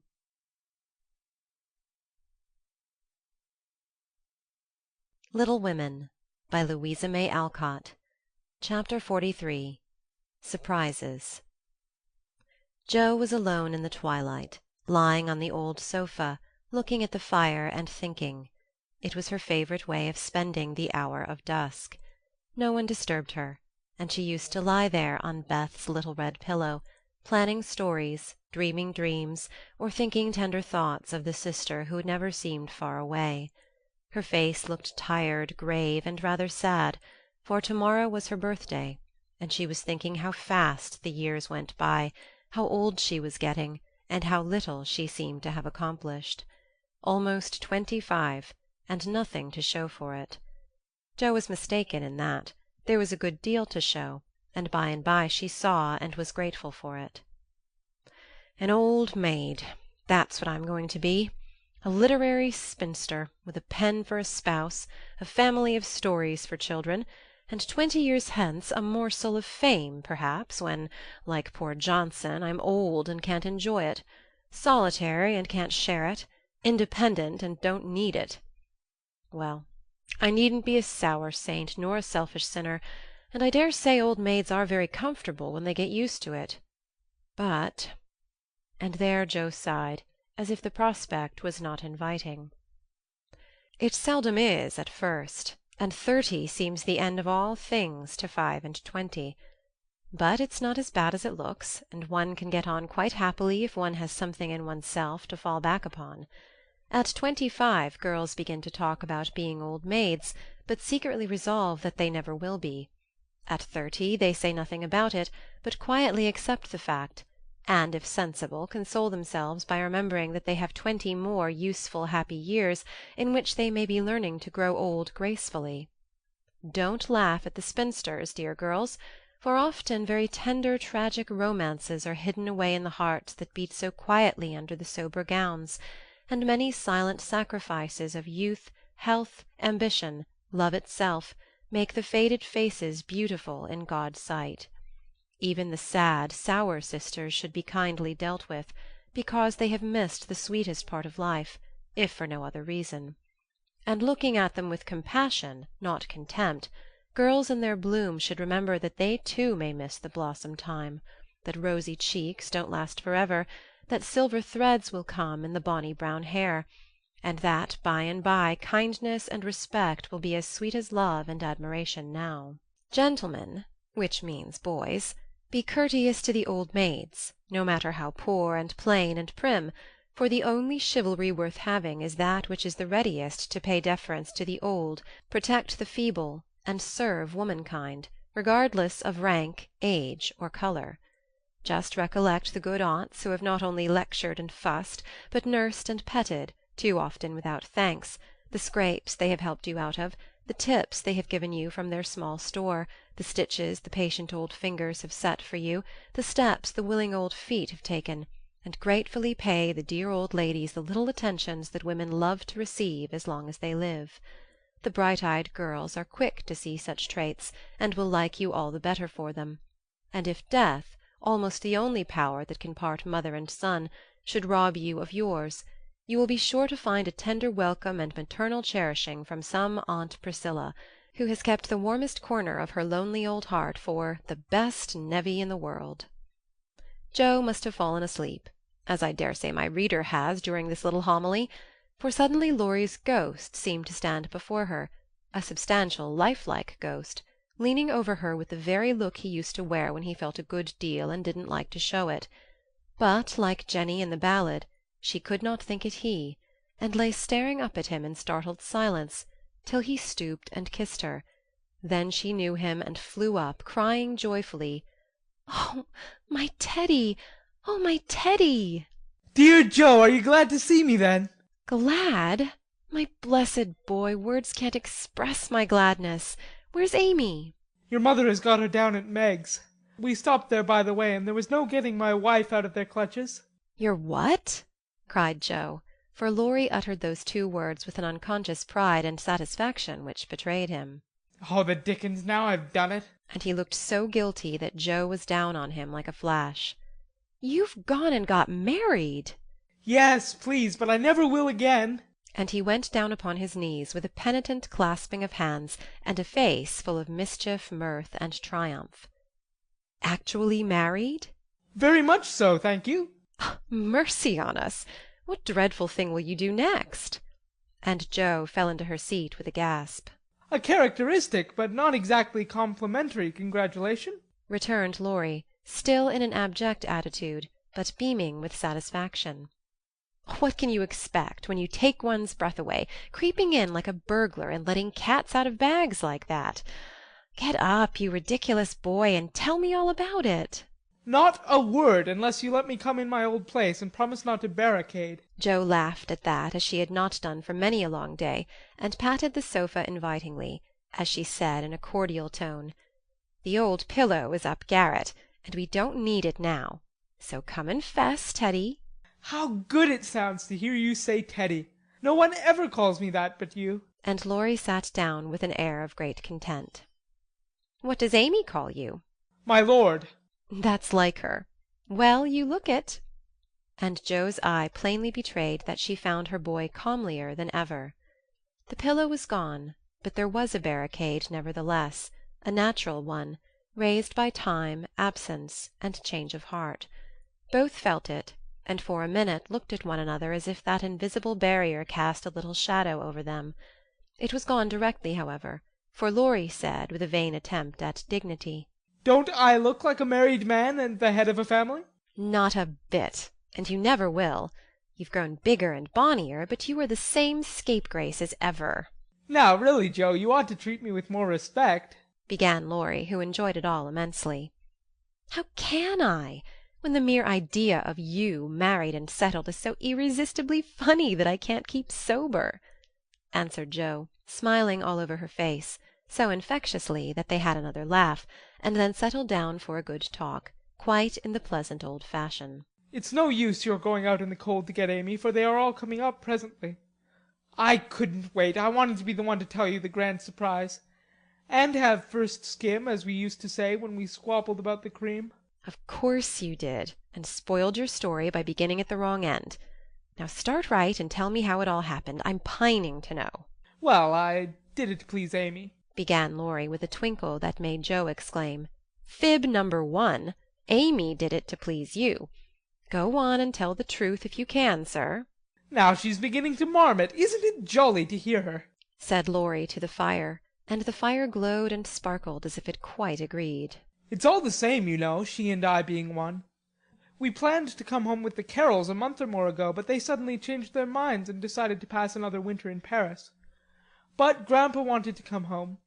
He went to please me, and I couldn't let him go alone. Neither could I leave Amy, and Mrs. Carroll had got English notions about chaperones and such nonsense, and wouldn't let Amy come with us. So I just settled the difficulty by saying, 'Let's be married, and then we can do as we like.'"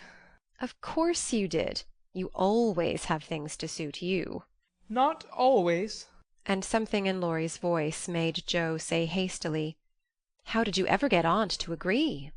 "It was hard work, but between us we talked her over, for we had heaps of good reasons on our side. There wasn't time to write and ask leave, but you all liked it, had consented to it by and by, and it was only taking time by the fetlock, as my wife says." "Aren't we proud of those 2 words, and don't we like to say them?" interrupted Joe, addressing the fire in her turn, and watching with delight the happy light it seemed to kindle in the eyes that had been so tragically gloomy when she saw them last. "A trifle, perhaps.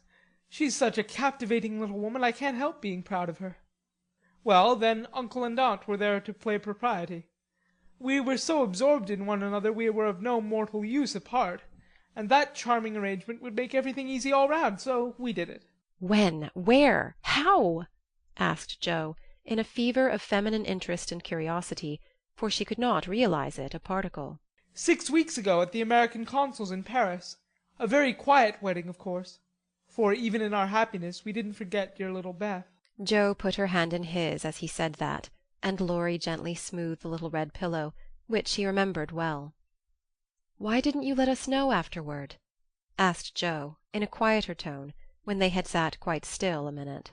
"We wanted to surprise you. We thought we were coming directly home at first, but the dear old gentleman, as soon as we were married, found he couldn't be ready under a month at least, and sent us off to spend our honeymoon wherever we liked. Amy had once called Valrosa a regular honeymoon home, so we went there, and were as happy as people are but once in their lives. My faith, wasn't it love among the roses?"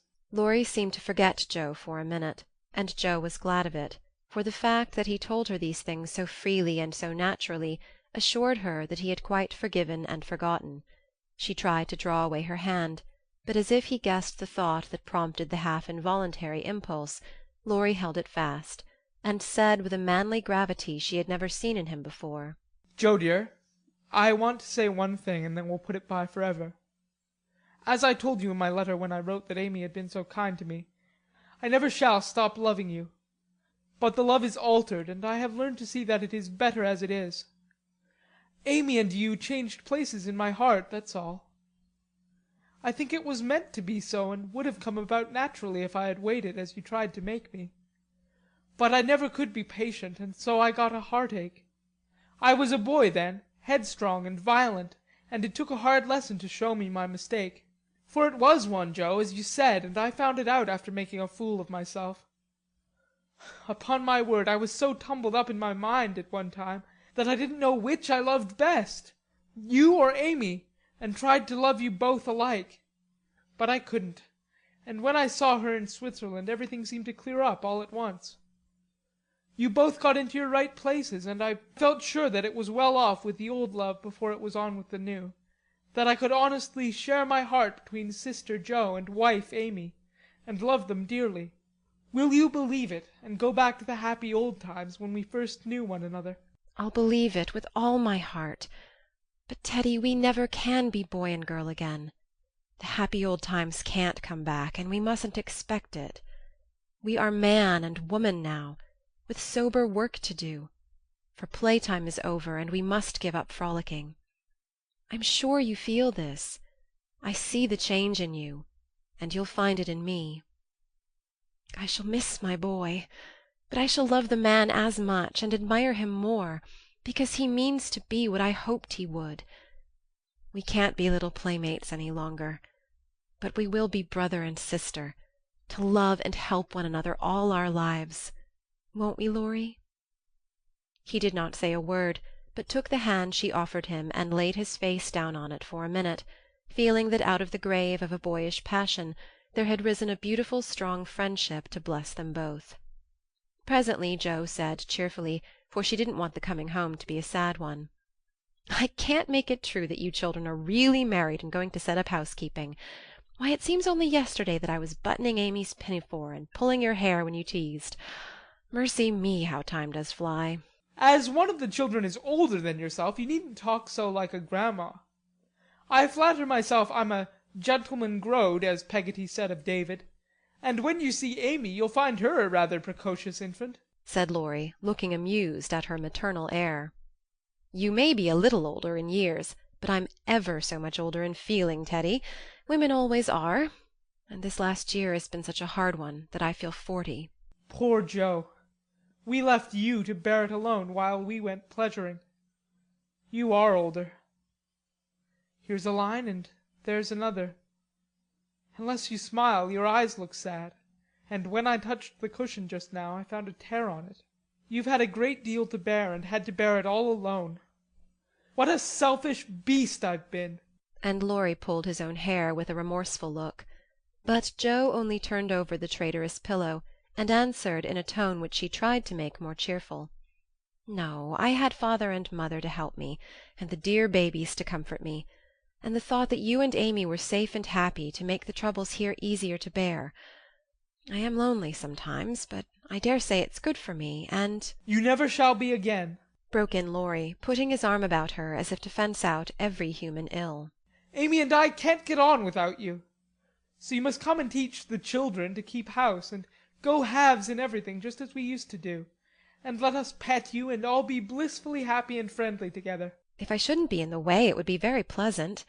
I begin to feel quite young already, for somehow all my troubles seemed to fly away when you came. You always were a comfort, Teddy." And Jo leaned her head on his shoulder, just as she did years ago, when Beth lay ill and Laurie told her to hold on to him. He looked down at her, wondering if she remembered the time, but Jo was smiling to herself, as if in truth her troubles had all vanished at his coming. "You are the same Jo still dropping tears about one minute and laughing the next. You look a little wicked now. What is it, Grandma?" "I was wondering how you and Amy get on together." "Like angels."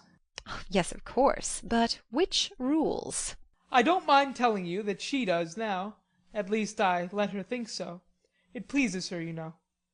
By and by we shall take turns. For marriage, they say, halves one's rights and doubles one's duties." "You'll go on as you begin, and Amy will rule you all the days of your life." "Well, she does it so imperceptibly that I don't think I shall mind much. She's the sort of woman who knows how to rule well. In fact, I rather like it, for she winds one round her finger as softly and prettily as a skein of silk, and makes you feel as if she was doing you a favour all the while." "That ever I should live to see you a hen-pecked husband and enjoying it!" cried Jo, with uplifted hands. It was good to see Laurie square his shoulders and smile with masculine scorn at that insinuation, as he replied with his high and mighty air, "Amy is too well bred for that, and I am not the sort of man to submit to it. My wife and I respect ourselves and one another too much ever to tyrannize or quarrel." Jo liked that, and thought the new dignity very becoming, but the boy seemed changing very fast into the man, and regret mingled with her pleasure. "I am sure of that. Amy and you never did quarrel as we used to.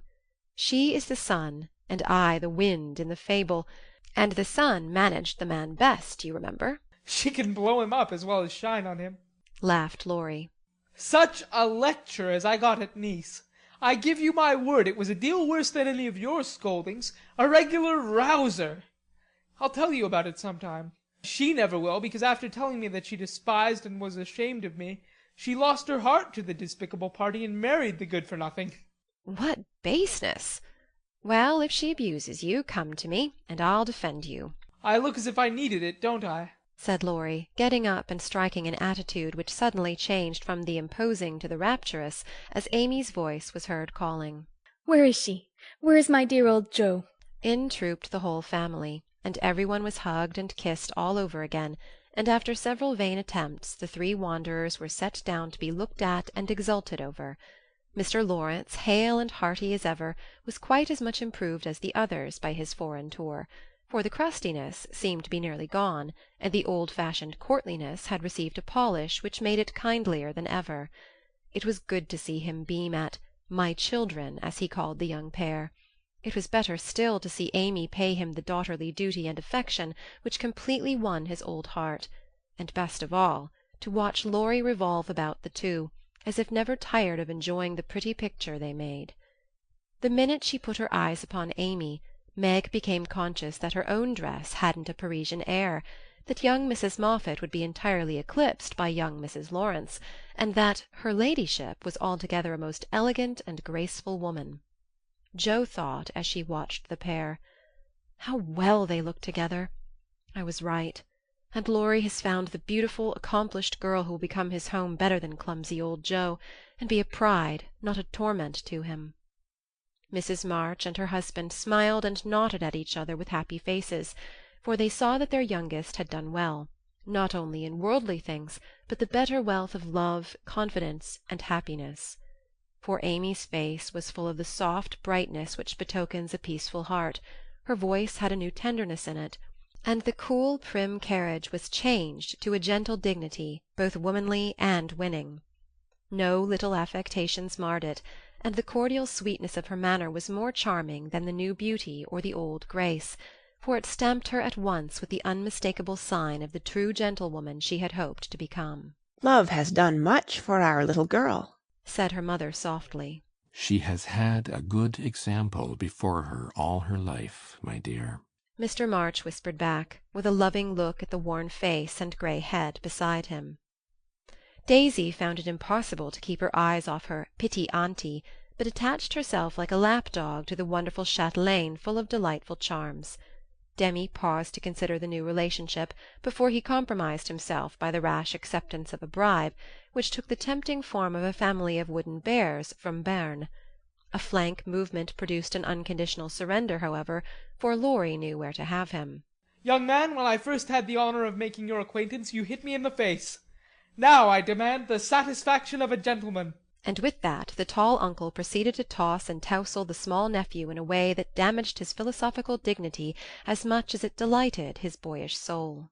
"Blessed if she ain't in silk from head to foot. Ain't it a relishing sight to see her sitting there fine as a fiddle, and hear folks calling little Amy Miss Lawrence," muttered old Hannah, who could not resist frequent peeks through the slide as she set the table in a most decidedly promiscuous manner. Mercy on us, how they did talk! First one, then the other, then all burst out together, trying to tell the history of 3 years in half an hour. It was fortunate that tea was at hand, to produce a lull and provide refreshment, for they would have been hoarse and faint if they had gone on much longer. Such a happy procession as filed away into the little dining-room. Mr. March proudly escorted Mrs. Lawrence. Mrs. March as proudly leaned on the arm of "my son." The old gentleman took Jo, with a whispered "You must be my girl now," and a glance at the empty corner by the fire that made Jo whisper back, "I'll try to fill her place, sir."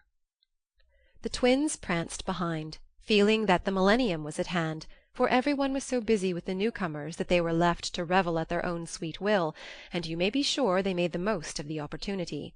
Didn't they steal sips of tea, stuff gingerbread ad libitum, get a hot biscuit apiece, and, as crowning trespass, didn't they each whisk a captivating little tart into their tiny pockets, there to stick and crumble treacherously, teaching them that both human nature and pastry are frail? Burdened with the guilty consciousness of the sequestered tarts, and fearing that Dodo's sharp eyes would pierce the thin disguise of cambric and merino which hid their booty, the little sinners attached themselves to "Dranpa," who hadn't his spectacles on. Amy, who was handed about like refreshments, returned to the parlour on Father Lawrence's arm. The others paired off as before, and this arrangement left Jo companionless. She did not mind it at the minute, for she lingered to answer Hannah's eager inquiry. Will Miss Amy ride in her coupe, and use all them lovely silver dishes that's stored away over yonder? Shouldn't wonder if she drove 6 white horses, ate off gold plate, and wore diamonds and point lace every day. Teddy thinks nothing too good for her," returned Jo with infinite satisfaction. No more there is. Will you have hash or fish balls for breakfast? asked Hannah, who wisely mingled poetry and prose. "I don't care." And Jo shut the door, feeling that food was an uncongenial topic just then. She stood a minute looking at the party vanishing above, and as Demi's short plaid legs toiled up the last stair, a sudden sense of loneliness came over her so strongly that she looked about her with dim eyes, as if to find something to lean upon, for even Teddy had deserted her. If she had known what a birthday gift was coming every minute nearer and nearer, she would not have said to herself, "I'll weep a little weep when I go to bed. It won't do to be dismal now." Then she drew her hand over her eyes, for one of her boyish habits was never to know where her handkerchief was, and had just managed to call up a smile when there came a knock at the porch door. She opened with hospitable haste, and started as if another ghost had come to surprise her, for there stood a tall bearded gentleman, beaming on her from the darkness like a midnight sun. "Oh, Mr. Bear, I am so glad to see you!" cried Jo, with a clutch, as if she feared the night would swallow him up before she could get him in. "And I to see Miss March. But no, you have a party." And the Professor paused as the sound of voices and the tap of dancing feet came down to them. "No, we haven't, only the family. My sister and friends have just come home, and we are all very happy. Come in and make one of us." Though a very social man, I think Mr. Bear would have gone decorously away and come again another day. But how could he, when Jo shut the door behind him and bereft him of his hat? Perhaps her face had something to do with it, for she forgot to hide her joy at seeing him, and showed it with a frankness that proved irresistible to the solitary man, whose welcome far exceeded his boldest hopes. "If I shall not be Monsieur de Trop, I will so gladly see them all. You have been ill, my friend?" He put the question abruptly, for as Jo hung up his coat, the light fell on her face, and he saw a change in it. "Not ill, but tired and sorrowful. We have had trouble since I saw you last." "Ah, yes, I know. My heart was sore for you when I heard that." And he shook hands again, with such a sympathetic face that Jo felt as if no comfort could equal the look of the kind eyes, the grasp of the big warm hand. "Father, mother, this is my friend, Professor Bear," she said, with a face and tone of such irrepressible pride and pleasure that she might as well have blown a trumpet and opened the door with a flourish. If the stranger had any doubts about his reception, they were set at rest in a minute by the cordial welcome he received. Every one greeted him kindly, for Jo's sake at first, but very soon they liked him for his own. They could not help it, for he carried the talisman that opens all hearts, and these simple people warmed to him at once, feeling even the more friendly because he was poor. For poverty enriches those who live above it, and is a sure passport to truly hospitable spirits. Mr. Bear sat looking about him with the air of a traveller who knocks at a strange door, and when it opens, finds himself at home. The children went to him like bees to a honey-pot, and establishing themselves on each knee, proceeded to captivate him by rifling his pockets, pulling his beard, and investigating his watch with juvenile audacity. The women telegraphed their approval to one another, and Mr. March, feeling that he had got a kindred spirit, opened his choicest stores for his guest's benefit, while silent John listened and enjoyed the talk, but said not a word, and Mr. Lawrence found it impossible to go to sleep. If Jo had not been otherwise engaged, Laurie's behaviour would have amused her, for a faint twinge, not of jealousy, but something like suspicion caused that gentleman to stand aloof at first and observe the newcomer with brotherly circumspection. But it did not last long. He got interested in spite of himself, and before he knew it was drawn into the circle. For Mr. Bhaer talked well in this genial atmosphere, and did himself justice. He seldom spoke to Laurie, but looked at him often, and a shadow would pass across his face, as if regretting his own lost youth, as he watched the young man in his prime. Then his eyes would turn to Jo so wistfully that she would surely have answered the mute inquiry if she had seen it.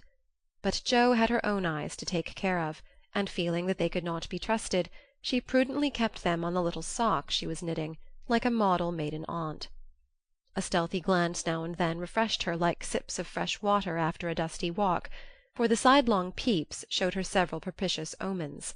Mr. Bhaer's face had lost the absent-minded expression, and looked all alive with interest in the present moment, actually young and handsome, she thought, forgetting to compare him with Laurie, as she usually did strange men, to their great detriment.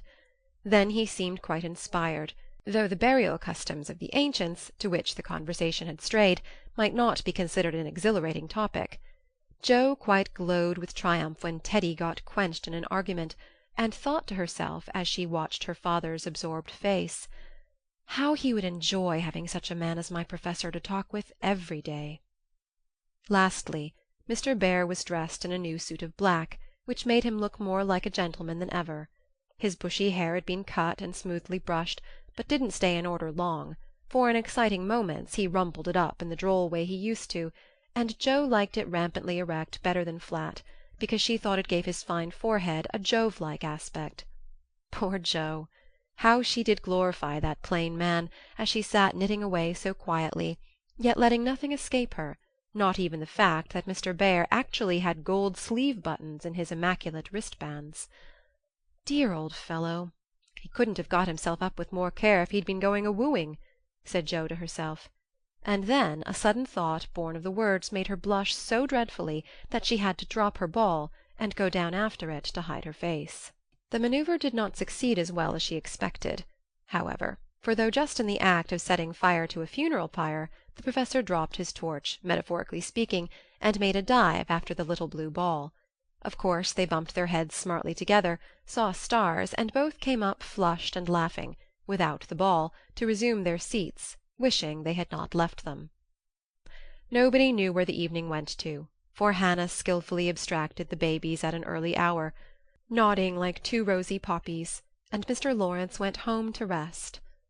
The others sat round the fire talking away, utterly regardless of the lapse of time, till Meg, whose maternal mind was impressed with a firm conviction that Daisy had tumbled out of bed and Demi set his nightgown afire studying the structure of matches, made a move to go.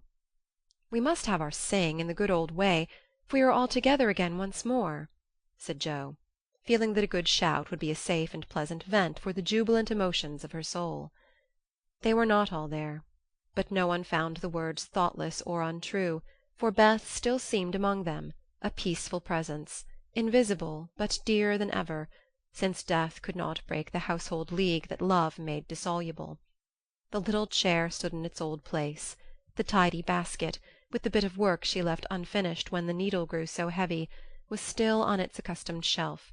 The beloved instrument, seldom touched now, had not been moved, and above it Beth's face, serene and smiling, as in the early days, looked down upon them, seeming to say, "Be happy. I am here." Play something, Amy. Let them hear how much you have improved," said Laurie with pardonable pride in his promising pupil. But Amy whispered with full eyes, as she twirled the faded stool, "Not tonight, dear.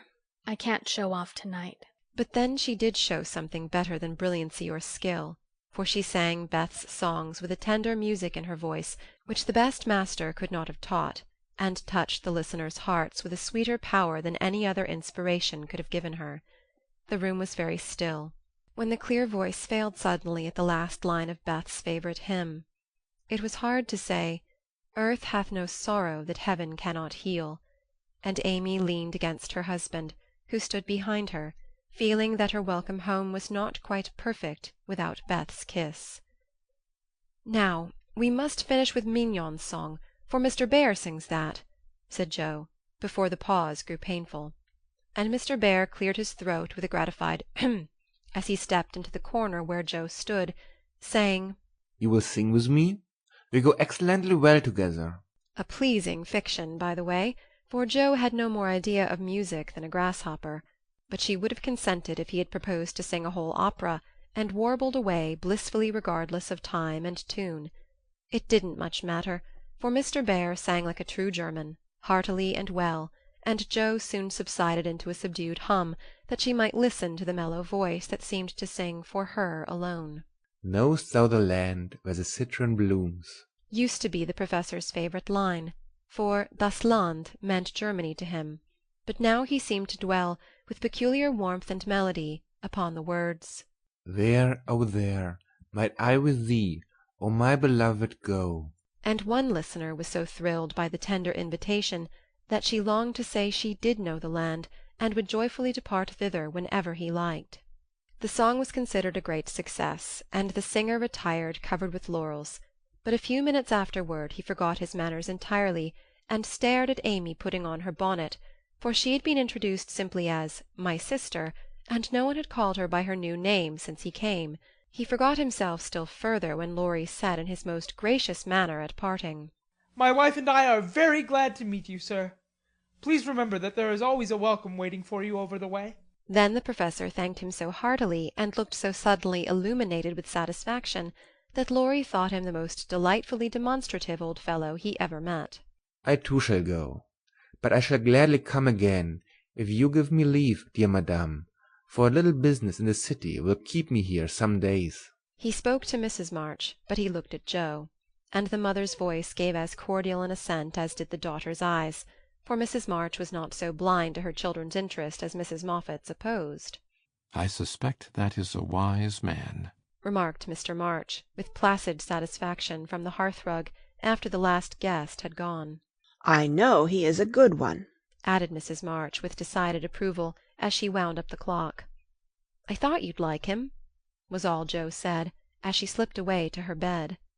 She wondered what the business was that brought Mr. Bear to the city, and finally decided that he had been appointed to some great honour somewhere, but had been too modest to mention the fact. If she had seen his face when, safe in his own room, he looked at the picture of a severe and rigid young lady, with a good deal of hair, who appeared to be gazing darkly into futurity, it might have thrown some light upon the subject, especially when he turned off the gas and kissed the picture in the dark. End of chapter 43.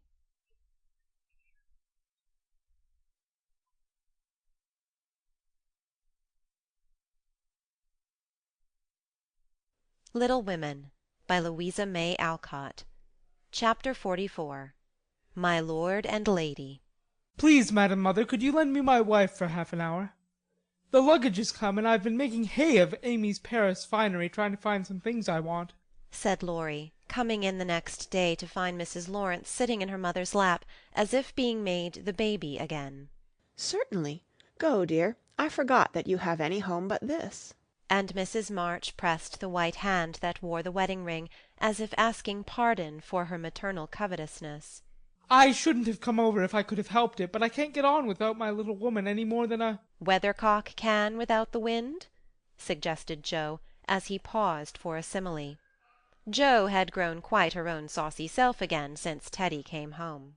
Exactly, for Amy keeps me pointing due west most of the time, with only an occasional whiffle round to the south, and I haven't had an easterly spell since I was married. Don't know anything about the north, but am altogether salubrious and balmy, hey, my lady? Lovely weather so far.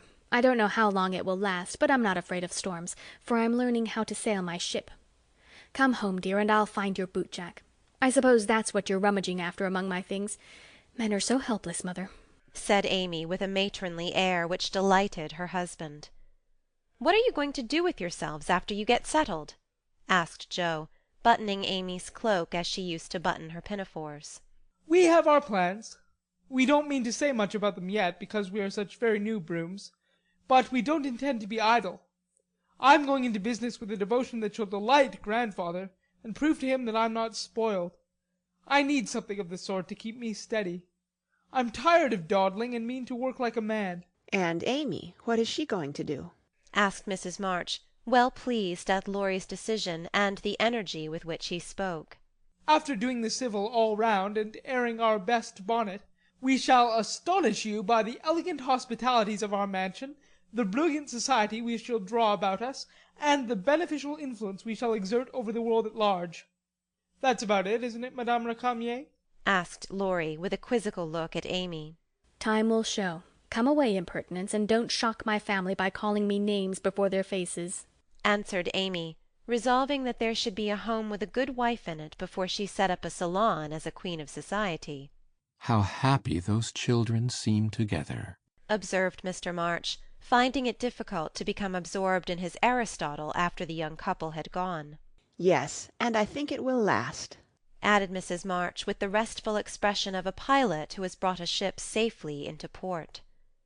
I know it will. Happy Amy! And Joe sighed, then smiled brightly as Professor Bhaer opened the gate with an impatient push. Later in the evening, when his mind had been set at rest about the boot-jack, Laurie said suddenly to his wife, Mrs. Lawrence? My lord? That man intends to marry our Joe. I hope so, don't you, dear? Well, my love, I consider him a trump in the fullest sense of that expressive word, but I do wish he was a little younger and a good deal richer. Now, Laurie, don't be too fastidious and worldly minded. If they love one another, it doesn't matter a particle how old they are or how poor. Women never should marry for money. Amy caught herself up short as the words escaped her, and looked at her husband, who replied with malicious gravity, Certainly not, though you do hear charming girls say that they intend to do it sometimes. If my memory serves me, you once thought it your duty to make a rich match. That accounts, perhaps, for your marrying a good-for-nothing like me. Oh, my dearest boy, don't say that. I forgot how rich you were when I said yes. I'd have married you if you hadn't a penny, and I sometimes wish you were poor, that I might show how much I love you. And Amy, who was very dignified in public and very fond in private, gave convincing proofs of the truth of her words.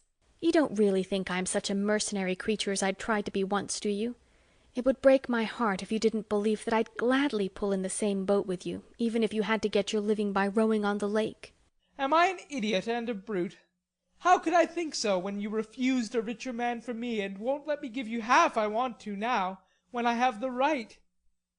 Girls do it every day, poor things, and are taught to think that it is their only salvation. But you had better lessons, and though I trembled for you at one time, I was not disappointed, for the daughter was true to the mother's teaching. I told Mamma so yesterday, and she looked as glad and grateful as if I'd given her a cheque for $1 million to be spent in charity. You are not listening to my moral remarks, Mrs. Lawrence. And Laurie paused, for Amy's eyes had an absent look, though fixed upon his face. Yes, I am, and admiring the mole in your chin at the same time. I don't wish to make you vain, but I must confess that I'm prouder of my handsome husband than of all his money. Don't laugh, but your nose is such a comfort to me. And Amy softly caressed the well-cut feature with artistic satisfaction. Laurie had received many compliments in his life, but never one that suited him better, as he plainly showed, though he did laugh at his wife's peculiar taste, while she said slowly, May I ask you a question, dear? Of course you may. Shall you care if Joe does marry Mr. Bhaer? Oh, that's the trouble, is it? I thought there was something in the dimple that didn't quite suit you. Not being a dog in the manger, but the happiest fellow alive, I assure you I can dance at Joe's wedding with a heart as light as my heels. Do you doubt it, my darling? Amy looked up at him and was satisfied. Her little jealous fear vanished forever, and she thanked him with a face full of love and confidence. I wish we could do something for that capital old professor. Couldn't we invent a rich relation who shall obligingly die out there in Germany and leave him a tidy little fortune? Said Laurie, when they began to pace up and down the long drawing-room arm in arm, as they were fond of doing, in memory of the chateau garden. Joe would find us out and spoil it all. She is very proud of him, just as he is, and said yesterday that she thought poverty was a beautiful thing. Bless her dear heart. She won't think so when she has a literary husband, and a dozen little professors and professorins to support. We won't interfere now, but watch our chance and do them a good turn in spite of themselves. I owe Joe for a part of my education, and she believes in people's paying their honest debts, so I'll get round her in that way. How delightful it is to be able to help others, isn't it? That was always one of my dreams, to have the power of giving freely, and thanks to you the dream has come true. We'll do quantities of good, won't we? There's one sort of poverty that I particularly like to help. Out-and-out beggars get taken care of, but poor gentlefolks fare badly because they won't ask, and people don't dare to offer charity. Yet there are 1,000 ways of helping them if one only knows how to do it so delicately that it does not offend. I must say I like to serve a decayed gentleman better than a blarneying beggar. I suppose it's wrong, but I do, though it is harder. Because it takes a gentleman to do it, added the other member of the Domestic Admiration Society. Thank you. I'm afraid I don't deserve that pretty compliment. But I was going to say that while I was dawdling about abroad, I saw a good many talented young fellows making all sorts of sacrifices and enduring real hardships that they might realize their dreams. Splendid fellows, some of them, working like heroes, poor and friendless, but so full of courage, patience, and ambition that I was ashamed of myself, and longed to give them a right good lift. Those are people whom it's a satisfaction to help, for if they've got genius, it's an honor to be allowed to serve them, and not let it be lost or delayed for want of fuel to keep the pot boiling. If they haven't, it's a pleasure to comfort the poor souls, and keep them from despair when they find it out. Yes, indeed. And there's another class who can't ask and who suffer in silence. I know something of it, for I belonged to it before you made a princess of me, as the king does the beggar maid in the old story. Ambitious girls have a hard time, Laurie, and often have to see youth, health, and precious opportunities go by just for want of a little help at the right minute. People have been very kind to me, and whenever I see girls struggling along as we used to do, I want to put out my hand and help them, as I was helped. And so you shall, like an angel as you are, cried Laurie, resolving with a glow of philanthropic zeal to found and endow an institution for the express benefit of young women with artistic tendencies. Rich people have no right to sit down and enjoy themselves or let their money accumulate for others to waste. It's not half so sensible to leave legacies when one dies as it is to use the money wisely while alive, and enjoy making one's fellow creatures happy with it. We'll have a good time ourselves, and add an extra relish to our own pleasure by giving other people a generous taste. Will you be a little Dorcas, going about emptying a big basket of comforts and filling it up with good deeds? With all my heart, if you will be a brave St. Martin, stopping as you ride gallantly through the world to share your cloak with the beggar. It's a bargain, and we shall get the best of it. So the young pair shook hands upon it, and then paced happily on again, feeling that their pleasant home was more homelike because they hoped to brighten other homes, believing that their own feet would walk more uprightly along the flowery path before them if they smoothed rough ways for other feet, and feeling that their hearts were more closely knit together by a love which could tenderly remember those less blessed than they. End of chapter 44.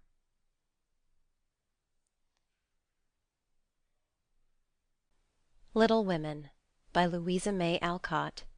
Chapter 45. Daisy and Demi. I cannot feel that I have done my duty as humble historian of the March family without devoting at least one chapter to the two most precious and important members of it. Daisy and Demi had now arrived at years of discretion, for in this fast age babies of 3 or 4 assert their rights, and get them too, which is more than many of their elders do. If there ever were a pair of twins in danger of being utterly spoiled by adoration, it was these prattling Brookes. Of course they were the most remarkable children ever born, as will be shown when I mention that they walked at 8 months, talked fluently at 12 months, and at 2 years they took their places at table, and behaved with a propriety which charmed all beholders. At 3, Daisy demanded a needler, and actually made a bag with 4 stitches in it. She likewise set up housekeeping in the sideboard, and managed a microscopic cooking-stove with a skill that brought tears of pride to Hannah's eyes, while Demi learned his letters with his grandfather, who invented a new mode of teaching the alphabet by forming letters with his arms and legs, thus uniting gymnastics for head and heels. The boy early developed a mechanical genius which delighted his father and distracted his mother, for he tried to imitate every machine he saw, and kept the nursery in a chaotic condition, with his Sowensheen, a mysterious structure of string, chairs, clothespins, and spools, for wheels to go wound and wound. Also a basket hung over the back of a chair, in which he vainly tried to hoist his too confiding sister, who with feminine devotion allowed her little head to be bumped till rescued, when the young inventor indignantly remarked, "Why, Marmar, that's my lally waiter, and me's trying to pull her up."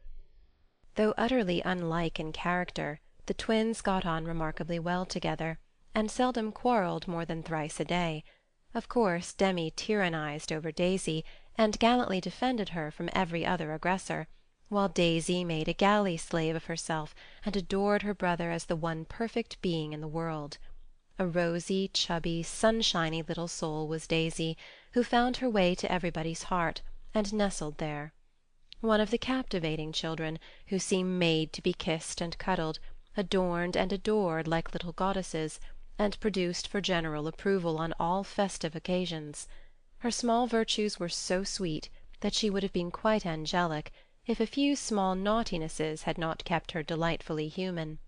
It was all fair weather in her world, and every morning she scrambled up to the window in her little nightgown, to look out and say, no matter whether it rained or shone, "Oh, pity day!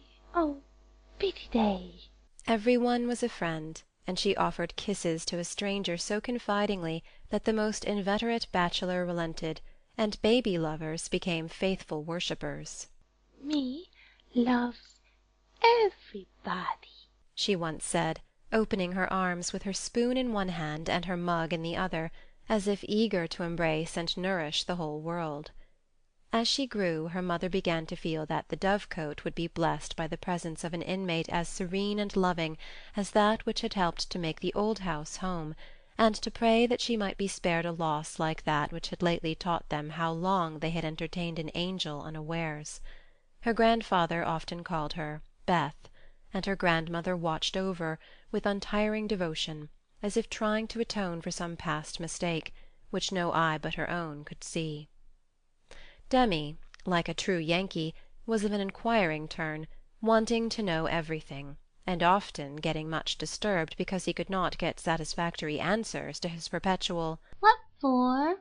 He also possessed a philosophic bent, to the great delight of his grandfather, who used to hold Socratic conversations with him, in which the precocious pupil occasionally posed his teacher, to the undisguised satisfaction of the womenfolk. "What makes my legs go, Grandpa?" asked the young philosopher, surveying those active portions of his frame with a meditative air, while resting after a go-to-bed frolic one night. "It's your little mind, Demi," replied the sage, stroking the yellow head respectfully. "What is a little mine?" "It is something which makes your body move, as the spring made the wheels go in my watch when I showed it to you." "Open me. I want to see it go round." "I can't do that any more than you could open the watch. God winds you up, and you go till he stops you." "Does I?" And Demi's brown eyes grew big and bright as he took in the new thought. "Is I wound it up like the watch?" "Yes, but I can't show you how, for it is done when we don't see." Demi felt his back, as if expecting to find it like that of the watch, and then gravely remarked, "I guess Dot does it when I's asleep." A careful explanation followed, to which he listened so attentively that his anxious grandmother said, "My dear, do you think it wise to talk about such things to that baby?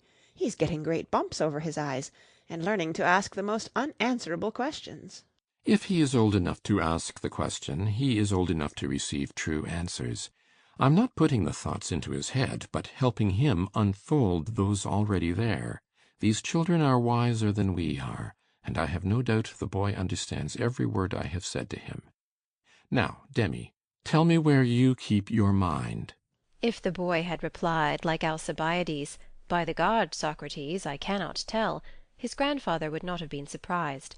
But when, after standing a moment on one leg, like a meditative young stork, he answered in a tone of calm conviction, "In my little belly," the old gentleman could only join in grandma's laugh, and dismiss the class in metaphysics. There might have been cause for maternal anxiety if Demi had not given convincing proofs that he was a true boy, as well as a budding philosopher, for often after a discussion which caused Hannah to prophesy, with ominous nods, "That child ain't long for this world," he would turn about and set her fears at rest by some of the pranks with which dear, dirty, naughty little rascals distract and delight their parents' souls. Meg made many moral rules, and tried to keep them, but what mother was ever proof against the winning wiles, the ingenious evasions, or the tranquil audacity of the miniature men and women who so early show themselves accomplished artful dodgers? No more raisins, Demi. They'll make you sick, says mamma to the young person who offers his services in the kitchen with unfailing regularity on plum-pudding day. Me likes to be sick. I don't want to have you, so run away and help Daisy make patty cakes. He reluctantly departs, but his wrongs weigh upon his spirit, and by, when an opportunity comes to redress them, he outwits mamma by a shrewd bargain. Now you have been good children, and I'll play anything you like, says Meg as she leads her assistant cooks upstairs, when the pudding is safely bouncing in the pot. Truly, Marmar? asks Demi with a brilliant idea in his well-powdered head. Yes, truly, anything you say, replies the short-sighted parent, preparing herself to sing The Three Little Kittens half a dozen times over, or to take her family to Buy a Penny Bun, regardless of wind or limb. But Demi corners her by the cool reply, Then we'll go and eat up all the raisins. Aunt Dodo was chief playmate and confidant of both children, and the trio turned the little house topsy-turvy. Aunt Amy was as yet only a name to them, Aunt Beth soon faded into a pleasantly vague memory, but Aunt Dodo was a living reality, and they made the most of her, for which compliment she was deeply grateful. But when Mr. Bayer came, Jo neglected her playfellows, and dismay and desolation fell upon their little souls. Daisy, who was fond of going about peddling kisses, lost her best customer and became bankrupt. Demi, with infantile penetration, soon discovered that Dodo liked to play with the bear-man better than she did him, but though hurt he concealed his anguish, for he hadn't the heart to insult a rival who kept a mine of chocolate-drops in his waistcoat pocket, and a watch that could be taken out of its case and freely shaken by ardent admirers. Some persons might have considered these pleasing liberties as bribes, but Demi didn't see it in that light, and continued to patronize the bear-man with pensive affability, while Daisy bestowed her small affections upon him at the third call, and considered his shoulder her throne, his arm her refuge, his gifts treasures surpassing worth. Gentlemen are sometimes seized with sudden fits of admiration for the young relatives of ladies whom they honour with their regard, but this counterfeit philoprogenitiveness sits uneasily upon them, and does not deceive anybody a particle. Mr. Bayer's devotion was sincere, however likewise effective, for honesty is the best policy in love as in law. He was one of the men who are at home with children, and looked particularly well when little faces made a pleasant contrast with his manly one. His business, whatever it was, detained him from day to day, but evening seldom failed to bring him out to see— well, he always asked for Mr. March, so I suppose he was the attraction. The excellent papa laboured under the delusion that he was, and revelled in long discussions with the kindred spirit, till a chance remark of his more observing grandson suddenly enlightened him. Mr. Bayer came in one evening to pause on the threshold of the study, astonished by the spectacle that met his eye. Prone upon the floor lay Mr. March, with his respectable legs in the air, and beside him, likewise prone, was Demi, trying to imitate the attitude with his own short scarlet-stockinged legs, both grovellers so seriously absorbed that they were unconscious of spectators, till Mr. Bayer laughed his sonorous laugh, and Jo cried out with a scandalized face, "Father, father, here's the Professor!" Down went the black legs, and up came the grey head, as the preceptor said with undisturbed dignity, Good evening, Mr. Bear. Excuse me for a moment. We are just finishing our lesson. Now, Demi, make the letter and tell its name. I knows him. And after a few convulsive efforts the red legs took the shape of a pair of compasses, and the intelligent pupil triumphantly shouted, It's a wee, Grandpa! It's a wee! "He's a born Weller," laughed Jo, as her parent gathered himself up, and her nephew tried to stand on his head as the only mode of expressing his satisfaction that school was over. "What have you been at today, Bübchen?" asked Mr. Bear, picking up the gymnast. Me went to see little Mary. "And what did you there?" I kissed her," began Demi with artless frankness. "Prut, you beginnest early. What did the little Mary say to that?" asked Mr. Bear, continuing to confess the young sinner, who stood upon the knee, exploring the waistcoat pocket. "Oh, she liked it, and she kissed me, and I liked it. Don't little boys like little girls?"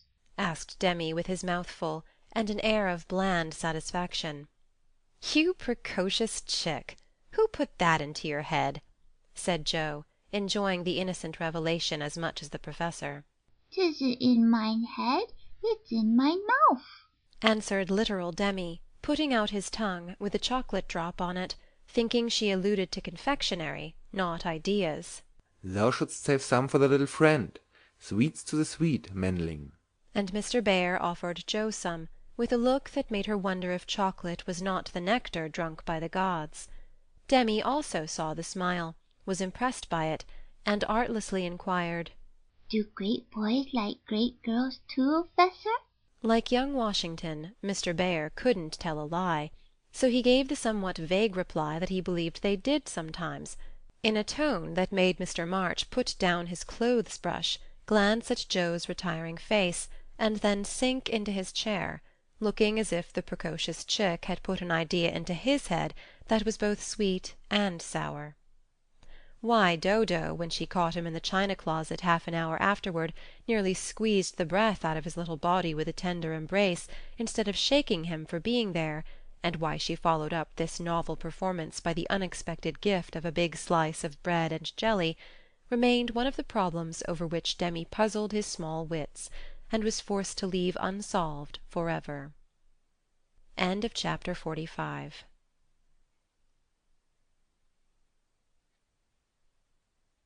Little Women by Louisa May Alcott. Chapter 46. Under the Umbrella. While Laurie and Amy were taking conjugal strolls over velvet carpets as they set their house in order and planned a blissful future, Mr. Bear and Joe were enjoying promenades of a different sort, along muddy roads and sodden fields. "I always do take a walk toward evening, and I don't know why I should give it up just because I happen to meet the professor on his way out," said Joe to herself after 2 or 3 encounters, for though there were 2 paths to Meg's, whichever one she took she was sure to meet him, either going or returning. He was always walking rapidly, and never seemed to see her until quite close, when he would look as if his short-sighted eyes had failed to recognize the approaching lady till that moment. Then, if she was going to Meg's, he always had something for the babies. If her face was turned homeward, he had merely strolled down to see the river, and was just returning, unless they were tired of his frequent calls. Under the circumstances, what could Joe do but greet him civilly and invite him in? If she was tired of his visits, she concealed her weariness with perfect skill, and took care that there should be coffee for supper, as Mr. Bear, doesn't like tea. By the second week everyone knew perfectly well what was going on, yet everyone tried to look as if they were stone blind to the changes in Joe's face. They never asked why she sang about her work, did up her hair 3 times a day, and got so blooming with her evening exercise. And no one seemed to have the slightest suspicion that Professor Bear, while talking philosophy with the father, was giving the daughter lessons in love. Joe couldn't even loose her heart in a decorous manner, but sternly tried to quench her feelings, and failing to do so, led a somewhat agitated life. She was mortally afraid of being laughed at for surrendering, after her many and vehement declarations of independence. Laurie was her especial dread, but thanks to the new manager, he behaved with praiseworthy propriety, never called Mr. Bear a capital old fellow in public, never alluded in the remotest manner to Joe's improved appearance, or expressed the least surprise at seeing the professor's hat on the Marches' table nearly every evening. But he exulted in private, and longed for the time to come when he could give Joe a piece of plate, with a bear and a ragged staff on it as an appropriate coat of arms. For a fortnight the professor came and went with lover-like regularity. Then he stayed away for 3 whole days, and made no sign, a proceeding which caused everybody to look sober, and Joe to become pensive at first, and then, alas for romance, very cross. Disgusted, I dare say, and gone home as suddenly as he came. It's nothing to me, of course, but I should think he would have come and bid us good-bye like a gentleman, she said to herself, with a despairing look at the gate as she put on her things for the customary walk one dull afternoon. "You'd better take the little umbrella, dear. It looks like rain," said her mother, observing that she had on her new bonnet, but not alluding to the fact. "Yes, Marmee. Do you want anything in town? I've got to run in and get some paper," returned Joe, pulling out the bow under her chin before the glass as an excuse for not looking at her mother. "Yes, I want some twilled silesia, a paper of No. 9 needles, and 2 yards of narrow lavender ribbon. Have you got your thick boots on, and something warm under your cloak?" "I believe so," answered Joe absently. "If you happen to meet Mr. Bear, bring him home to tea. I quite long to see the dear man," added Mrs. March. Joe heard that, but made no answer, except to kiss her mother and walk rapidly away, thinking with a glow of gratitude in spite of her heartache. How good she is to me! What do girls do who haven't any mothers to help them through their troubles? The dry goods stores were not down among the counting-houses, banks, and wholesale warerooms where gentlemen most do congregate, but Jo found herself in that part of the city before she did a single errand, loitering along as if waiting for someone, examining engineering instruments in one window and samples of wool in another, with most unfeminine interest, tumbling over barrels, being half smothered by descending bales, and hustled unceremoniously by busy men who looked as if they wondered how the deuce she got there. A drop of rain on her cheek recalled her thoughts from baffled hopes to ruined ribbons, for the drops continued to fall, and being a woman as well as a lover, she felt that, though it was too late to save her heart, she might her bonnet. Now she remembered the little umbrella, which she had forgotten to take in her hurry to be off, but regret was unavailing, and nothing could be done but borrow one or submit to a drenching. She looked up at the lowering sky, down at the crimson bow already flecked with black, forward across the muddy street, then one long lingering look behind, at a certain grimy warehouse, with Hoffman, Swartz and Company over the door, and said to herself with a sternly reproachful air, "It serves me right. What business had I to put on all my best things and come philandering down here, hoping to see the professor? Joe, I'm ashamed of you.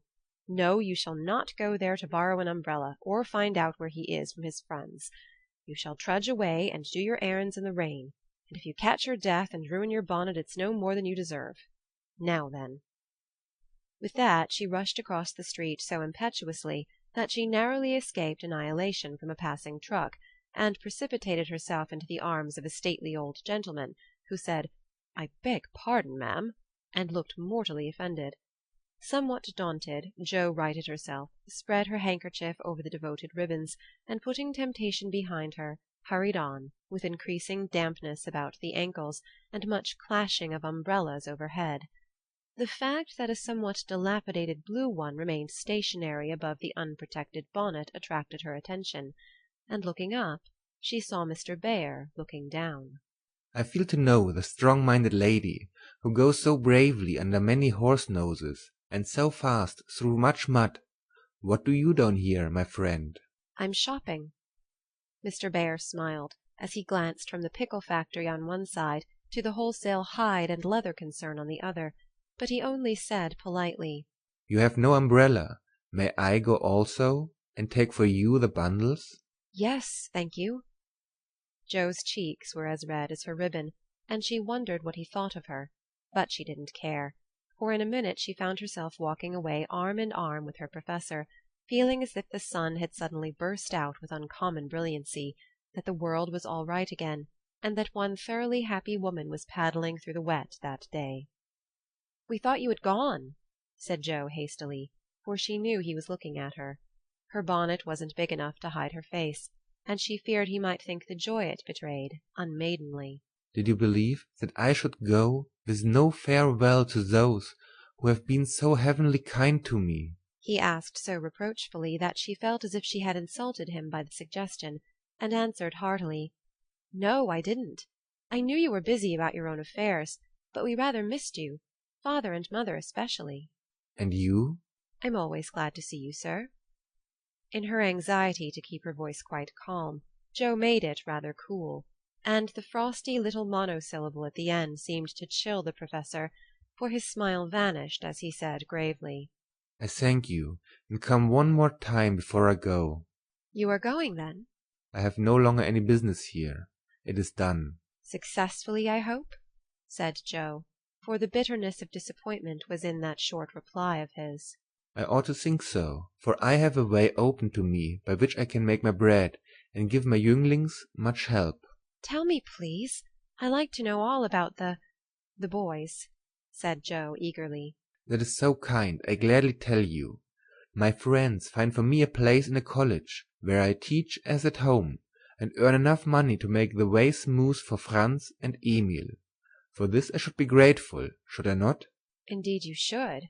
How splendid it will be to have you doing what you like, and be able to see you often, and the boys," cried Jo, clinging to the lads as an excuse for the satisfaction she could not help betraying. Ah, but we shall not meet often, I fear. This place is at the west. "So far away!" Aunt Jo left her skirts to their fate, as if it didn't matter now what became of her clothes or herself. Mr. Bär could read several languages, but he had not learned to read women yet. He flattered himself that he knew Jo pretty well, and was therefore much amazed by the contradictions of voice, face, and manner which she showed him in rapid succession that day, for she was in half a dozen different moods in the course of half an hour. When she met him she looked surprised, though it was impossible to help suspecting that she had come for that express purpose. When he offered her his arm she took it with a look that filled him with delight, but when he asked if she missed him she gave such a chilly formal reply that despair fell upon him. On hearing his good fortune she almost clapped her hands. Was the joy all for the boys? Then, on hearing his destination, she said, "So far away," in a tone of despair that lifted him to the pinnacle of hope. But the next minute she tumbled him down again by observing, like one entirely absorbed in the matter, "Here's the place for my errands. Will you come in? It won't take long." Jo rather prided herself upon her shopping capabilities, and particularly wished to impress her escort with the neatness and dispatch with which she would accomplish the business. But owing to the flutter she was in, everything went amiss. She upset the tray of needles, forgot the silesia was to be twilled till it was cut off, gave the wrong change, and covered herself with confusion by asking for lavender ribbon at the calico counter. Mr. Bär stood by, watching her blush and blunder, and as he watched his own bewilderment seemed to subside, for he was beginning to see that on some occasions women, like dreams, go by contraries. When they came out he put the parcel under his arm with a more cheerful aspect, and splashed through the puddles as if he rather enjoyed it on the whole. Should we no do a little what you call shopping for the babies, and have a farewell feast to-night if I go for my last call at your so pleasant home? He asked, stopping before a window full of fruit and flowers. "What will we buy?" asked Jo, ignoring the latter part of his speech, and sniffing the mingled odours with an affectation of delight as they went in. May they have oranges and figs? asked Mr. Bär, with a paternal air. "They eat them when they can get them." Do you care for nuts? "Like a squirrel." Hamburg grapes. Yes, we shall drink to the fatherland in those. Jo frowned upon that piece of extravagance, and asked why he didn't buy a frail of dates, a cask of raisins, and a bag of almonds, and be done with it. Whereat Mr. Bär confiscated her purse, produced his own, and finished the marketing by buying several pounds of grapes, a pot of rosy daisies, and a pretty jar of honey, to be regarded in the light of a demijohn. Then, distorting his pockets with knobby bundles, and giving her the flowers to hold, he put up the old umbrella, and they travelled on again. Miss March, I have a great favour to ask of you, began the professor after a moist promenade of half a block. Yes, sir? and Joe's heart began to beat so hard she was afraid he would hear it. I am bold to say it in spite of the rain, because so short a time remains to me. Yes, sir. And Joe nearly crushed the small flower-pot with the sudden squeeze she gave it. I wish to get a little dress for my Tina, and I am too stupid to go alone. Will you kindly give me a word of taste and help? Yes, sir. And Joe felt as calm and cool all of a sudden as if she had stepped into a refrigerator. Perhaps also a shawl for Tina's mother. She is so poor and sick, and the husband is such a care. Yes, a thick warm shawl would be a friendly thing to take the little mother. I'll do it with pleasure, Mr. Bear. I'm going very fast, and he's getting dearer every minute, added Joe to herself. Then, with a mental shake, she entered into the business with an energy that was pleasant to behold. Mr. Bear left it all to her, so she chose a pretty gown for Tina, and then ordered out the shawls. The clerk, being a married man, condescended to take an interest in the couple, who appeared to be shopping for their family. Your lady may prefer this. It's a superior article, a most desirable color, quite chaste and genteel, he said, shaking out a comfortable grey shawl, and throwing it over Joe's shoulders. Does this suit you, Mr. Bear? She asked, turning her back to him, and feeling deeply grateful for the chance of hiding her face. Excellently well. We will have it, answered the professor, smiling to himself as he paid for it, while Joe continued to rummage the counters like a confirmed bargain hunter. Now, shall we go home? He asked, as if the words were very pleasant to him. Yes, it's late, and I'm so tired. Joe's voice was more pathetic than she knew, for now the sun seemed to have gone in as suddenly as it came out, and the world grew muddy and miserable again, and for the first time she discovered that her feet were cold, her head ached, and that her heart was colder than the former, fuller of pain than the latter. Mr. Bear was going away. He only cared for her as a friend. It was all a mistake, and the sooner it was over, the better. With this idea in her head she hailed an approaching omnibus with such a hasty gesture that the daisies flew out of the pot and were badly damaged. This is not our omnibus, said the professor, waving the loaded vehicle away and stopping to pick up the poor little flowers. I beg your pardon. I didn't see the name distinctly. Never mind, I can walk. I'm used to plodding in the mud, returned Joe, winking hard, because she would have died rather than openly wipe her eyes.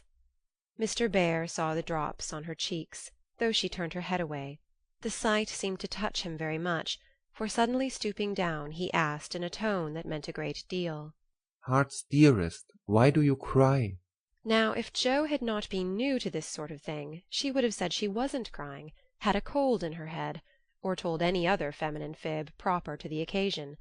Instead of which, that undignified creature answered, with an irrepressible sob, "Because you are going away."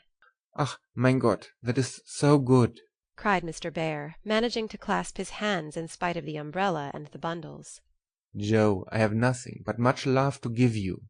I came to see if you could care for it, and I waited to be sure that I was something more than a friend. Am I? Can you make a little place in your heart for old Fritz? He added, all in one breath. Oh, yes, said Joe, and he was quite satisfied, for she folded both hands over his arm, and looked up at him with an expression that plainly showed how happy she would be to walk through life beside him, even though she had no better shelter than the old umbrella, if he carried it. It was certainly proposing under difficulties, for even if he had desired to do so, Mr. Bear could not go down upon his knees on account of the mud. Neither could he offer Joe his hand, except figuratively, for both were full. Much less could he indulge in tender remonstrations in the open street, though he was near it. So the only way in which he could express his rapture was to look at her, with an expression which glorified his face to such a degree that there actually seemed to be little rainbows in the drops that sparkled on his beard. If he had not loved Joe very much, I don't think he could have done it then, for she looked far from lovely, with her skirts in a deplorable state, her rubber boots splashed to the ankle, and her bonnet a ruin. Fortunately, Mr. Bear considered her the most beautiful woman living, and she found him more Jove-like than ever, though his hat-brim was quite limp with the little rills trickling thence upon his shoulders, for he held the umbrella all over Joe, and every finger of his gloves needed mending. Passers-by probably thought them a pair of harmless lunatics, for they entirely forgot to hail a bus, and strolled leisurely along, oblivious of deepening dusk and fog. Little they cared what anybody else thought, for they were enjoying the happy hour that seldom comes but once in any life, the magical moment which bestows youth on the old, beauty on the plain, wealth on the poor, and gives human hearts a foretaste of heaven. The professor looked as if he had conquered a kingdom, and the world had nothing more to offer him in the way of bliss, while Joe trudged beside him, feeling as if her place had always been there, and wondering how she could have chosen any other lot.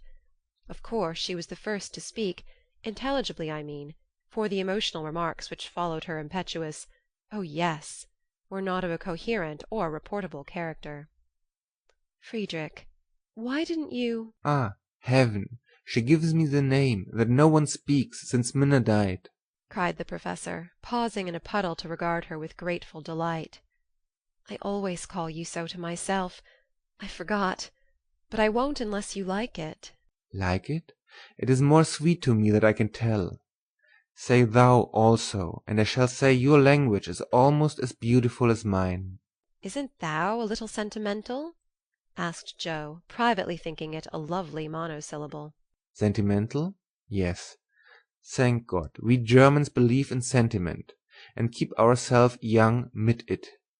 Your English you is so cold. Say thou, heart's dearest.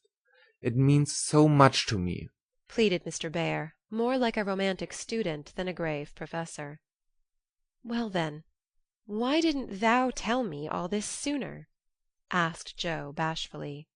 "Now I shall have to show thee all my heart, and I so gladly will, because thou must take care of it hereafter. See then, my Joe. Ah, the dear, funny little name. I had a wish to tell something the day I said good-bye in New York, but I thought the handsome friend was betrothed to thee, and so I spoke not. Wouldst thou have said yes then, if I had spoken?" "I don't know. I'm afraid not, for I didn't have any heart just then." "Prut, that I do not believe. It was asleep, till the fairy prince came through the wood and waked it up. Ah well, die erste Liebe ist die beste, but that I should not expect." "Yes, the first love is the best. But be so contented, for I never had another. Teddy was only a boy, and soon got over his little fancy," said Joe, anxious to correct the professor's mistake. "Good, then I shall rest happy. And be sure that thou givest me all.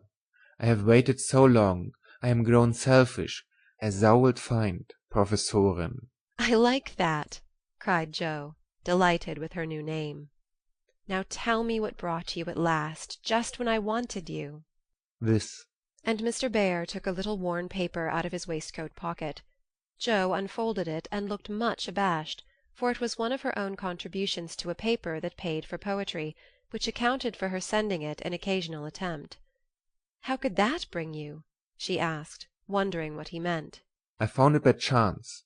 I knew it by the names and the initials, and in it there was one little verse that seemed to call me. Read and find him. I will see that you go not in the wet." In the garret.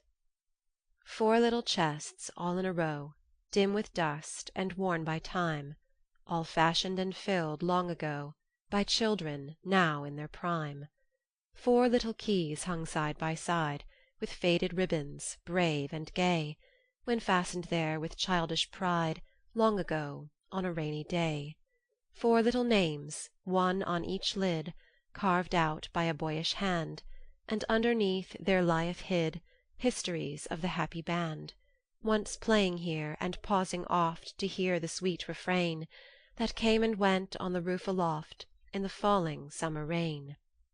Meg on the first lid, smooth and fair, I look in with loving eyes, for folded here with well-known care a goodly gathering lies, the record of a peaceful life, gifts to gentle child and girl, a bridal gown, lines to a wife, a tiny shoe, a baby curl. No toys in this first chest remain, for all are carried away, in their old age to join again in another small Meg's play.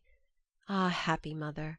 Well I know you hear like a sweet refrain lullabies ever soft and low in the falling summer rain. Joe, on the next lid, scratched and worn, and within a motley store of headless dolls, of schoolbooks torn, birds and beasts that speak no more, spoils brought home from the fairy ground only trod by youthful feet, dreams of a future never found, memories of a past still sweet, half-writ poems, stories wild, April letters warm and cold, diaries of a wilful child, hints of a woman early old, a woman in a lonely home, hearing like a sad refrain, "Be worthy, love, and love will come in the falling summer rain." My Beth, the dust is always swept from the lid that bears your name, as if by loving eyes that wept, by careful hands that often came. Death canonized for us one saint, ever less human than divine, and still we lay with tender plaint relics in this household shrine. The silver bell, so seldom rung, the little cap which last she wore, the fair dead Catherine that hung by angels borne above her door, the songs she sang without lament in her prison house of pain, forever are they sweetly blent with the falling summer rain. Upon the last lid's polished field, legend now both fair and true, a gallant knight bears on his shield Amy in letters gold and blue. Within lie snoods that bound her hair, slippers that have danced their last, faded flowers laid by with care, fans whose airy toils are past, gay valentines, all ardent flames, trifles that have borne their part in girlish hopes and fears and shames, the record of a maiden heart, now learning fairer, truer spells, hearing like a blithe refrain the silver sound of bridal bells in the falling summer rain. 4 little chests, all in a row, dim with dust and worn by time, 4 women, taught by weal and woe to love and labour in their prime, 4 sisters, parted for an hour, none lost, one only gone before, made by love's immortal power nearest and dearest evermore.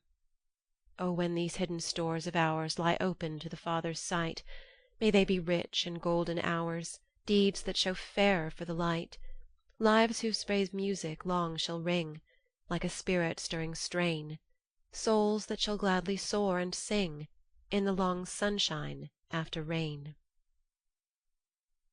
It's very bad poetry, but I felt it when I wrote it, one day when I was very lonely and had a good cry on a rag bag.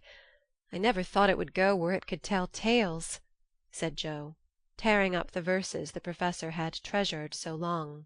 Let it go, it has done its duty, and I will have a fresh one when I read all the brown book in which she keeps her little secrets, said Mr. Bear with a smile as he watched the fragments fly away on the wind.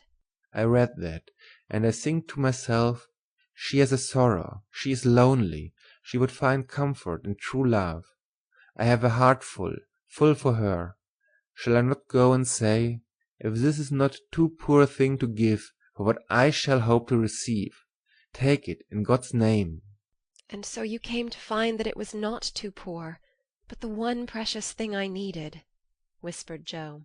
I had no courage to think that at first, heavenly kind as was your welcome to me, but soon I began to hope, and then I said, I will have her if I die for it, and so I will, cried Mr. Bear with a defiant nod, as if the walls of mist closing round them were barriers which he was to surmount or valiantly knock down. Joe thought that was splendid, and resolved to be worthy of her knight, though he did not come prancing on a charger in gorgeous array.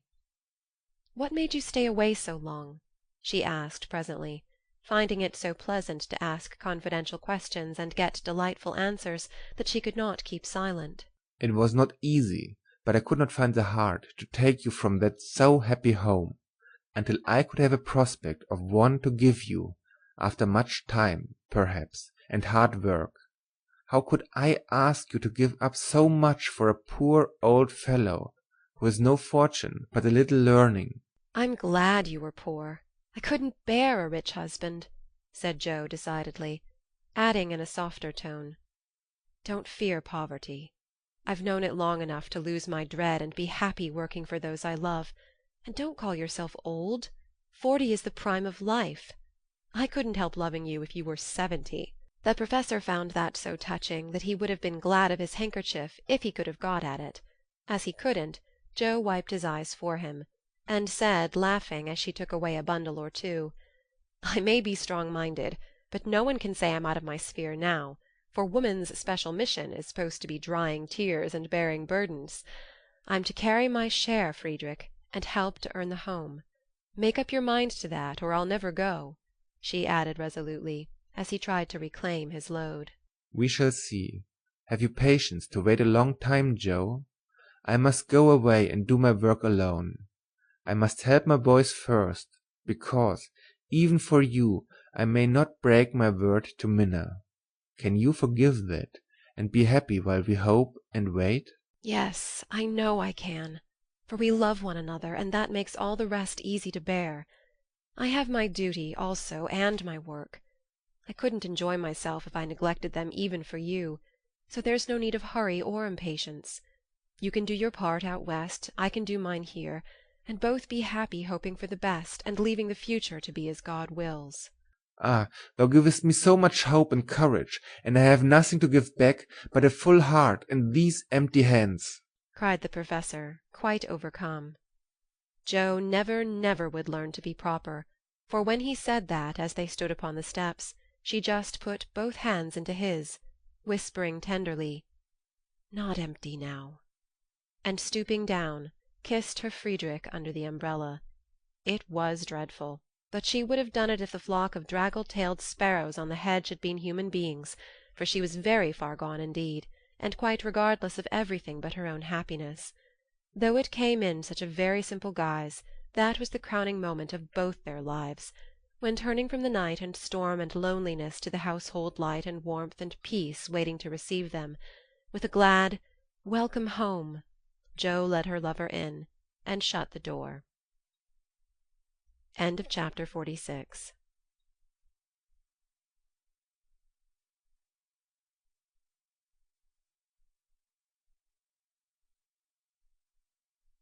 Little Women by Louisa May Alcott. Chapter 47. Harvest Time. For a year Joe and her professor worked and waited, hoped and loved, met occasionally, and wrote such voluminous letters that the rise in the price of paper was accounted for, Laurie said. The second year began rather soberly, for their prospects did not brighten, and Aunt March died suddenly. But when their first sorrow was over, for they loved the old lady in spite of her sharp tongue, they found they had cause for rejoicing, for she had left Plumfield to Joe, which made all sorts of joyful things possible. It's a fine old place, and will bring a handsome sum, for of course you intend to sell it, said Laurie, as they were all talking the matter over some weeks later.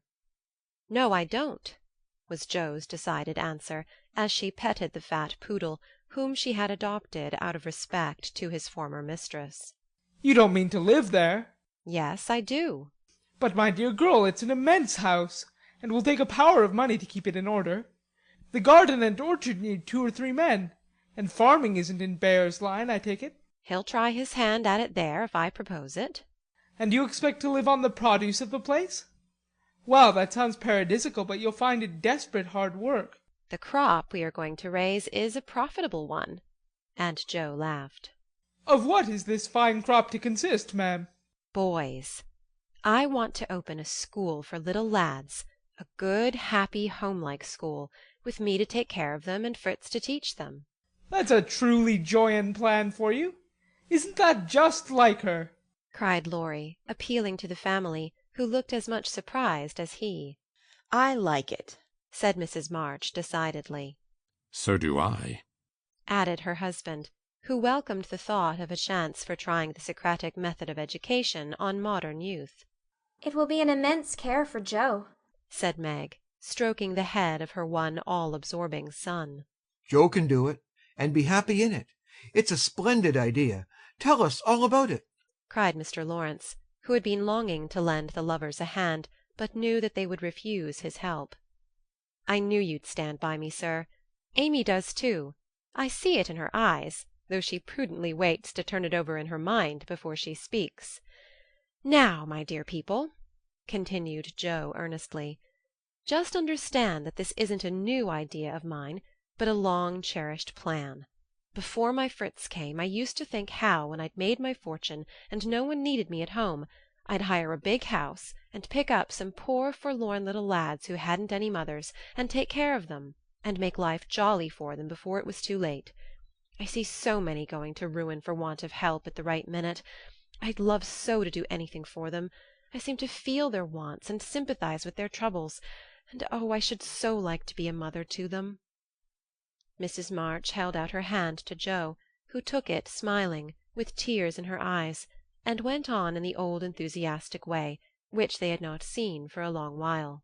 "I told my plan to Fritz once, and he said it was just what he would like, and agreed to try it, when we got rich. Bless his dear heart, he's been doing it all his life. Helping poor boys, I mean, not getting rich. That he'll never be. Money doesn't stay in his pocket long enough to lay up any.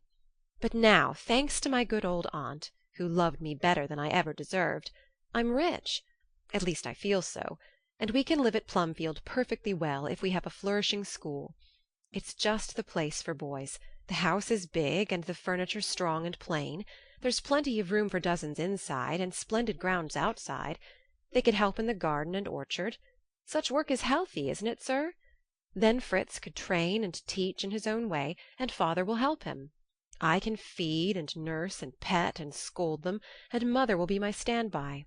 I've always longed for lots of boys, and never had enough.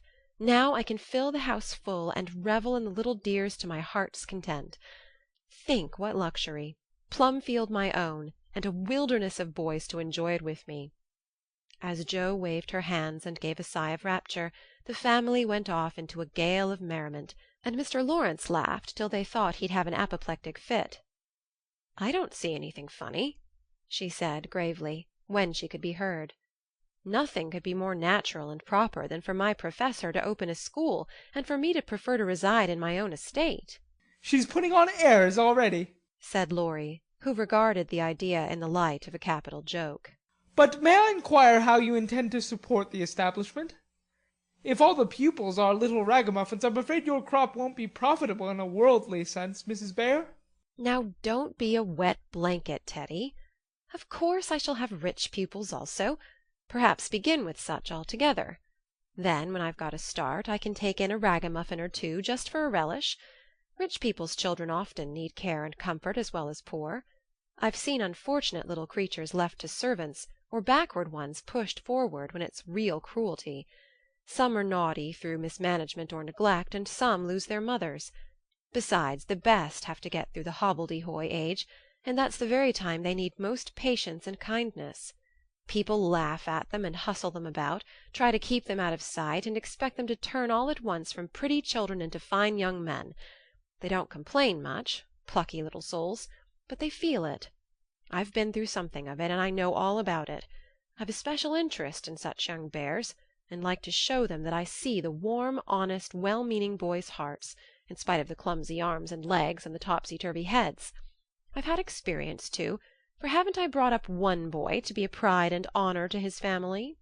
"I'll testify that you tried to do it," said Laurie, with a grateful look. "And I've succeeded beyond my hopes, for here you are, a steady, sensible business man, doing heaps of good with your money, and laying up the blessings of the poor instead of dollars. But you are not merely a business man. You love good and beautiful things, enjoy them yourself, and let others go halves, as you always did in the old times. I am proud of you, Teddy, for you get better every year, and everyone feels it, though you won't let them say so. Yes, and when I have my flock, I'll just point to you and say, 'There's your model, my lads.'"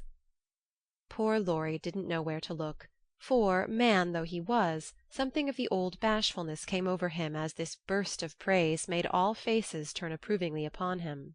"I say, Joe, that's rather too much," he began, just in his old boyish way. "You have all done more for me than I can ever thank you for, except by doing my best not to disappoint you. You have rather cast me off lately, Joe, but I've had the best of help, nevertheless. So if I've got on at all, you may thank these two for it." And he laid one hand gently on his grandfather's head, and the other on Amy's golden one, for the three were never far apart. "I do think that families are the most beautiful things in all the world," burst out Joe, who was in an unusually uplifted frame of mind just then. "When I have one of my own, I hope it will be as happy as the three I know and love the best. If John and my Fritz were only here, it would be quite a little heaven on earth," she added more quietly. And that night when she went to her room after a blissful evening of family councils, hopes and plans, her heart was so full of happiness that she could only calm it by kneeling beside the empty bed always near her own, and thinking tender thoughts of Beth. It was a very astonishing year altogether, for things seemed to happen in an unusually rapid and delightful manner. Almost before she knew where she was, Jo found herself married and settled at Plumfield. Then a family of 6 or 7 boys sprung up like mushrooms, and flourished surprisingly, poor boys as well as rich, for Mr. Lawrence was continually finding some touching case of destitution, and begging the Bayers to take pity on the child, and he would gladly pay a trifle for its support. In this way the sly old gentleman got round proud Jo, and furnished her with the style of boy in which she most delighted. Of course it was uphill work at first, and Jo made queer mistakes, but the wise professor steered her safely into calmer waters, and the most rampant ragamuffin was conquered in the end. How Jo did enjoy her wilderness of boys, and how poor dear Aunt March would have lamented had she been there to see the sacred precincts of prim, well-ordered Plumfield overrun with Toms, Dicks, and Harrys.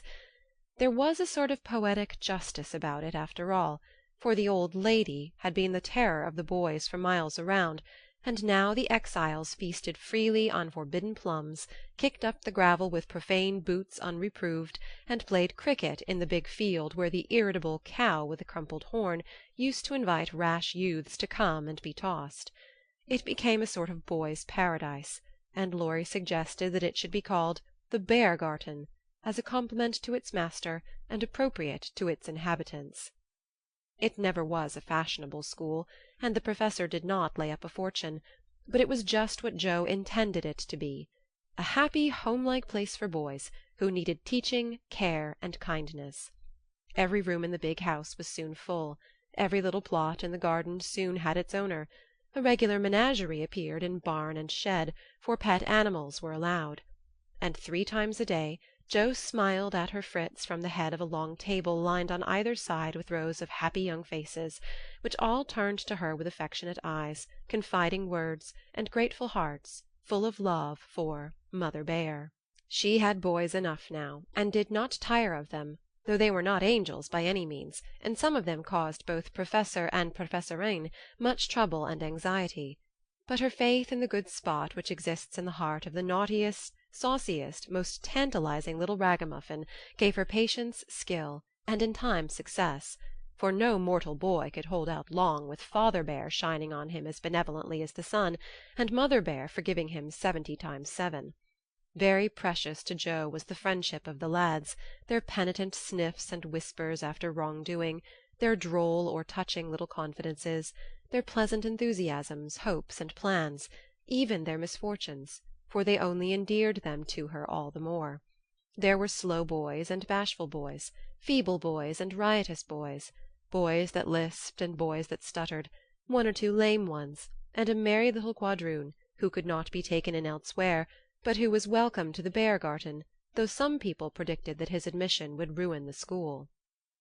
Yes, Jo was a very happy woman there, in spite of hard work, much anxiety, and a perpetual racket. She enjoyed it heartily, and found the applause of her boys more satisfying than any praise of the world, for now she told no stories except to her flock of enthusiastic believers and admirers. As the years went on, 2 little lads of her own came to increase her happiness, Rob, named for Grandpa, and Teddy, a happy-go-lucky baby, who seemed to have inherited his papa's sunshiny temper as well as his mother's lively spirit. How they ever grew up alive in that whirlpool of boys was a mystery to their grandma and aunts, but they flourished like dandelions in spring, and their rough nurses loved and served them well. There were a great many holidays at Plumfield, and one of the most delightful was the yearly apple-picking. For then the Marches, Lawrences, Brookes, and Bears turned out in full force and made a day of it. 5 years after Joe's wedding, one of these fruitful festivals occurred, a mellow October day, when the air was full of an exhilarating freshness which made the spirits rise and the blood dance healthily in the veins. The old orchard wore its holiday attire. Golden-rod and asters fringed the mossy walls. Grasshoppers skipped briskly in the sere-grass, and crickets chirped like fairy pipers at a feast. Squirrels were busy with their small harvesting. Birds twittered their adieu from the alders in the lane, and every tree stood ready to send down its shower of red or yellow apples at the first shake. Everybody was there. Everybody laughed and sang, climbed up and tumbled down. Everybody declared that there never had been such a perfect day or such a jolly set to enjoy it, and everyone gave themselves up to the simple pleasures of the hour as freely as if there were no such things as care or sorrow in the world. Mr. March strolled placidly about, quoting Tusser, Cowley, and Columella to Mr. Lawrence, while enjoying the gentle apple's winy juice. The Professor charged up and down the green aisles like a stout Teutonic knight, with a pole for a lance, leading on the boys, who made a hook and ladder company of themselves, and performed wonders in the way of ground and lofty tumbling. Laurie devoted himself to the little ones, rode his small daughter in a bushel-basket, took Daisy up among the birds' nests, and kept adventurous Rob from breaking his neck. Mrs. March and Meg sat among the apple-piles like a pair of Pomonas, sorting the contributions that kept pouring in, while Amy, with a beautiful motherly expression in her face, sketched the various groups, and watched over one pale lad, who sat adoring her with his little crutch beside him. Jo was in her element that day, and rushed about, with her gown pinned up, and her hat anywhere but on her head, and her baby tucked under her arm, ready for any lively adventure which might turn up. Little Teddy bore a charmed life, for nothing ever happened to him, and Jo never felt any anxiety when he was whisked up into a tree by one lad, galloped off on the back of another, or supplied with sour russets by his indulgent papa, who laboured under the Germanic delusion that babies could digest anything, from pickled cabbage to buttons, nails, and their own small shoes. She knew that little Ted would turn up again in time, safe and rosy, dirty and serene, and she always received him back with a hearty welcome, for Jo loved her babies tenderly. At 4 o'clock a lull took place. The baskets remained empty, while the apple-pickers rested and compared rents and bruises. Then Jo and Meg, with a detachment of the bigger boys, set forth the supper on the grass, for an out-of-door tea was always the crowning joy of the day. The land literally flowed with milk and honey on such occasions, for the lads were not required to sit at table, but allowed to partake of refreshment as they liked, freedom being the sauce best beloved by the boyish soul. They availed themselves of the rare privilege to the fullest extent, for some tried the pleasing experiment of drinking milk while standing on their heads, others lent a charm to leap-frog by eating pie in the pauses of the game, cookies were sown broadcast over the field, and apple turnovers roosted in the trees like a new style of bird. The little girls had a private tea-party, and Ted roved among the edibles at his own sweet will. When no one could eat any more, the Professor proposed the first regular toast, which was always drunk at such times. Aunt March, God bless her. A toast heartily given by the good man, who never forgot how much he owed her, and quietly drunk by the boys, who had been taught to keep her memory green. Now, Grandma's 60th birthday. Long life to her, with 3 times 3. That was given with a will, as you may believe, and the cheering once begun, it was hard to stop it. Everybody's health was proposed, from Mr. Lawrence, who was considered their special patron, to the astonished guinea-pig, who had strayed from its proper sphere in search of its young master. Demi, as the oldest grandchild, then presented the queen of the day with various gifts, so numerous that they were transported to the festive scene in a wheelbarrow. Funny presents, some of them, but what would have been defects to other eyes were ornaments to grandma's, for the children's gifts were all their own. Every stitch Daisy's patient little fingers had put into the handkerchief she hemmed was better than embroidery to Mrs. March. Demi's miracle of mechanical skill, though the cover wouldn't shut, Rob's footstool had a wiggle in its uneven legs that she declared was soothing, and no page of the costly book Amy's child gave her was so fair as that on which appeared in tipsy capitals the words, "To dear Grandma, from her little Beth." During the ceremony the boys had mysteriously disappeared, and when Mrs. March had tried to thank her children and broken down, while Teddy wiped her eyes on his pinafore, the Professor suddenly began to sing.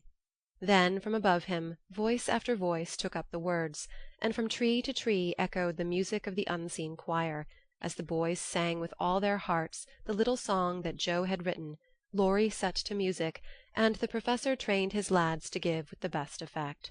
This was something altogether new, and it proved a grand success, for Mrs. March couldn't get over her surprise, and insisted on shaking hands with every one of the featherless birds, from tall Franz and Emil to the little quadroon, who had the sweetest voice of all. After this the boys dispersed for a final lark, leaving Mrs. March and her daughters under the festival tree. I don't think I ever ought to call myself Unlucky Joe again, when my greatest wish has been so beautifully gratified, said Mrs. Bear, taking Teddy's little fist out of the milk pitcher, in which he was rapturously churning. And yet your life is very different from the one you pictured so long ago. Do you remember our castles in the air? Asked Amy, smiling as she watched Laurie and John playing cricket with the boys. Dear fellows, it does my heart good to see them forget business and frolic for a day, answered Joe, who now spoke in a maternal way of all mankind. Yes, I remember, but the life I wanted then seems selfish, lonely, and cold to me now. I haven't given up the hope that I may write a good book yet, but I can wait, and I'm sure it will be all the better for such experiences and illustrations as these. And Joe pointed from the lively lads in the distance to her father, leaning on the Professor's arm, as they walked to and fro in the sunshine, deep in one of the conversations which both enjoyed so much, and then to her mother, sitting enthroned among her daughters, with their children in her lap and at her feet, as if all found help and happiness in the face which never could grow old to them. My castle was the most nearly realized of all. I asked for splendid things, to be sure, but in my heart I knew I should be satisfied if I had a little home, and John, and some dear children like these. I've got them all, thank God, and am the happiest woman in the world. And Meg laid her hand on her tall boy's head, with a face full of tender and devout content. My castle is very different from what I planned, but I would not alter it, though like Joe I don't relinquish all my artistic hopes, or confine myself to helping others fulfill their dreams of beauty.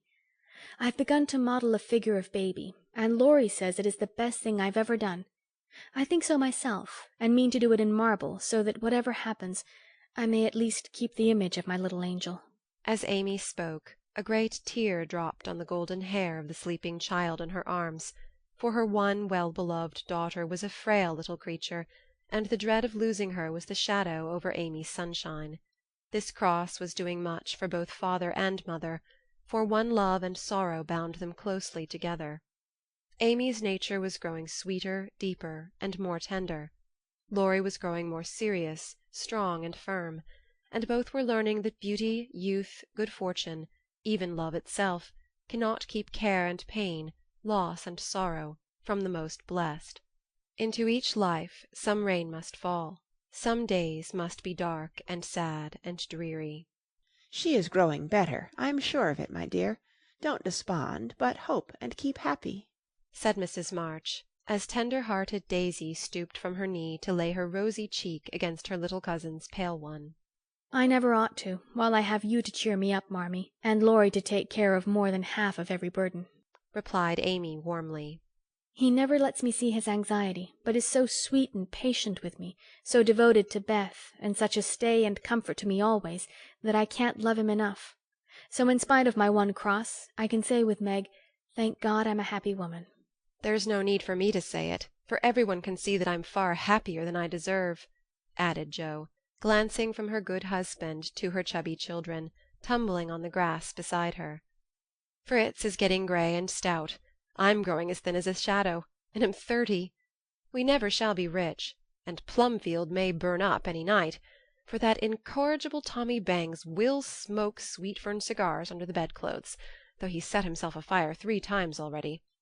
But in spite of these unromantic facts, I have nothing to complain of, and never was so jolly in my life. Excuse the remark, but living among boys, I can't help using their expressions now and then. Yes, Joe, I think your harvest will be a good one, began Mrs. March, frightening away a big black cricket that was staring Teddy out of countenance. "Not half so good as yours, mother. Here it is, and we can never thank you enough for the patient sowing and reaping you have done," cried Joe, with the loving impetuosity which she never would outgrow. I hope there will be more wheat and fewer tares every year,